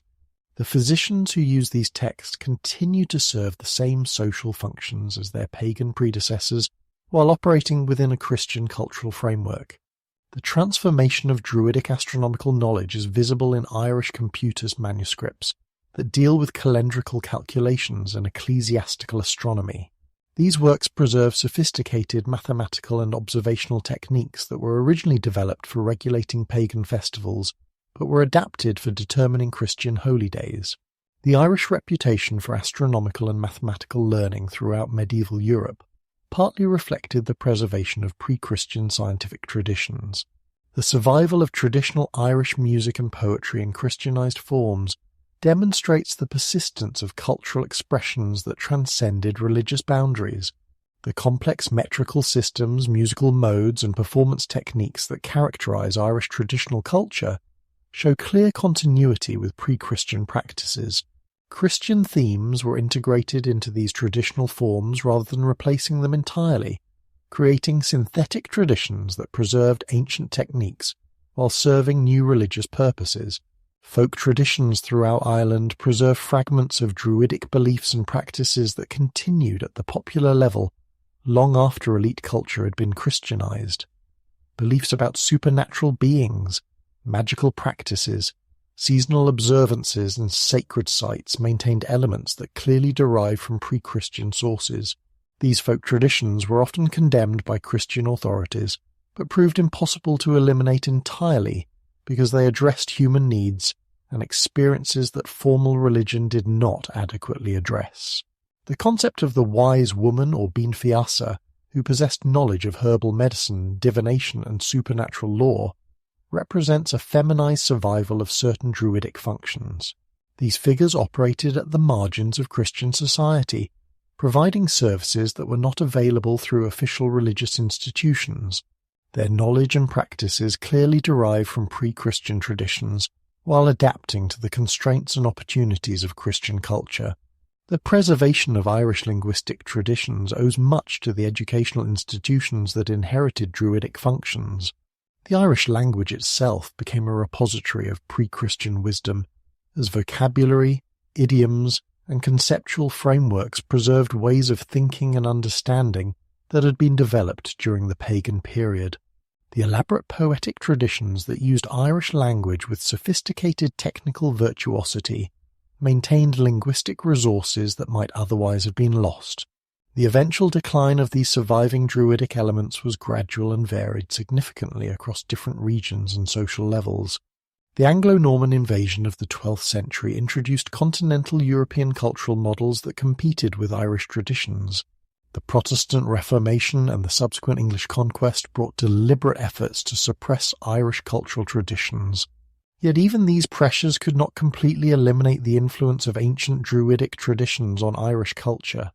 The Romantic revival of the 18th and 19th centuries brought renewed interest in Celtic culture and Druidic traditions that had been largely forgotten or suppressed. Scholars began collecting folk traditions, translating medieval manuscripts, and attempting to reconstruct the beliefs and practices of ancient Druids. This scholarly interest, while sometimes romanticized and inaccurate, helped preserve knowledge about Druidic traditions that might otherwise have been completely lost. The scientific study of the ancient past through archaeological excavation and analysis has provided our most reliable evidence for understanding who the Druids were and what they actually did. Unlike the literary sources, which were written by outsiders or compiled centuries after the Druidic period ended, archaeological evidence represents the direct material remains of Celtic societies and their religious practices. Artifacts, structures, and landscapes preserve authentic traces of Druidic activities that no amount of literary interpretation or romantic speculation can duplicate. The development of modern archaeological methodology during the 19th and 20th centuries coincided with growing scholarly and popular interest in Celtic culture and Druidic traditions. Early antiquarians like William Stukeley had associated stone circles and other prehistoric monuments with the Druids based on romantic assumptions rather than scientific evidence. Professional archaeology brought systematic excavation techniques, careful recording of findings, and comparative analysis that could distinguish actual Celtic period remains from earlier prehistoric monuments or later medieval constructions. The challenge of identifying specifically Druidic material remains is one of the most difficult problems facing Celtic archaeology. Druids left no distinctive buildings like Greek temples or Roman basilicas. They used no unique architectural styles that can be immediately recognized. Their most important activities took place in natural settings like groves and springs that may leave few permanent traces. Most fundamentally, their emphasis on oral rather than written transmission of knowledge means that they produced no inscriptions or texts that could definitively identify their presence. Archaeological excavation at major Celtic sites has revealed evidence for sophisticated religious activities that almost certainly involved Druidic participation. The great hill forts and oppida of the Latin period contain religious precincts with evidence for ritual activities including animal sacrifice, votive offerings, and ceremonial feasting. While we cannot prove that specific structures were used by Druids, the scale and complexity of these religious activities suggest the involvement of professional religious specialists. The limitations of archaeological evidence must be honestly acknowledged alongside its possibilities. Artifacts can reveal patterns of religious behavior, but cannot tell us what people believed about the gods they worshipped or the rituals they performed. Excavation can uncover the remains of sacrificial activities, but cannot explain the theological significance of these practices. Archaeological evidence provides the material framework within which Druidic activities took place, but it cannot recreate the intellectual and spiritual content of their traditions. Modern scientific techniques have revolutionized our ability to extract information from archaeological remains. Radiocarbon dating allows precise determination of when specific activities took place. DNA analysis of human remains can reveal information about population movements and genetic relationships. Chemical analysis of artifacts can determine their origins and manufacturing techniques. Environmental archaeology can reconstruct ancient landscapes and climate conditions that influenced human activities. Excavations at Bibracte, the great Gaulish oppidum mentioned by Caesar, have revealed a complex urban centre with specialised quarters for different activities, including what appears to be a religious precinct. The site includes evidence for metalworking, pottery production, and trade activities that supported a large population. Most importantly for understanding Druidic activities, excavations have uncovered structures and deposits that suggest organised religious activities on a scale that would have required professional coordination and supervision. The sanctuary at Ribemont-sur-Ancre in northern France provides dramatic evidence for Celtic religious practices that involve the systematic collection and display of human remains. Excavations revealed thousands of human bones arranged in deliberate patterns that suggest ritual rather than military activities. The careful curation of skulls, the artistic arrangement of long bones, and the evidence for repeated ceremonial activities indicate religious practices of extraordinary complexity and duration. British archaeological sites provide evidence for religious continuity from the pre-Roman Celtic period through the Romano-British period and into the early medieval period. Sites like Hayling Island show evidence for temple buildings that were constructed according to Celtic architectural traditions, but were later rebuilt in Roman style. This architectural evolution suggests religious continuity despite political change, with Celtic religious traditions adapting to new cultural conditions rather than disappearing entirely. The interpretation of Celtic religious art has been transformed by archaeological discoveries that provide context for understanding symbolic systems and iconographic programs. The great bronze cauldrons, decorated metalwork, and carved stone figures found at Celtic sites reveal sophisticated artistic traditions that were clearly connected to religious beliefs and practices. While we cannot always decode the specific meanings of these symbols, their consistent appearance at religious sites suggests that they were part of organized iconographic systems. Experimental archaeology has contributed to our understanding of Celtic religious practices by attempting to reconstruct ancient techniques and activities. Researchers have built replicas of Celtic temples, performed reconstructions of metalworking techniques, and tested hypotheses about how various artifacts might have been used in religious ceremonies. While these experiments cannot prove how ancient activities were actually conducted, they can demonstrate what was technically possible and practical.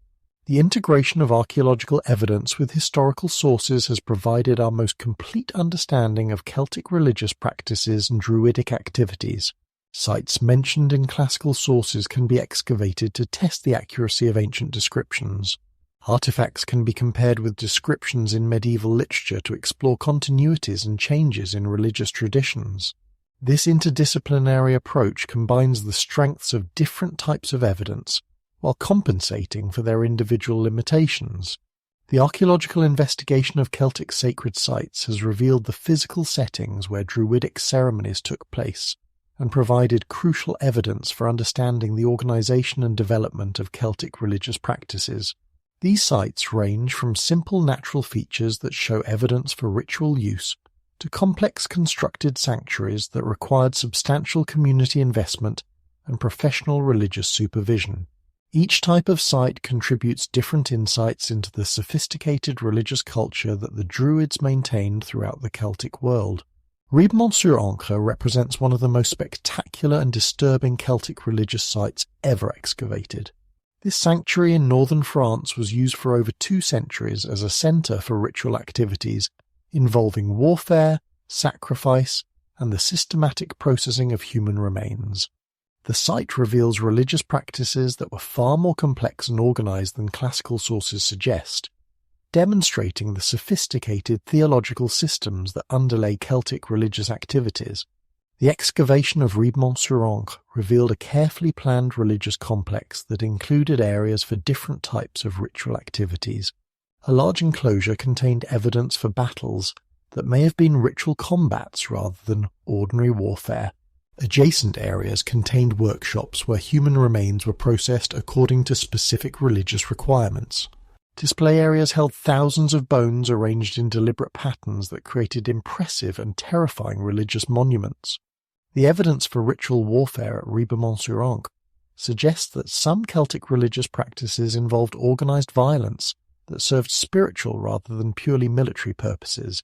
The participants in these ritual battles may have been volunteers who offered themselves as sacrifices to the gods. The careful processing of their remains and their incorporation into permanent religious displays indicate that their deaths were understood to serve cosmic purposes that transcended ordinary military objectives.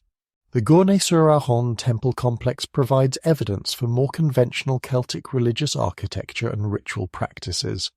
This circular wooden temple was surrounded by a square enclosure that defined the sacred space and controlled access to religious activities. The temple was in continuous use for over 3 centuries, suggesting stable religious traditions that were maintained by professional priests with specialized knowledge of proper procedures. The ritual deposits at Gournay-sur-Aron reveal patterns of religious activity that suggest systematic religious practices supervised by knowledgeable specialists. Animal sacrifices followed specific procedures for butchering and distribution of meat. Votive offerings were made according to seasonal patterns that reflected agricultural and astronomical cycles. The consistency of these practices over such a long period indicates institutional continuity that could only have been maintained by professional religious organizations. British sacred sites reveal the adaptation of Celtic religious traditions to local geographic and cultural conditions, while maintaining essential continuity with continental practices. Hayling Island in Hampshire shows evidence for a circular wooden temple that was later rebuilt in stone according to Romano-British architectural styles. This architectural evolution demonstrates religious continuity despite political change, with Celtic religious traditions adapting to new cultural conditions rather than disappearing. The temple complex at Harlow in Essex reveals the integration of Celtic and Roman religious traditions in ways that preserved essential Celtic elements, while accommodating Roman political requirements. The site includes both circular Celtic-style temples and rectangular Roman-style buildings, suggesting that different types of religious activities continued to be conducted according to appropriate architectural traditions even under Roman rule. The great religious complex at Bath demonstrates the transformation of Celtic sacred sites under Roman influence while maintaining essential connections to pre-Roman religious traditions. The hot springs that attracted Celtic religious attention were developed into an elaborate Roman bathing complex, but the religious activities continued to focus on healing and divine communication that had characterized the pre-Roman cult. Inscriptions and votive offerings show that both Celtic and Roman religious traditions were practiced at the site simultaneously. Irish royal sites provide evidence for the continuation of Celtic religious traditions in areas that remained beyond Roman political control. Tara, the legendary centre of Irish political and religious life, shows evidence for continuous religious activity from the Neolithic period through the medieval period. The site includes passage tombs, ritual enclosures, and ceremonial buildings that demonstrate the importance of this location for Irish religious and political life. The excavation of Navan Fort in County Armagh has revealed evidence for dramatic religious activities that took place during the height of the La Tène period. The site includes a massive circular wooden structure that was deliberately burned and covered with stones in what appears to have been a spectacular sacrificial ceremony. This extraordinary ritual destruction suggests religious activities of cosmic significance that required the kind of theological interpretation that only Druids could provide. Dunai Linn in County Kildare provides evidence for religious activities that combined political and spiritual functions in ways that characterize Celtic royal sites. The site includes evidence for regular ceremonial activities including feasting, sacrifice, and ritual deposition that maintain the sacred character of royal authority. These activities would have required the kind of religious supervision and interpretation that Druids traditionally provided to Celtic kings. Continental sacred enclosures reveal the architectural frameworks within which Celtic religious activities took place. These enclosed spaces defined the boundaries between sacred and profane, controlled access to religious ceremonies, and provided appropriate settings for ritual activities. The consistent architectural features of these enclosures throughout the Celtic world suggest common religious traditions maintained by professional religious specialists. The evidence from these sacred sites demonstrates that Celtic religious practices were far more sophisticated and organized than classical authors suggested. The consistency of architectural forms, ritual practices, and symbolic systems across vast distances and long time periods indicates professional religious institutions that maintained common standards and shared knowledge. The scale and complexity of many sites suggests community investment in religious activities that would have required professional supervision and coordination. The practice of depositing valuable objects in water bodies, sacred enclosures, and other ritual contexts provides some of our most direct evidence for Celtic religious beliefs and Druidic supervision of religious activities. These deposits, found throughout the Celtic world, represent deliberate offerings to supernatural powers that were made according to specific religious requirements and theological principles. The patterns revealed by archaeological analysis suggest sophisticated religious systems that were maintained by knowledgeable specialists over many centuries. The Thames River and its tributaries have yielded thousands of Celtic artifacts that were deliberately deposited as religious offerings. These deposits span the entire Celtic period and include weapons, jewellery, cauldrons, and other valuable objects that represent enormous communal investment in religious activities. The patterns of deposition suggest systematic religious practices that were maintained by professional religious authorities who understood the proper procedures for making effective offerings. The ritual significance of the Thames deposits is evident in the careful selection and preparation of objects before their deposition. Swords were often bent or broken in ways that killed the weapons so they could accompany their owners to the afterlife. Shields were sometimes deposited in pairs, suggesting offerings made on behalf of multiple individuals or communities. The sheer quantity and value of these deposits demonstrates the central importance of water worship in Celtic religious life. Celtic coins provide valuable evidence for religious iconography and theological concepts that informed Druidic teaching. The images on Celtic coins include depictions of gods, religious ceremonies, and mythological narratives that reflect sophisticated theological systems. The standardization of these images across different tribal territories suggests common religious traditions that were maintained through inter-regional communication and shared educational systems. The religious iconography of Celtic coins reveals theological concepts that complement and expand our understanding of Celtic religious beliefs derived from literary sources. Images of horned gods, sacred trees, ritual cauldrons, and supernatural animals provide visual evidence for religious concepts that were transmitted through oral tradition. The complexity and consistency of these images suggest systematic theological traditions that were maintained by professional religious specialists. Weapon deposits in lakes and rivers throughout the Celtic world reveal religious practices that were connected to warfare, sacrifice, and communication with supernatural powers. The Latene site itself, where hundreds of weapons were deposited in Lake Neuchâtel over several centuries, provides evidence for religious practices that may have been connected to specific military events or seasonal festivals. The careful selection and preparation of these weapons suggests religious rather than purely practical motivations for their deposition. The Gundestrup cauldron represents one of the most spectacular and mysterious examples of Celtic religious art ever discovered. This silver vessel, found in a Danish bog, depicts complex religious scenes that include human sacrifice, divine figures, and mythological narratives. The cauldron's iconographic program suggests sophisticated theological concepts that were expressed through artistic media as well as oral tradition. The vessel's discovery in a bog suggests that it was deposited as a religious offering according to Celtic ritual practices. The interpretation of the Gundestrup cauldron's iconography remains controversial, but the images clearly relate to Celtic religious themes and practices.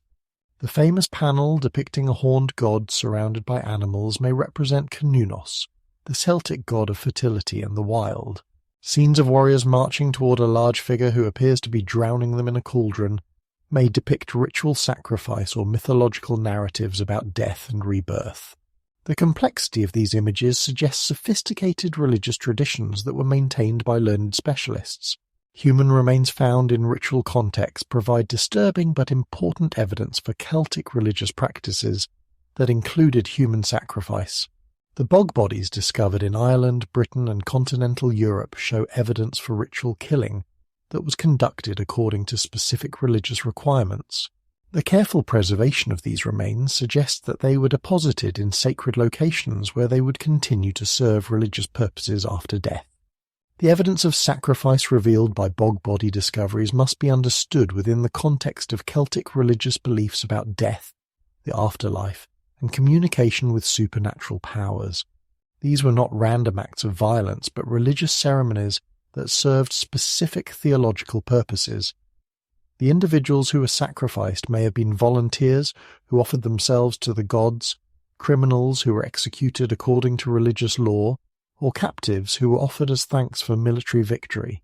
The distribution of ritual deposits throughout the Celtic world reveals the geographic extent and temporal duration of religious practices that required professional supervision and theological interpretation. Sites in Ireland, Britain, Gaul, Germany, and other Celtic territories show similar patterns of religious deposition that suggest common traditions maintained through networks of communication and shared educational systems.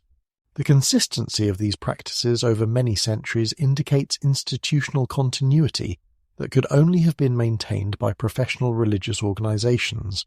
The seasonal patterns evident in many ritual deposits suggest that these offerings were made according to religious calendars that regulated Celtic spiritual life. Deposits that were made during specific times of year reflect agricultural cycles, astronomical events, and seasonal festivals that were central to Celtic religious practice. The precision of this timing indicates sophisticated calendrical knowledge that was maintained by religious specialists with astronomical training. The social implications of ritual deposits are revealed by the enormous value of many offerings and the community investment they represent. The deposition of valuable weapons, jewellery, and vessels represented significant economic sacrifice that could only have been sustained by prosperous communities committed to maintaining proper religious relationships. The decision to make such costly offerings would have required community consensus that could only have been achieved through persuasive religious leadership. The sophisticated artistic traditions of the Celtic world provide crucial evidence for understanding the religious beliefs and theological systems that the Druids maintained and transmitted. Celtic art was not merely decorative but served as a visual language that expressed complex spiritual concepts and mythological narratives. The symbols, motifs, and iconographic programs found throughout the Celtic world reveal sophisticated theological traditions that complemented and reinforced the oral teachings preserved by Druidic schools. Latenar represents the pinnacle of Celtic artistic achievement and provides our best evidence for understanding Celtic religious symbolism and iconography. This distinctive artistic style, which developed during the later Celtic period, combined abstract geometric patterns with naturalistic representations of humans, animals, and supernatural beings. The flowing organic quality of Latin art reflects Celtic beliefs about the fluid boundaries between different realms of existence and the constant transformation that characterized their understanding of reality. The symbolic meanings of Latinian motifs can be partially decoded through comparison with literary sources and analysis of their archaeological contexts. Spiral patterns may represent the cyclical nature of time and existence. Interlaced designs could symbolize the interconnectedness of all life. Animal motifs often appear to represent specific deities or supernatural powers. Human heads, which appear frequently in Celtic art, probably relate to the head cult that was central to Celtic religious beliefs. The horned god Cernunnos appears in various forms throughout Celtic art and provides evidence for one of the most important deities in the Celtic pantheon. This figure, typically depicted with antlers or horns and surrounded by animals, seems to have been associated with fertility, the wild and the underworld. The consistency of Cernunnos imagery across different regions and time periods suggests that this deity was central to Celtic religious traditions, maintained by Druidic institutions. The iconography of Cernunnos reveals theological concepts that were probably central to Druidic teaching about the nature of divinity and the relationship between humans and the natural world. The god's association with both wild animals and human society suggests divine mediation between civilization and nature. His connection to fertility and abundance indicates religious concepts about divine blessing and prosperity. His apparent association with death and the underworld reveals beliefs about the continuation of existence after death. Celtic coins provide extensive evidence for religious iconography because their designs were specifically chosen to convey important cultural and spiritual messages. The images on Celtic coins include depictions of gods, sacred animals, ritual objects, and mythological scenes that reflect sophisticated theological systems. The standardization of these images across different tribal territories suggests common religious traditions maintained through inter-regional networks of communication and education. The religious significance of Celtic coin iconography is evident in the careful selection and repetition of specific motifs that clearly had theological importance. Images of boars may relate to supernatural animals associated with the otherworld. Depictions of wheels could represent solar deities or the cyclical nature of time. Horses appear frequently and may be connected to goddesses of sovereignty or war. The complexity and consistency of these images suggest systematic religious traditions. Ritual objects like torques, cauldrons, and decorated weapons provide evidence for the material culture of Celtic religious practices. Torques, the distinctive neck ornaments worn by Celtic elites, appear to have had religious as well as social significance. Their appearance in artistic depictions of gods and their frequent deposition as votive offerings suggest that they served as symbols of divine favour or religious authority. The elaborate decoration of many torques indicates their importance in Celtic ceremonial life. Cauldrons held special significance in Celtic religious culture as symbols of abundance, transformation, and communication with the otherworld. The frequent appearance of cauldrons in Celtic art and their deposition as votive offerings demonstrates their central role in religious ceremonies. Literary sources describe magical cauldrons that could provide unlimited food, restore the dead to life, or grant wisdom to those who used them. These literary descriptions probably reflect actual religious beliefs about ritual cauldrons used in Druidic ceremonies. The interpretation of Celtic religious art requires careful analysis of archaeological contexts, comparison with literary sources, and understanding of the broader cultural systems within which these artistic traditions developed. Individual motifs may have multiple meanings that were activated in different contexts. The same symbol could represent different concepts when it appeared on coins, jewellery, or religious monuments. Understanding these complex symbolic systems requires the kind of comprehensive cultural knowledge that was traditionally maintained by Druidic educational institutions. The geographic distribution of specific artistic motifs provides evidence for the networks of communication and shared cultural traditions that connected Celtic communities throughout Europe. Artistic styles and iconographic programs that appear across vast distances suggest cultural exchanges that were maintained through trade, migration, and institutional connections. The consistency of religious symbolism throughout the Celtic world indicates shared theological traditions that were preserved and transmitted by professional religious specialists. The evolution of Celtic artistic styles over time reveals changes in religious beliefs and practices that occurred as Celtic societies encountered new cultural influences and adapted to changing political conditions. Early Celtic art shows influences from Mediterranean cultures that were encountered through trade and diplomatic contact. Later developments reveal adaptations to Roman political control that preserved essential Celtic elements while accommodating new cultural requirements. The survival of Celtic artistic traditions in post-Roman contexts provides evidence for the continuation of religious and cultural concepts that had been developed during the classical Druidic period. Medieval Irish art preserves motifs and stylistic elements that clearly derive from pre-Christian Celtic traditions. The adaptation of these ancient artistic elements to serve Christian religious purposes demonstrates the persistence of Celtic cultural identity despite religious transformation. The ancient Druids had vanished from living memory for over 1,000 years when they suddenly returned to European consciousness during the 18th century. This rediscovery was not based on new historical evidence or archaeological findings. Instead, it emerged from the romantic imagination of antiquarians who sought to connect the mysterious stone monuments of Britain with the exotic priests described in classical sources.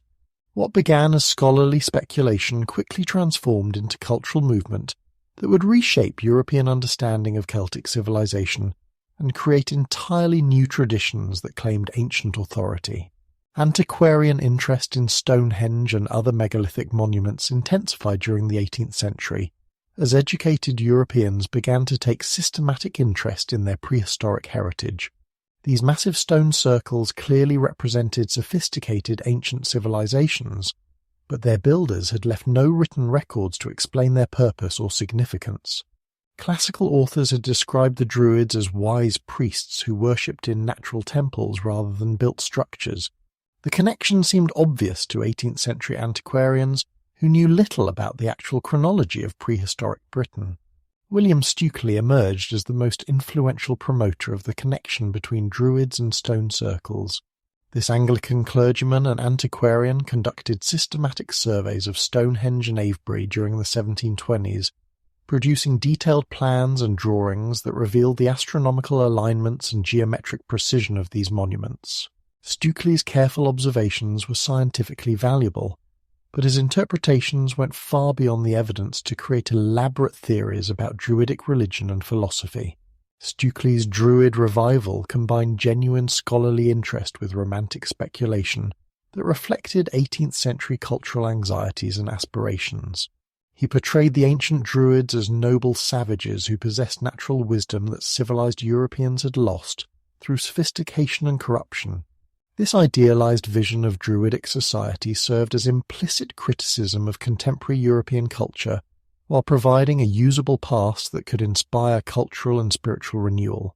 The invention of modern Druidic traditions began during Stukely's lifetime, as enthusiastic followers attempted to recreate what they imagined ancient Druidic practices had been.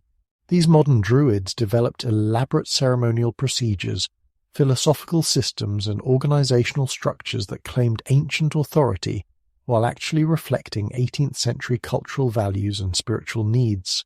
The gap between historical evidence and romantic imagination was bridged through creative interpretation that privileged inspiration over accuracy. Romanticism provided the intellectual and emotional framework within which the Druid revival flourished. Romantic thinkers emphasized emotion over reason, nature over civilization, and individual inspiration over traditional authority. The Druids, as they were reimagined in Romantic literature, embodied all these values. They were wise teachers who derived their knowledge from direct contact with nature rather than book learning. They were spiritual guides who trusted intuition over dogma.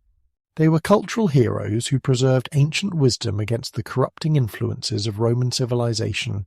The noble savage concept that was central to Romantic thought found perfect expression in idealized portraits of Druidic society.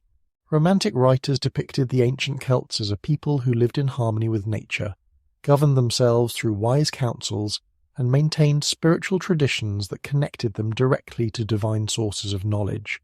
This romanticized vision contrasted sharply with what 18th century Europeans saw as the artificial complexity and moral corruption of their own society. Celtic nationalism provided political context and motivation for the Druid revival in Ireland, Scotland and Wales. Educated Celts who resented English political dominance found in the romantic image of the Druids a source of cultural pride and identity that could challenge Anglo-Saxon claims to civilizational superiority. The portrayal of Druids as sophisticated philosophers and teachers suggested that Celtic peoples had possessed advanced civilization long before the Romans brought culture to barbarian Britain. The influence of Freemasonry on the early Druid revival is evident in the ceremonial procedures, hierarchical organization, and claims to ancient wisdom that characterized 18th century Druidic organizations. Many early Druid revivalists were also Freemasons who applied Masonic organizational principles to their new religious and philosophical interests. The Masonic emphasis on preserving ancient wisdom through secret traditions provided a model for understanding how Druidic knowledge might have survived despite historical persecution. The political implications of the Druid revival varied considerably across different national contexts. In England, Romantic Druidism often served conservative purposes by providing alternative sources of spiritual authority that could compete with established religious institutions. In Celtic regions, Druidic imagery was more likely to serve nationalist purposes by asserting the cultural distinctiveness and historical significance of Celtic peoples. These different political applications of Druidic symbolism would continue to shape the movement throughout its subsequent development. The Romantic rediscovery of the Druids achieved its greatest influence through literature and the arts, where creative writers and artists could explore the spiritual and cultural possibilities of Celtic traditions without being constrained by historical accuracy or archaeological evidence. Romantic poets, novelists, and dramatists transformed the Druids into powerful symbols that expressed their deepest concerns about nature, spirituality, and cultural identity. Through their creative works, these artists embedded Druidic imagery so deeply in European culture that it continues to influence popular understanding of Celtic civilization today.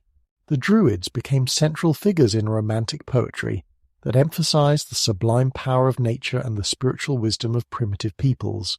Thomas Gray's The Bard portrayed a Welsh poet-prophet who cursed the English invaders and prophesied their eventual downfall. This powerful image of the Druid as cultural hero and spiritual warrior resonated with readers throughout Europe who were experiencing their own struggles between tradition and modernity. The poem's success established the Druid as a romantic archetype that would be endlessly repeated and varied. William Blake's prophetic poetry incorporated Druidic imagery into his complex mythological system that critiqued the dehumanizing effects of industrial civilization. Blake identified Druidism with the authentic spiritual traditions of ancient Britain that had been corrupted by organized religion and rational philosophy. His portrayal of Druids as keepers of eternal spiritual truths provided a model for Romantic artists who sought to recover authentic religious experience outside the bounds of conventional Christianity. The Ossian controversy represents one of the most significant literary phenomena of the 18th century, and demonstrates the powerful cultural hunger for Celtic cultural traditions. James Macpherson's translations of ancient Gaelic poetry, supposedly composed by the bard Ossian, became bestsellers throughout Europe and profoundly influenced Romantic literature and art. Although the poems were largely Macpherson's own creations, they satisfied contemporary desires for authentic Celtic culture and helped establish lasting stereotypes about Celtic spirituality and wisdom. The influence of Ossianic poetry extended far beyond Britain to shape Romantic movements throughout Europe. Napoleon carried copies of Ossian's poems during his military campaigns. Goethe acknowledged their influence on his literary development. Romantic composers created musical settings for Ossianic texts. The widespread enthusiasm for these supposedly ancient Celtic poems demonstrates the power of Druidic and Celtic imagery to capture Romantic imagination and provide alternatives to classical and Christian cultural models. Wagner's operas brought Druidic themes to their fullest artistic expression, while also revealing the darker political possibilities of Romantic Celtic nationalism. The Ring Cycle incorporated Celtic mythological elements alongside Germanic traditions to create a syncretic mythology that supported Wagner's vision of German cultural renewal. His portrayal of ancient Germanic religion drew heavily on Romantic interpretations of Celtic Druidism to create powerful theatrical experiences that combined spiritual themes with nationalist politics. The influence of Wagner's operas on late 19th and early 20th century European culture was enormous and often troubling. His combination of romantic mythology with German nationalism provided cultural foundations for political movements that would eventually culminate in fascism. The appropriation of Celtic and Germanic religious traditions for political purposes demonstrates how romantic enthusiasm for ancient wisdom traditions could be manipulated to serve contemporary ideological agendas. Victorian occultism found in Druidic traditions a source of alternative spiritual authority that could challenge the dominance of conventional Christianity while maintaining respectable intellectual credentials. Organizations like the Hermetic Order of the Golden Dawn incorporated Celtic mythological elements into their magical systems. Theosophists claimed that ancient Celtic wisdom represented one strand of the eternal wisdom that had been preserved by secret societies throughout history. These occult movements helped establish lasting associations between Celtic spirituality and esoteric knowledge. The influence of Victorian occultism on popular understanding of Druidism was profound and lasting. Occultists portrayed the Druids as master magicians who possessed secret knowledge about the hidden forces of nature. They developed elaborate theories about Druidic astronomy, magic, and philosophy that combined genuine historical elements with contemporary spiritual speculation. These occult interpretations of Druidism became widely influential through popular books and magazine articles that reached much larger audiences than scholarly works. Druids became increasingly prominent in popular culture and fiction, as romantic interest in Celtic themes spread to broader audiences. Historical novels portrayed heroic Druids defending their people against Roman conquest. Fantasy literature created imaginary worlds where Druidic magic still functioned. Children's books introduced young readers to sanitized versions of Celtic mythology. This popularization of Druidic themes helped establish lasting cultural associations between Celtic culture and mystical wisdom. The commercialization of Druidic imagery began during the Victorian period as entrepreneurs recognized the market potential of romantic Celtic themes. Publishers produced beautifully illustrated books about Celtic mythology and Druidic wisdom. Artists created romantic paintings depicting Druidic ceremonies and Celtic landscapes. Tourist industries developed around sites like Stonehenge that were associated with Druidic activities. This commercial exploitation of Druidic themes helped spread popular awareness while also distorting historical understanding. The influence of romantic Druidism on educational curricula and popular historical understanding was significant and long-lasting. School textbooks incorporated romantic interpretations of Celtic history that emphasized Druidic wisdom and Celtic spiritual traditions. Museums displayed artifacts with interpretive materials that reflected romantic assumptions about Celtic religion and society. These educational influences helped establish popular misconceptions about Druids that persist despite modern archaeological and historical research. The gendered dimensions of romantic Druidism reflect broader Victorian concerns about masculinity, femininity, and spiritual authority. Male Druids were typically portrayed as wise patriarchs and powerful magicians who embodied masculine wisdom and authority. Female figures associated with Celtic traditions were often depicted as mysterious priestesses or prophetic sibyls who possessed intuitive spiritual knowledge. These gendered representations reflected contemporary assumptions about male and female spiritual roles while claiming ancient authority for Victorian gender ideologies. The transformation of romantic Druidic enthusiasm into organized movements began in the late 18th century with the establishment of fraternal organizations that combined social activities with claims to ancient wisdom traditions. These modern Druidic orders created elaborate ceremonial systems, hierarchical structures, and philosophical teachings that claimed continuity with ancient Celtic priests, while actually serving the social and spiritual needs of contemporary members. Their success in attracting membership and maintaining organizational continuity demonstrates the enduring appeal of Druidic symbolism and Celtic cultural identity. The ancient order of Druids, founded in London in 1781, represents the first successful attempt to create a permanent organization based on Druidic principles and imagery. This fraternal society was established by Henry Hurll and his associates as a social organisation that could provide mutual aid and fellowship while maintaining the ceremonial dignity and claims to ancient wisdom that characterise contemporary Freemasonry. The organisation's success in attracting members and establishing lodges throughout Britain demonstrates the popular appeal of Druidic themes during the late 18th century. The ritual system developed by the ancient order of Druids combined Masonic organisational principles with romantic interpretations of Celtic religious traditions.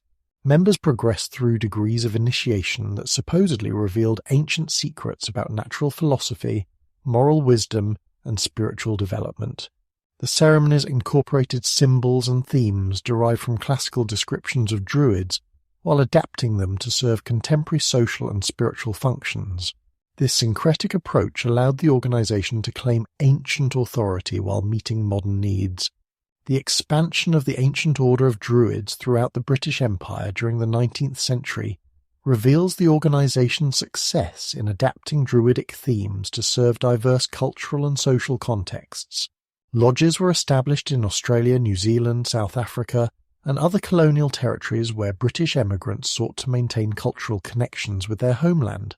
The organisation's emphasis on mutual aid and social support proved particularly valuable in frontier societies where traditional support networks were unavailable.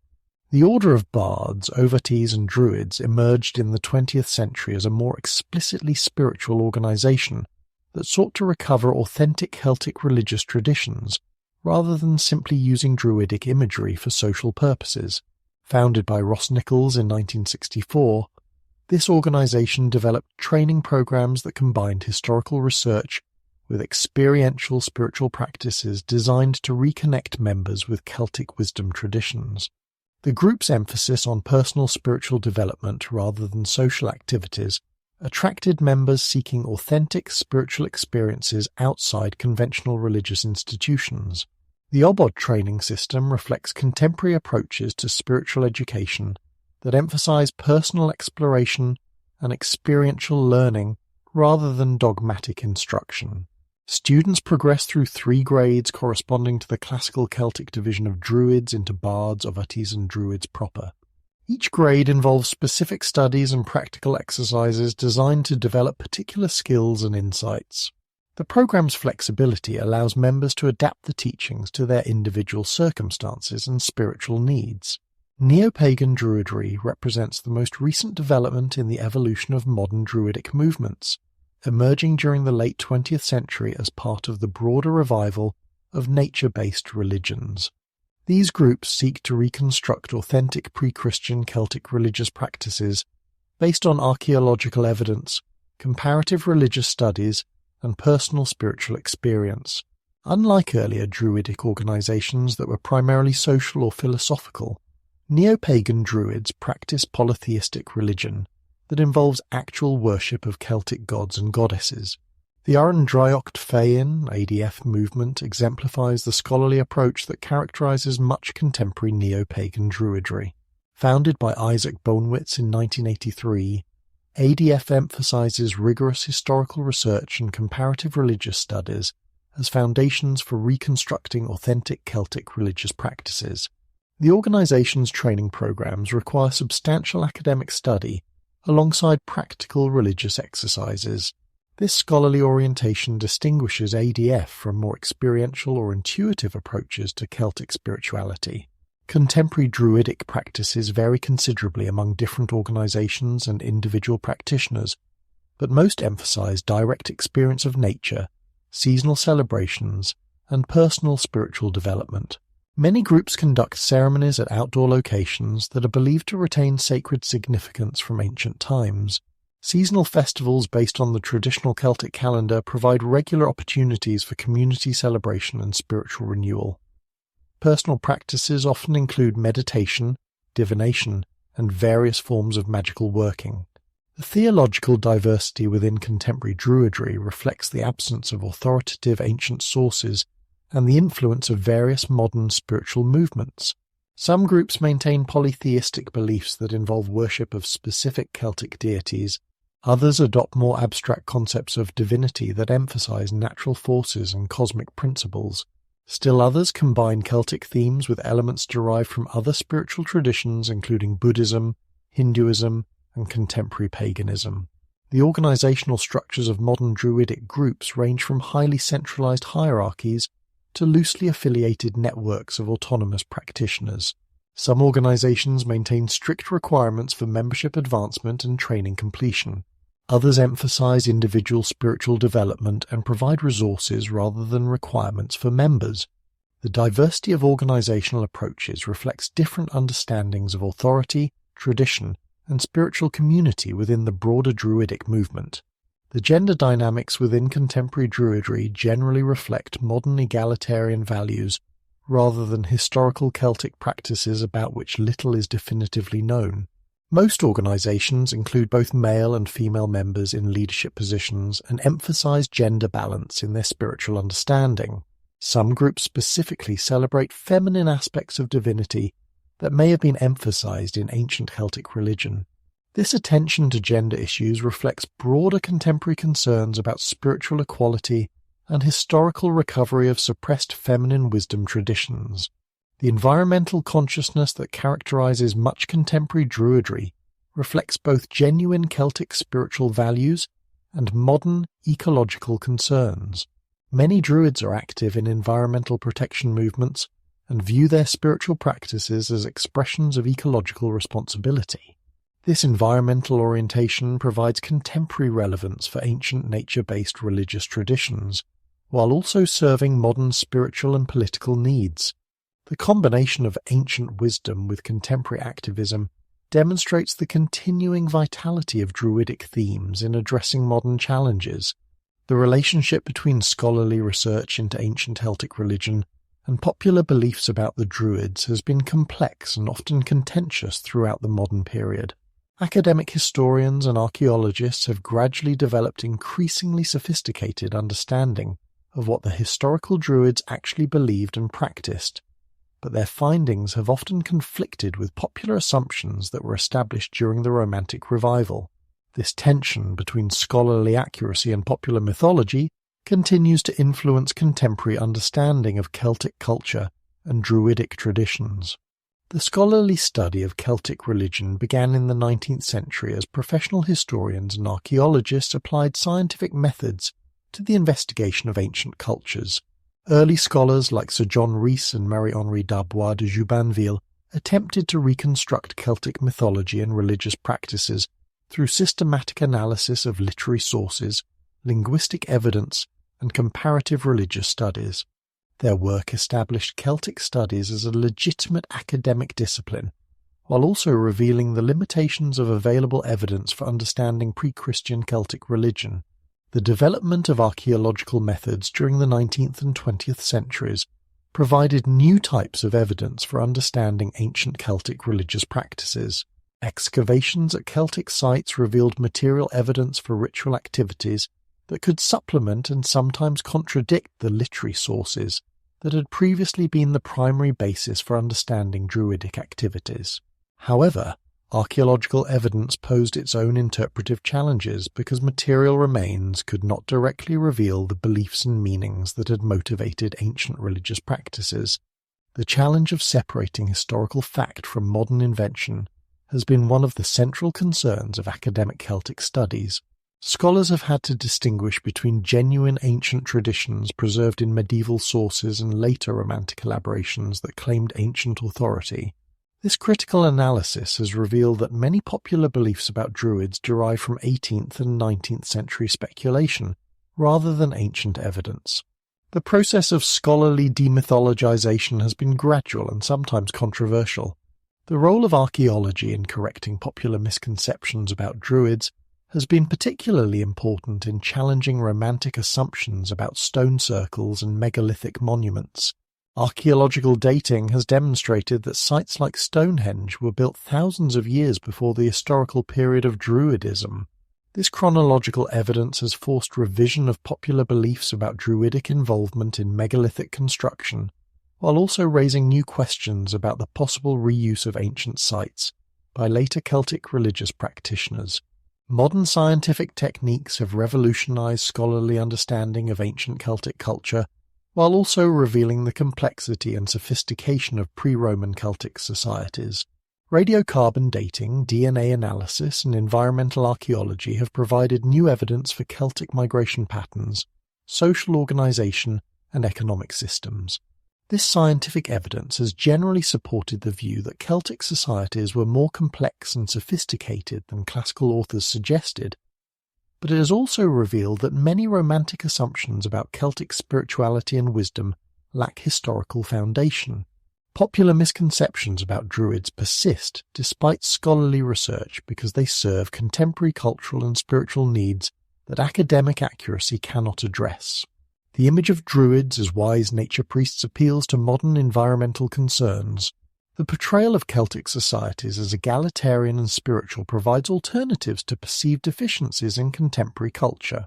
The association of Druids with ancient wisdom satisfies desires for spiritual authenticity that conventional religions may not fulfill.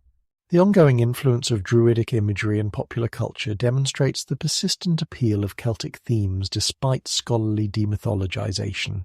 Films, novels, games, and other popular media continue to portray Druids as powerful magicians and wise teachers whose abilities transcend ordinary human limitations. These popular portrayals typically ignore historical evidence in favor of romantic stereotypes that provide more dramatic and emotionally satisfying narratives. The commercialization of Druidic themes has created economic incentives for maintaining popular misconceptions rather than promoting historical accuracy. Tourist industries around sites like Stonehenge benefit from popular associations with Druids regardless of historical accuracy. Publishers of popular books about Celtic spirituality find larger markets for romantic interpretations than for scholarly analyses. This commercial dimension of Druidic imagery helps explain the persistence of popular myths despite academic corrections. The Internet has both helped and hindered scholarly efforts to promote accurate understanding of ancient Celtic religion. Online resources have made scholarly publications more widely available to interested members of the public. However, the Internet has also provided platforms for spreading misinformation and promoting unfounded theories about Druids and Celtic culture. The democratic nature of Internet publishing means that romantic speculation often receives equal or greater attention than careful scholarship. The relationship between academic Celtic studies and modern Druidic movements remains complex and sometimes strained. Some contemporary Druids welcome scholarly research as a source of authentic information about their spiritual ancestors. Others view academic criticism of popular beliefs as attacks on their religious traditions and personal spiritual experiences. This tension reflects broader conflicts between scientific and spiritual approaches to understanding the past and its relevance for contemporary life. The educational implications of the scholarship-mythology divide are significant for how Celtic culture is presented in schools, museums, and other public venues. Educational institutions must balance respect for Celtic cultural heritage with commitment to historical accuracy. This balance is particularly challenging in Celtic regions where popular beliefs about Druids are intertwined with cultural identity and nationalist sentiments. The presentation of Celtic history in educational contexts reflects broader questions about the relationship between academic knowledge and cultural values. The future relationship between scholarship and popular belief about Druids will likely continue to involve tension between accuracy and appeal. Archaeological research and historical analysis will continue to refine scholarly understanding of ancient Celtic religion. Popular culture and contemporary spiritual movements will likely continue to draw on romantic interpretations that serve modern needs rather than historical accuracy. The challenge for Celtic studies will be to communicate scholarly findings in ways that respect both historical accuracy and contemporary cultural significance. The destruction of organized Druidism by Roman persecution and Christian conversion did not mark the complete disappearance of Celtic religious traditions from European culture. Instead, many elements of Druidic belief and practice survived through folk traditions, seasonal customs, and popular beliefs that maintained continuity with ancient ways while adapting to new religious and cultural contexts. This hidden survival of Druidic elements demonstrates the deep cultural roots of Celtic civilization and its continuing influence on European spiritual and cultural life. Folk traditions throughout the Celtic regions of Europe preserved fragments of ancient religious beliefs and practices that clearly derive from pre-Christian sources. Stories about supernatural beings, magical practices, and sacred sites maintained elements of the Celtic worldview that had been developed and transmitted by Druidic institutions. These folk traditions were often condemned by Christian authorities as superstitions, but they proved impossible to eliminate entirely because they addressed human needs and experiences that formal religion did not adequately serve. The fairy lore that flourished throughout Celtic regions represents one of the most significant survivals of pre-Christian religious concepts. The fairies of Celtic folklore were not the diminutive creatures of later children's stories, but powerful supernatural beings who lived in a parallel world that interpenetrated the ordinary human realm. These fairy beliefs clearly derive from ancient Celtic concepts about the otherworld and its inhabitants that had been central to Druidic theological teaching. The characteristics attributed to fairies in Celtic folklore correspond closely to classical descriptions of Celtic religious beliefs about supernatural beings and the afterlife. Fairies were believed to be immortal but not divine, powerful but not omnipotent, beautiful but potentially dangerous. They lived in a realm of eternal youth and abundance that could be accessed through caves, lakes, ancient burial mounds, and other threshold locations. These fairy beliefs preserved essential elements of Celtic cosmology in forms that could survive Christian disapproval. Sacred wells, stones, and trees throughout the Celtic world continued to attract pilgrims and offerings, long after the official conversion to Christianity. These sites were often Christianized through association with saints and the construction of chapels, but they retained characteristics that clearly derived from pre-Christian religious practices. The healing powers attributed to holy wells, the protective qualities of sacred stones, and the oracular functions of sacred trees all reflect ancient Celtic beliefs about the spiritual powers inherent in natural features.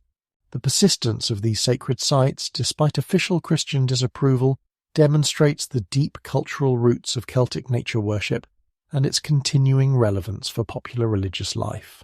Many sites maintained continuous traditions of pilgrimage and offering that stretch back to prehistoric times. The Christian Church found it easier to accommodate these traditions than to eliminate them, leading to syncretic religious practices that combined Christian and pagan elements in complex ways. Seasonal festivals throughout Europe retained elements of the ancient Celtic calendar and its associated religious observances despite their official transformation into Christian celebrations. Halloween preserved elements of Samhain, the Celtic New Year festival when the boundaries between the living and dead were believed to be thinnest. May Day celebrations maintained traditions associated with Beltane, the Celtic fertility festival that marked the beginning of summer. These seasonal observances retained their fundamental character as community celebrations that connected human activities to natural cycles. The pagan origins of these seasonal festivals are evident in their emphasis on themes and activities that were central to pre-Christian Celtic religion. Samhain customs focused on communication with the dead, divination practices, and the marking of seasonal transitions. Beltane traditions emphasized fertility, purification, and the renewal of life force. These themes reflect ancient Celtic religious concepts that had been preserved in popular culture despite the official adoption of Christianity. The persistence of Celtic legal concepts in medieval European law demonstrates another dimension of Druidic cultural survival. The Brehon laws of Ireland continue to influence legal practices and social relationships throughout the medieval period. Similar Celtic legal traditions survived in Scotland, Wales, and Brittany, where they were gradually integrated with Roman and canon law, but retained distinctive characteristics that reflected their ancient origins. The influence of Celtic legal concepts extended beyond explicitly Celtic regions to affect the development of European legal traditions more broadly. Concepts about communal property, environmental protection, and restorative justice that were central to Celtic law appeared in various forms throughout medieval European legal systems. The survival of these legal concepts demonstrates the practical value of Celtic wisdom traditions and their continuing relevance for European social organization. The preservation of Celtic place names throughout Europe provides evidence for the deep cultural continuity that survived political and religious transformations. Rivers, mountains, settlements, and regions retained names that derived from Celtic languages and reflected Celtic understandings of landscape and sacred geography. These place names often preserved religious concepts and mythological associations that had been forgotten in other contexts, but remained embedded in the linguistic landscape. The survival of Celtic musical and poetic traditions demonstrates another dimension of cultural continuity that transcended religious change. The complex metrical systems, musical modes, and performance techniques that characterize Celtic artistic expression continue to influence European culture throughout the medieval period and beyond. These artistic traditions maintained elements of the aesthetic and spiritual sensibilities that had been developed within Druidic cultural frameworks.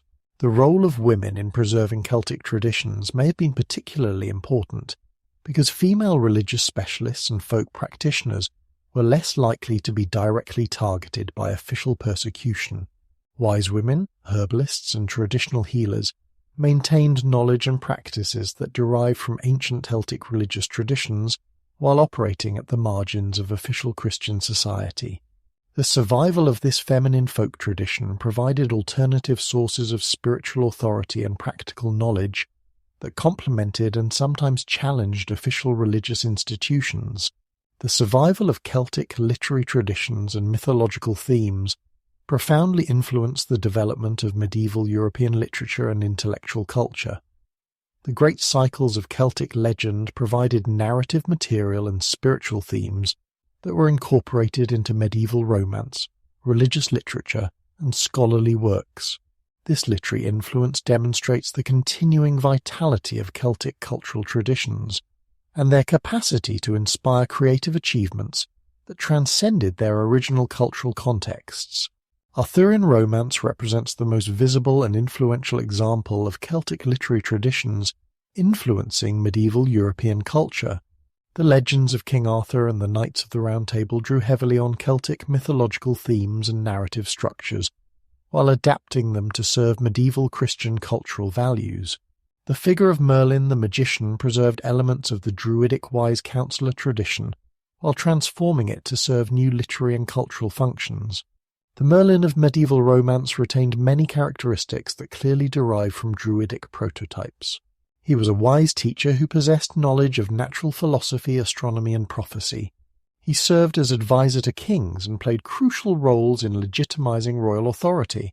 He could shapeshift, control natural forces, and communicate with supernatural beings. These abilities correspond closely to the powers that classical sources attributed to Druids, and that Celtic literary traditions associated with mythological wise men. The transformation of Merlin from pagan wizard to Christian prophet illustrates the complex process by which Celtic traditions were adapted to serve medieval cultural needs. Medieval writers maintained Merlin's supernatural powers, while providing Christian explanations for their origins and moral frameworks for their use. This adaptation allowed Celtic wisdom traditions to survive and flourish within Christian cultural contexts, while also transforming their fundamental character. The Matter of Britain, as medieval scholars called the body of Arthurian literature, provided a distinctively Celtic alternative to the classical and Germanic literary traditions that dominated medieval European culture. These Celtic-derived narratives emphasized different values and themes than Greek, Roman, or Germanic heroic literature. They gave greater attention to supernatural elements, emphasized the importance of wisdom alongside military prowess, and portrayed more complex relationships between the human and divine worlds. The influence of Celtic mythology on medieval European literature extended far beyond explicitly Arthurian themes. Celtic narrative structures, character types, and mythological motifs appeared in works throughout medieval Europe. The Grail legends, the Wild Hunt, tales of supernatural lovers and otherworld journeys all derive from Celtic sources and demonstrate the continuing influence of ancient Celtic religious and literary traditions. Medieval Irish manuscripts preserved vast quantities of Celtic literary material that would otherwise have been lost entirely. Monastic scribes recorded mythological cycles, heroic sagas, genealogies, and legal materials that provided comprehensive records of pre-Christian Celtic culture. These manuscripts represent one of the most successful examples of cultural preservation in European history and demonstrate the possibility of maintaining ancient traditions within new religious and cultural frameworks. The influence of Irish learning on medieval European intellectual development was profound and far-reaching. Irish monasteries became centres of scholarship that preserved and transmitted classical learning, while also developing innovative approaches to education, theology, and natural philosophy. Irish scholars travelled throughout Europe as teachers and missionaries, carrying both Christian doctrine and Celtic intellectual traditions that enriched medieval European culture. Scholastic interest in Celtic learning reflected recognition of the sophisticated intellectual traditions that Celtic culture had developed and preserved. Medieval scholars studied Irish legal codes, astronomical calculations, and philosophical works that demonstrated the achievements of Celtic civilization. This scholarly interest helped establish Celtic culture as a legitimate source of wisdom and learning rather than merely a collection of primitive superstitions. The preservation of vernacular literary traditions in Celtic languages provided alternatives to Latin-based medieval culture that emphasized different values and perspectives. Irish, Welsh, and Breton literary works offered distinctive approaches to religious themes, heroic ideals, and social relationships that influenced the broader development of European literature. The survival of these vernacular traditions demonstrates the resilience of Celtic cultural identity despite political and religious pressures. The influence of Celtic artistic traditions on medieval European art and architecture is visible in manuscript illumination, stone carving, and metalwork that incorporated Celtic motifs and techniques. The interlaced designs, spiral patterns, and animal motifs that characterize Celtic art continued to influence European artistic development throughout the medieval period. This artistic influence demonstrates another dimension of Celtic cultural survival and its capacity to inspire creative achievements. The theological concepts preserved in Celtic literary traditions provided alternative approaches to Christian doctrine that emphasized different aspects of divine-human relationships. Celtic Christianity incorporated elements from pre-Christian Celtic religion that gave it distinctive characteristics compared to Roman Christianity. These theological differences influenced medieval religious thought and provided resources for spiritual movements that emphasized mystical experience and nature-centered spirituality.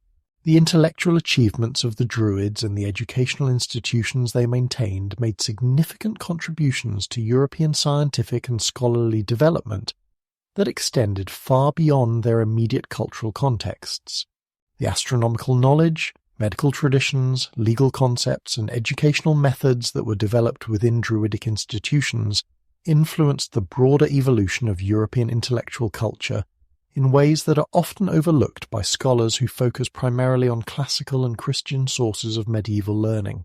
The astronomical knowledge preserved by Druidic institutions was remarkably sophisticated and made important contributions to medieval European understanding of celestial phenomena. Irish Computus manuscripts demonstrate the preservation of complex mathematical and observational techniques that were originally developed for regulating pagan festivals, but were later applied to Christian calendrical problems.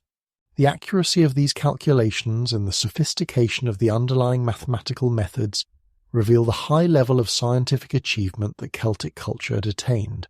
The preservation of astronomical knowledge in Celtic cultural contexts was particularly important because it maintained observational traditions and mathematical techniques that complemented and sometimes surpassed the astronomical knowledge preserved in classical sources.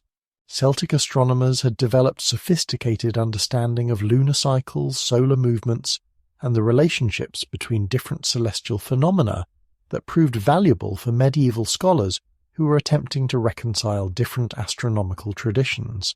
Herbal medicine and healing traditions that derived from Druidic medical knowledge made significant contributions to medieval European medical practice. Irish medical manuscripts preserve extensive pharmacological knowledge that includes detailed understanding of plant properties, preparation techniques, and therapeutic applications. This medical knowledge was based on centuries of empirical observation and experimentation that had been systematically preserved and transmitted through Druidic educational institutions.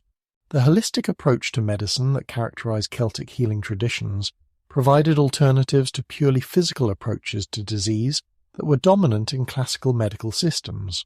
Celtic medical practice recognized the importance of psychological and spiritual factors in health and illness, leading to therapeutic approaches that addressed the whole person rather than simply treating physical symptoms.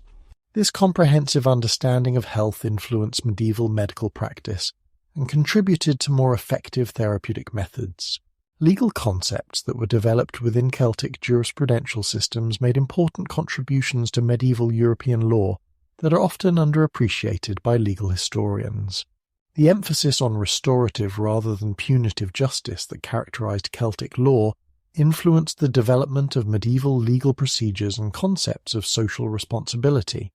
The sophisticated understanding of community relationships and environmental obligations that was embedded in Celtic legal traditions provided resources for addressing legal problems that classical law had not adequately addressed. The survival of Celtic legal traditions in Ireland, Scotland, Wales, and Brittany provided alternative models for legal development that influenced broader European jurisprudential evolution. These legal systems demonstrated different approaches to property rights, family relationships, and community obligations that offered alternatives to Roman legal concepts. The integration of Celtic legal elements into medieval European legal systems enriched the overall development of European jurisprudence. Educational methods that were developed within Druidic institutions made significant contributions to medieval European pedagogical theory and practice. The emphasis on oral transmission of knowledge, the use of mnemonic techniques, and the integration of different subject areas that characterized Druidic education influenced the development of medieval educational systems. The comprehensive curriculum that combined practical and theoretical knowledge provided models for educational programs that prepared students for multiple social roles. The preservation of vast quantities of information through purely oral means demonstrated the effectiveness of memory-based educational systems and their advantages over written records in certain circumstances. The techniques that were developed for accurate memorization and transmission of complex knowledge influenced medieval educational practice and contributed to the development of more effective teaching methods. These educational innovations had lasting influence on European intellectual development. The contribution of Celtic intellectual traditions to European philosophical development is visible in the theological and philosophical concepts that were preserved in Celtic literary sources and later influenced medieval European thought. Celtic philosophers had developed sophisticated understanding of the relationship between human consciousness and natural phenomena that provided alternative approaches to problems of knowledge, reality, and divine human relationships. These philosophical contributions enriched medieval European intellectual culture. The systematic approach to knowledge organization that characterized Druidic educational institutions influenced the development of medieval European scholarly methods. The integration of different disciplines within comprehensive educational programs provided models for university curriculum development.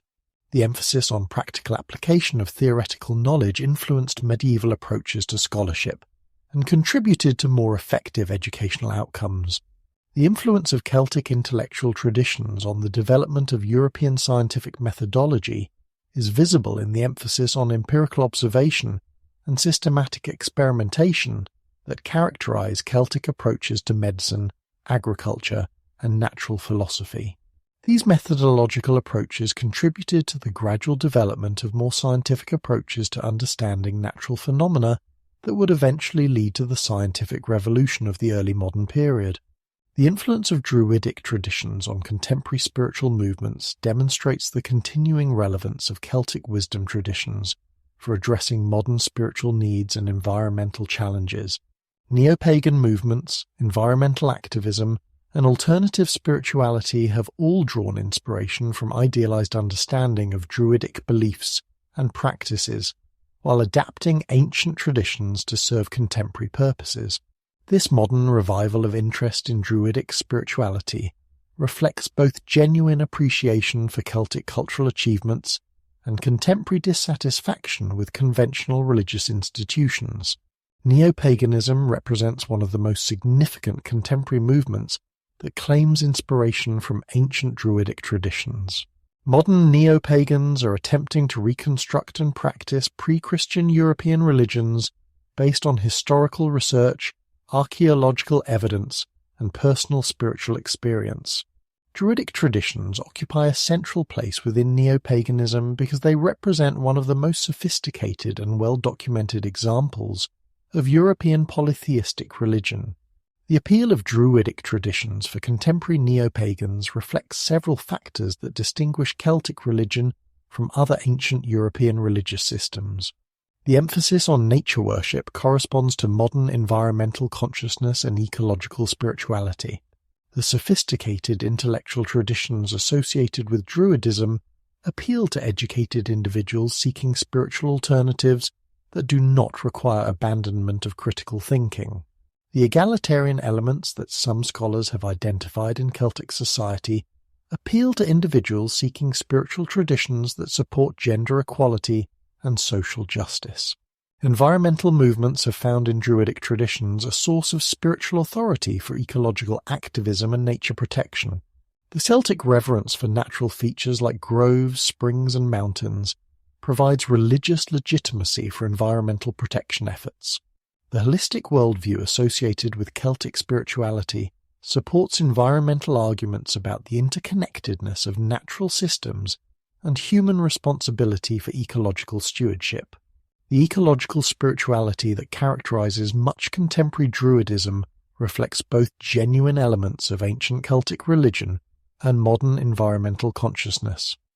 Ancient Druids did conduct religious ceremonies in natural settings and recognized the spiritual significance of natural phenomena. However, modern environmental interpretations of Druidism often go beyond what historical evidence can support to create spiritual systems that serve contemporary ecological concerns rather than accurately representing ancient beliefs. The appeal of Celtic wisdom in modern times reflects broader cultural trends towards seeking alternatives to conventional Western institutions and worldviews. Celtic culture is often portrayed as representing values and approaches that mainstream Western civilization has lost or rejected. The emphasis on community, harmony with nature, and spiritual wisdom that is associated with Celtic traditions provides attractive alternatives for individuals who are dissatisfied with materialism, individualism, and environmental destruction. Academic programs in Celtic studies at universities throughout the world demonstrate the continuing scholarly interest in Celtic culture and its historical significance. These programs have made important contributions to accurate understanding of ancient Celtic civilization, while also providing educational resources for individuals seeking to understand their cultural heritage.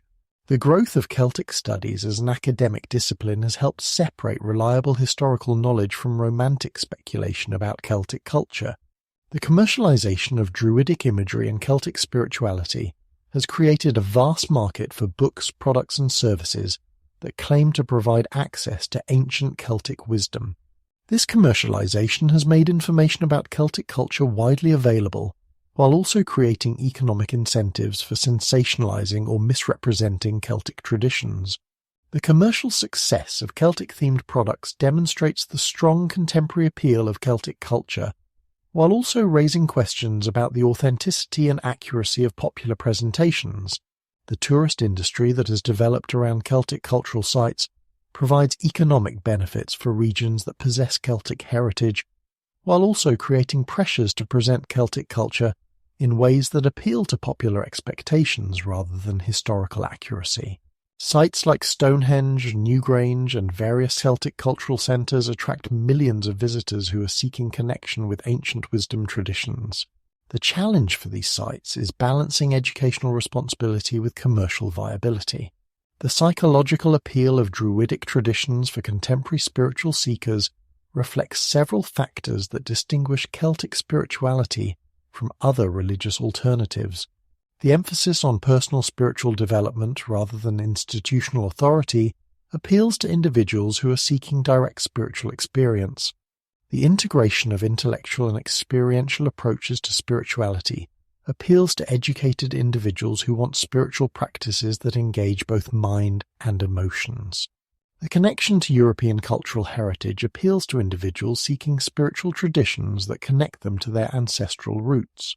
The gender dynamics within contemporary Druidism generally reflect modern egalitarian values, while also drawing on historical evidence for the important roles that women played in ancient Celtic religious life.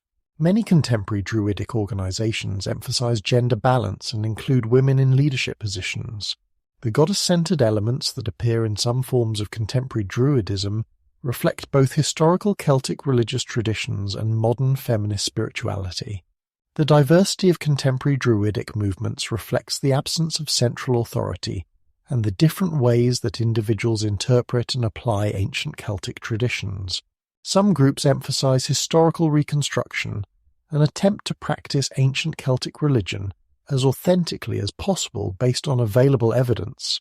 Others focus on personal spiritual development and use Celtic symbolism and mythology as resources for individual spiritual growth. Still others combine Celtic elements with other spiritual traditions to create syncretic systems that serve contemporary needs. The future development of contemporary Druidism will likely continue to reflect the tension between historical authenticity and contemporary relevance that characterizes the modern revival of ancient spiritual traditions. Archaeological research and historical scholarship will continue to refine understanding of what ancient Druids actually believed and practiced. Contemporary spiritual seekers will continue to adapt ancient traditions to serve modern needs and address contemporary challenges. The success of contemporary Druidic movements will depend on their ability to balance respect for ancient wisdom with responsiveness to contemporary spiritual needs. After centuries of scholarly research, archaeological investigation, and cultural speculation, the ancient Druids remain among the most enigmatic figures in European history. We possess tantalizing glimpses of their sophisticated intellectual traditions, their complex religious practices, and their crucial role in Celtic society. Yet vast areas of their beliefs and activities remain shrouded in mystery that may never be fully penetrated. This enduring enigma reflects both the limitations of historical evidence and the fundamental challenges involved in understanding ancient cultures whose most sacred knowledge was deliberately kept from written records. The limitations of classical sources continue to constrain scholarly understanding despite their value as contemporary observations of Druidic activities. Caesar, Tacitus, and other Roman authors wrote from the perspectives of conquerors who had political motivations for portraying Celtic religion in particular ways. Their accounts emphasize aspects of Druidism that Romans found threatening or barbarous, while often overlooking elements that might have demonstrated Celtic cultural sophistication. The gap between Roman political propaganda and historical accuracy may be impossible to bridge conclusively. Greek sources like Posidonius provide more balanced observations, but suffer from the cultural prejudices that shaped classical understanding of barbarian societies. Even sympathetic classical authors were limited by their own cultural assumptions and their inability to access the oral traditions that preserved the most important Druidic knowledge. The prohibition against writing sacred knowledge means that the most crucial aspects of Druidic belief and practice were never recorded by contemporary sources, and are therefore lost forever. Archaeological evidence has provided crucial insights into Celtic religious practices and the material culture that supported Druidic activities. Yet archaeological remains can reveal patterns of behavior without explaining the beliefs and meanings that motivated these activities. We can identify sites where religious ceremonies took place, artifacts that were used in ritual contexts, and evidence for practices like sacrifice and offering. However, we cannot reconstruct the theological systems that gave meaning to these activities or the specific beliefs that motivated their performance. The interpretation of archaeological evidence is further complicated by the problem of connecting material remains with specific religious traditions. Most Celtic religious activities took place in natural settings that leave few permanent traces. The wooden temples and organic materials that characterized Celtic material culture have largely decayed beyond recognition. Even when archaeological evidence clearly indicates religious activities, it may be impossible to determine whether these activities involved Druidic participation or were conducted by other types of religious specialists. The problem of oral tradition represents perhaps the greatest obstacle to understanding ancient Druidism. The deliberate prohibition against writing sacred knowledge meant that the most important Druidic teachings existed only in human memory and died with their practitioners. The conversion to Christianity disrupted the transmission of these oral traditions, and the knowledge that survived was often modified to conform to Christian beliefs. The gap between ancient oral traditions and medieval written records may conceal crucial information about Druidic beliefs that can never be recovered. The influence of later Romantic invention on popular understanding of Druids has created additional obstacles to historical accuracy. 18th and 19th century speculation about Druidic beliefs and practices became so widely accepted that it influenced even scholarly interpretations of ancient evidence. The process of separating genuine ancient traditions from modern Romantic elaboration continues to challenge Celtic studies and may never be completed satisfactorily. The continuing scholarly debate about fundamental questions regarding Druidic beliefs and practices demonstrates the limitations of available evidence. Scholars disagree about the geographic extent of Druidic institutions, the nature of their theological systems, their relationships with political authorities, and their roles in Celtic society. These disagreements reflect genuine ambiguities in the historical evidence rather than simply scholarly incompetence or bias. Modern scientific techniques have provided new methods for extracting information from archaeological remains, but they have also revealed the complexity of ancient Celtic societies in ways that make simple generalizations about Druidic activities increasingly difficult. DNA analysis, environmental archaeology, and other scientific approaches have demonstrated that Celtic societies were more diverse and complex than earlier scholars recognized. This complexity makes it more difficult to identify patterns that might reveal specifically Druidic influences. The question of what happened to Druidic knowledge and traditions remains partially unanswered despite extensive research into the survival of Celtic culture in post-Roman contexts. Some elements clearly survived in folk traditions, legal practices, and literary works. However, the extent to which these survivals preserve authentic Druidic elements versus later elaborations remains debatable. The transformation of Celtic culture under Christian influence was so extensive that it may be impossible to identify purely Druidic elements with confidence. Despite the mysteries that surround them, the Druids clearly played a crucial role in preserving and transmitting Celtic culture across many centuries of political upheaval and cultural change. Their educational institutions maintained vast quantities of cultural knowledge through purely oral means. Their legal systems provided sophisticated frameworks for social organization. Their religious practices connected Celtic communities to cosmic orders that gave meaning and coherence to human existence. Understanding their achievements helps illuminate one of the most successful cultural preservation efforts in European history. The role of Druids in preserving Celtic culture extended far beyond simple conservation of ancient traditions. They actively adapted and developed Celtic cultural elements to meet changing circumstances and new challenges. Their educational systems evolved to incorporate new knowledge while maintaining continuity with ancestral wisdom. Their legal traditions developed greater sophistication while preserving essential principles of social organization. This dynamic approach to cultural preservation ensured that Celtic civilization remained vital and relevant rather than becoming merely antiquarian. The importance of oral tradition in ancient Europe is demonstrated by the success of Druidic educational systems in preserving complex knowledge across many generations without written records. The techniques that Druids developed for accurate memorization and transmission of information were remarkably effective, and may have offered certain advantages over written records. Oral tradition created living relationships between teachers and students that could adapt knowledge to changing circumstances while maintaining essential accuracy. The success of these oral systems challenges modern assumptions about the necessity of writing for complex cultural achievements. The influence of Druidic traditions on the development of European civilization extended far beyond explicitly Celtic regions. The legal concepts, educational methods, and intellectual approaches that were developed within Druidic institutions influenced medieval European culture in ways that are often underappreciated.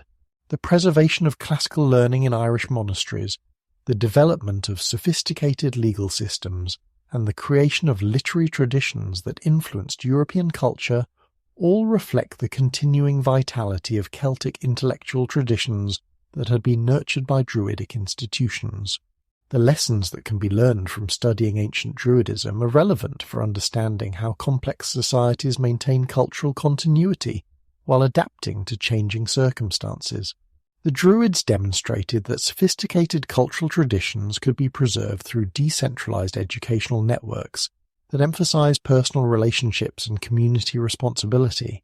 Their success in maintaining cultural unity across vast geographic distances without centralized political control offers insights into alternative forms of social organization that may be relevant for contemporary challenges. The study of Druidic traditions also provides insights into the relationships between religious, legal, and educational institutions in complex societies. The integration of these different social functions within Druidic institutions created comprehensive systems for cultural preservation and social organization that were remarkably effective. Understanding how these integrated systems functioned may provide useful models for addressing contemporary challenges that require coordination between different types of expertise and authority. The enduring appeal of Druidic wisdom traditions reflects their success in addressing fundamental human needs that transcend particular historical circumstances. The emphasis on harmony between human society and natural environment that characterized Celtic culture remains relevant for addressing contemporary ecological challenges.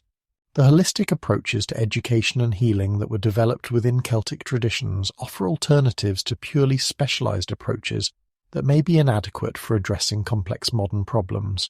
The last authenticated references to practicing Druids in historical sources date to the early medieval period in Ireland, where the tradition survived longest due to the absence of Roman persecution and the gradual nature of Christian conversion. Irish annals mention individual Druids serving as advisors to kings and participating in political events as late as the 7th century CE. However, these references become increasingly rare and eventually disappear entirely as Christian institutions assumed the educational and legal functions that had previously been performed by Druidic specialists. The transformation of former Druids into Christian monks represents one pathway through which ancient knowledge was preserved while the institutional framework that had maintained it was abandoned. Monastic communities in Ireland and other Celtic regions became repositories for legal traditions, genealogical knowledge, and mythological narratives that had previously been maintained by Druidic schools. This transformation allowed much Celtic cultural knowledge to survive while fundamentally altering the religious and philosophical frameworks within which it was understood. The absorption of Druidic elements into folk tradition created another pathway for survival that operated at the popular level rather than within formal institutions. Wise women, traditional healers, and storytellers inherited aspects of Druidic knowledge and practice, while adapting them to function within Christian cultural contexts. These folk traditions preserved fragments of ancient wisdom, while transforming their original meanings and purposes to serve new social and spiritual needs. Hey, welcome to Natural Reader's AI Voice Generator, our only application built to assist creators and companies alike with commercial license voiceover audio. The Romantic revival of the 18th and 19th centuries created entirely new traditions that claim connection to ancient Druidism while actually reflecting contemporary cultural values and spiritual needs. These modern Druidic movements have been remarkably successful in attracting followers and maintaining organizational continuity. However, their relationship to historical Druidism remains tenuous and often reflects modern speculation rather than ancient tradition. The mystery that surrounds the ancient Druids is unlikely ever to be completely resolved, because the most important evidence for understanding their beliefs and practices was deliberately kept from written records and has therefore been lost forever. The oral traditions that preserved their theological systems, their sophisticated legal codes, and their educational methods died with their practitioners when the institutional framework that supported them was destroyed. Archaeological evidence can reveal the material context of their activities, but cannot recover the intellectual and spiritual content of their traditions. This enduring mystery has both advantages and disadvantages for contemporary appreciation of Celtic culture. The absence of definitive evidence allows creative interpretation and adaptation that can serve contemporary spiritual and cultural needs. However, it also permits misrepresentation and romanticization that distorts historical understanding and creates unrealistic expectations about what ancient wisdom traditions can offer modern societies. The silence that surrounds the end of ancient Druidism reflects the broader pattern of cultural disruption that occurred throughout Europe during the transition from ancient to medieval civilization. The loss of Druidic traditions represents only one example of the massive cultural destruction that accompanied the collapse of ancient institutions and their replacement by new forms of social organization. Understanding this pattern of loss and transformation is crucial for appreciating both what was gained and what was lost during this crucial period of European history. The continuing scholarly effort to understand ancient Druidism demonstrates the persistent human desire to connect with ancestral wisdom traditions and to understand the cultural foundations of contemporary civilization. Even though complete recovery of Druidic knowledge may be impossible, the attempt to understand what can be known contributes to broader appreciation for the diversity and sophistication of ancient European cultures that were destroyed or marginalized by imperial expansion and religious conversion. The story of the Druids ultimately represents both the fragility and the resilience of human cultural achievements. Their sophisticated traditions were vulnerable to political persecution and religious change that could destroy centuries of accumulated wisdom within a few generations. Yet elements of their cultural legacy survived in transformed contexts and continue to inspire contemporary spiritual and intellectual movements. This paradox of fragility and resilience characterizes much of human cultural history and provides important lessons about the conditions necessary for preserving valuable traditions while adapting to changing circumstances. The ancient Druids will likely remain mysterious figures whose full story can never be completely told. Yet the fragments of their tradition that survive in historical sources, archaeological remains, and cultural survivals provide glimpses of remarkable intellectual and spiritual achievements that enriched ancient European civilization. Their story reminds us that sophisticated wisdom traditions existed throughout the ancient world, not only in the classical civilizations that dominate historical attention, but also among peoples whom imperial historians dismissed as barbarians. In learning what we can about the Druids, we recover important aspects of our cultural heritage, while also recognizing the limitations of historical knowledge and the enduring power of human spiritual aspiration. The final silence that surrounds the Druids is not merely an absence, but a presence that continues to inspire and challenge those who seek to understand the deeper currents of human cultural development. In that silence we hear echoes of wisdom, traditions that once flourished in the sacred groves of ancient Europe, and that continue to call to those who would listen for the voices of our ancestors, speaking across the centuries about the eternal human search for meaning, wisdom, and connection to the sacred dimensions of existence.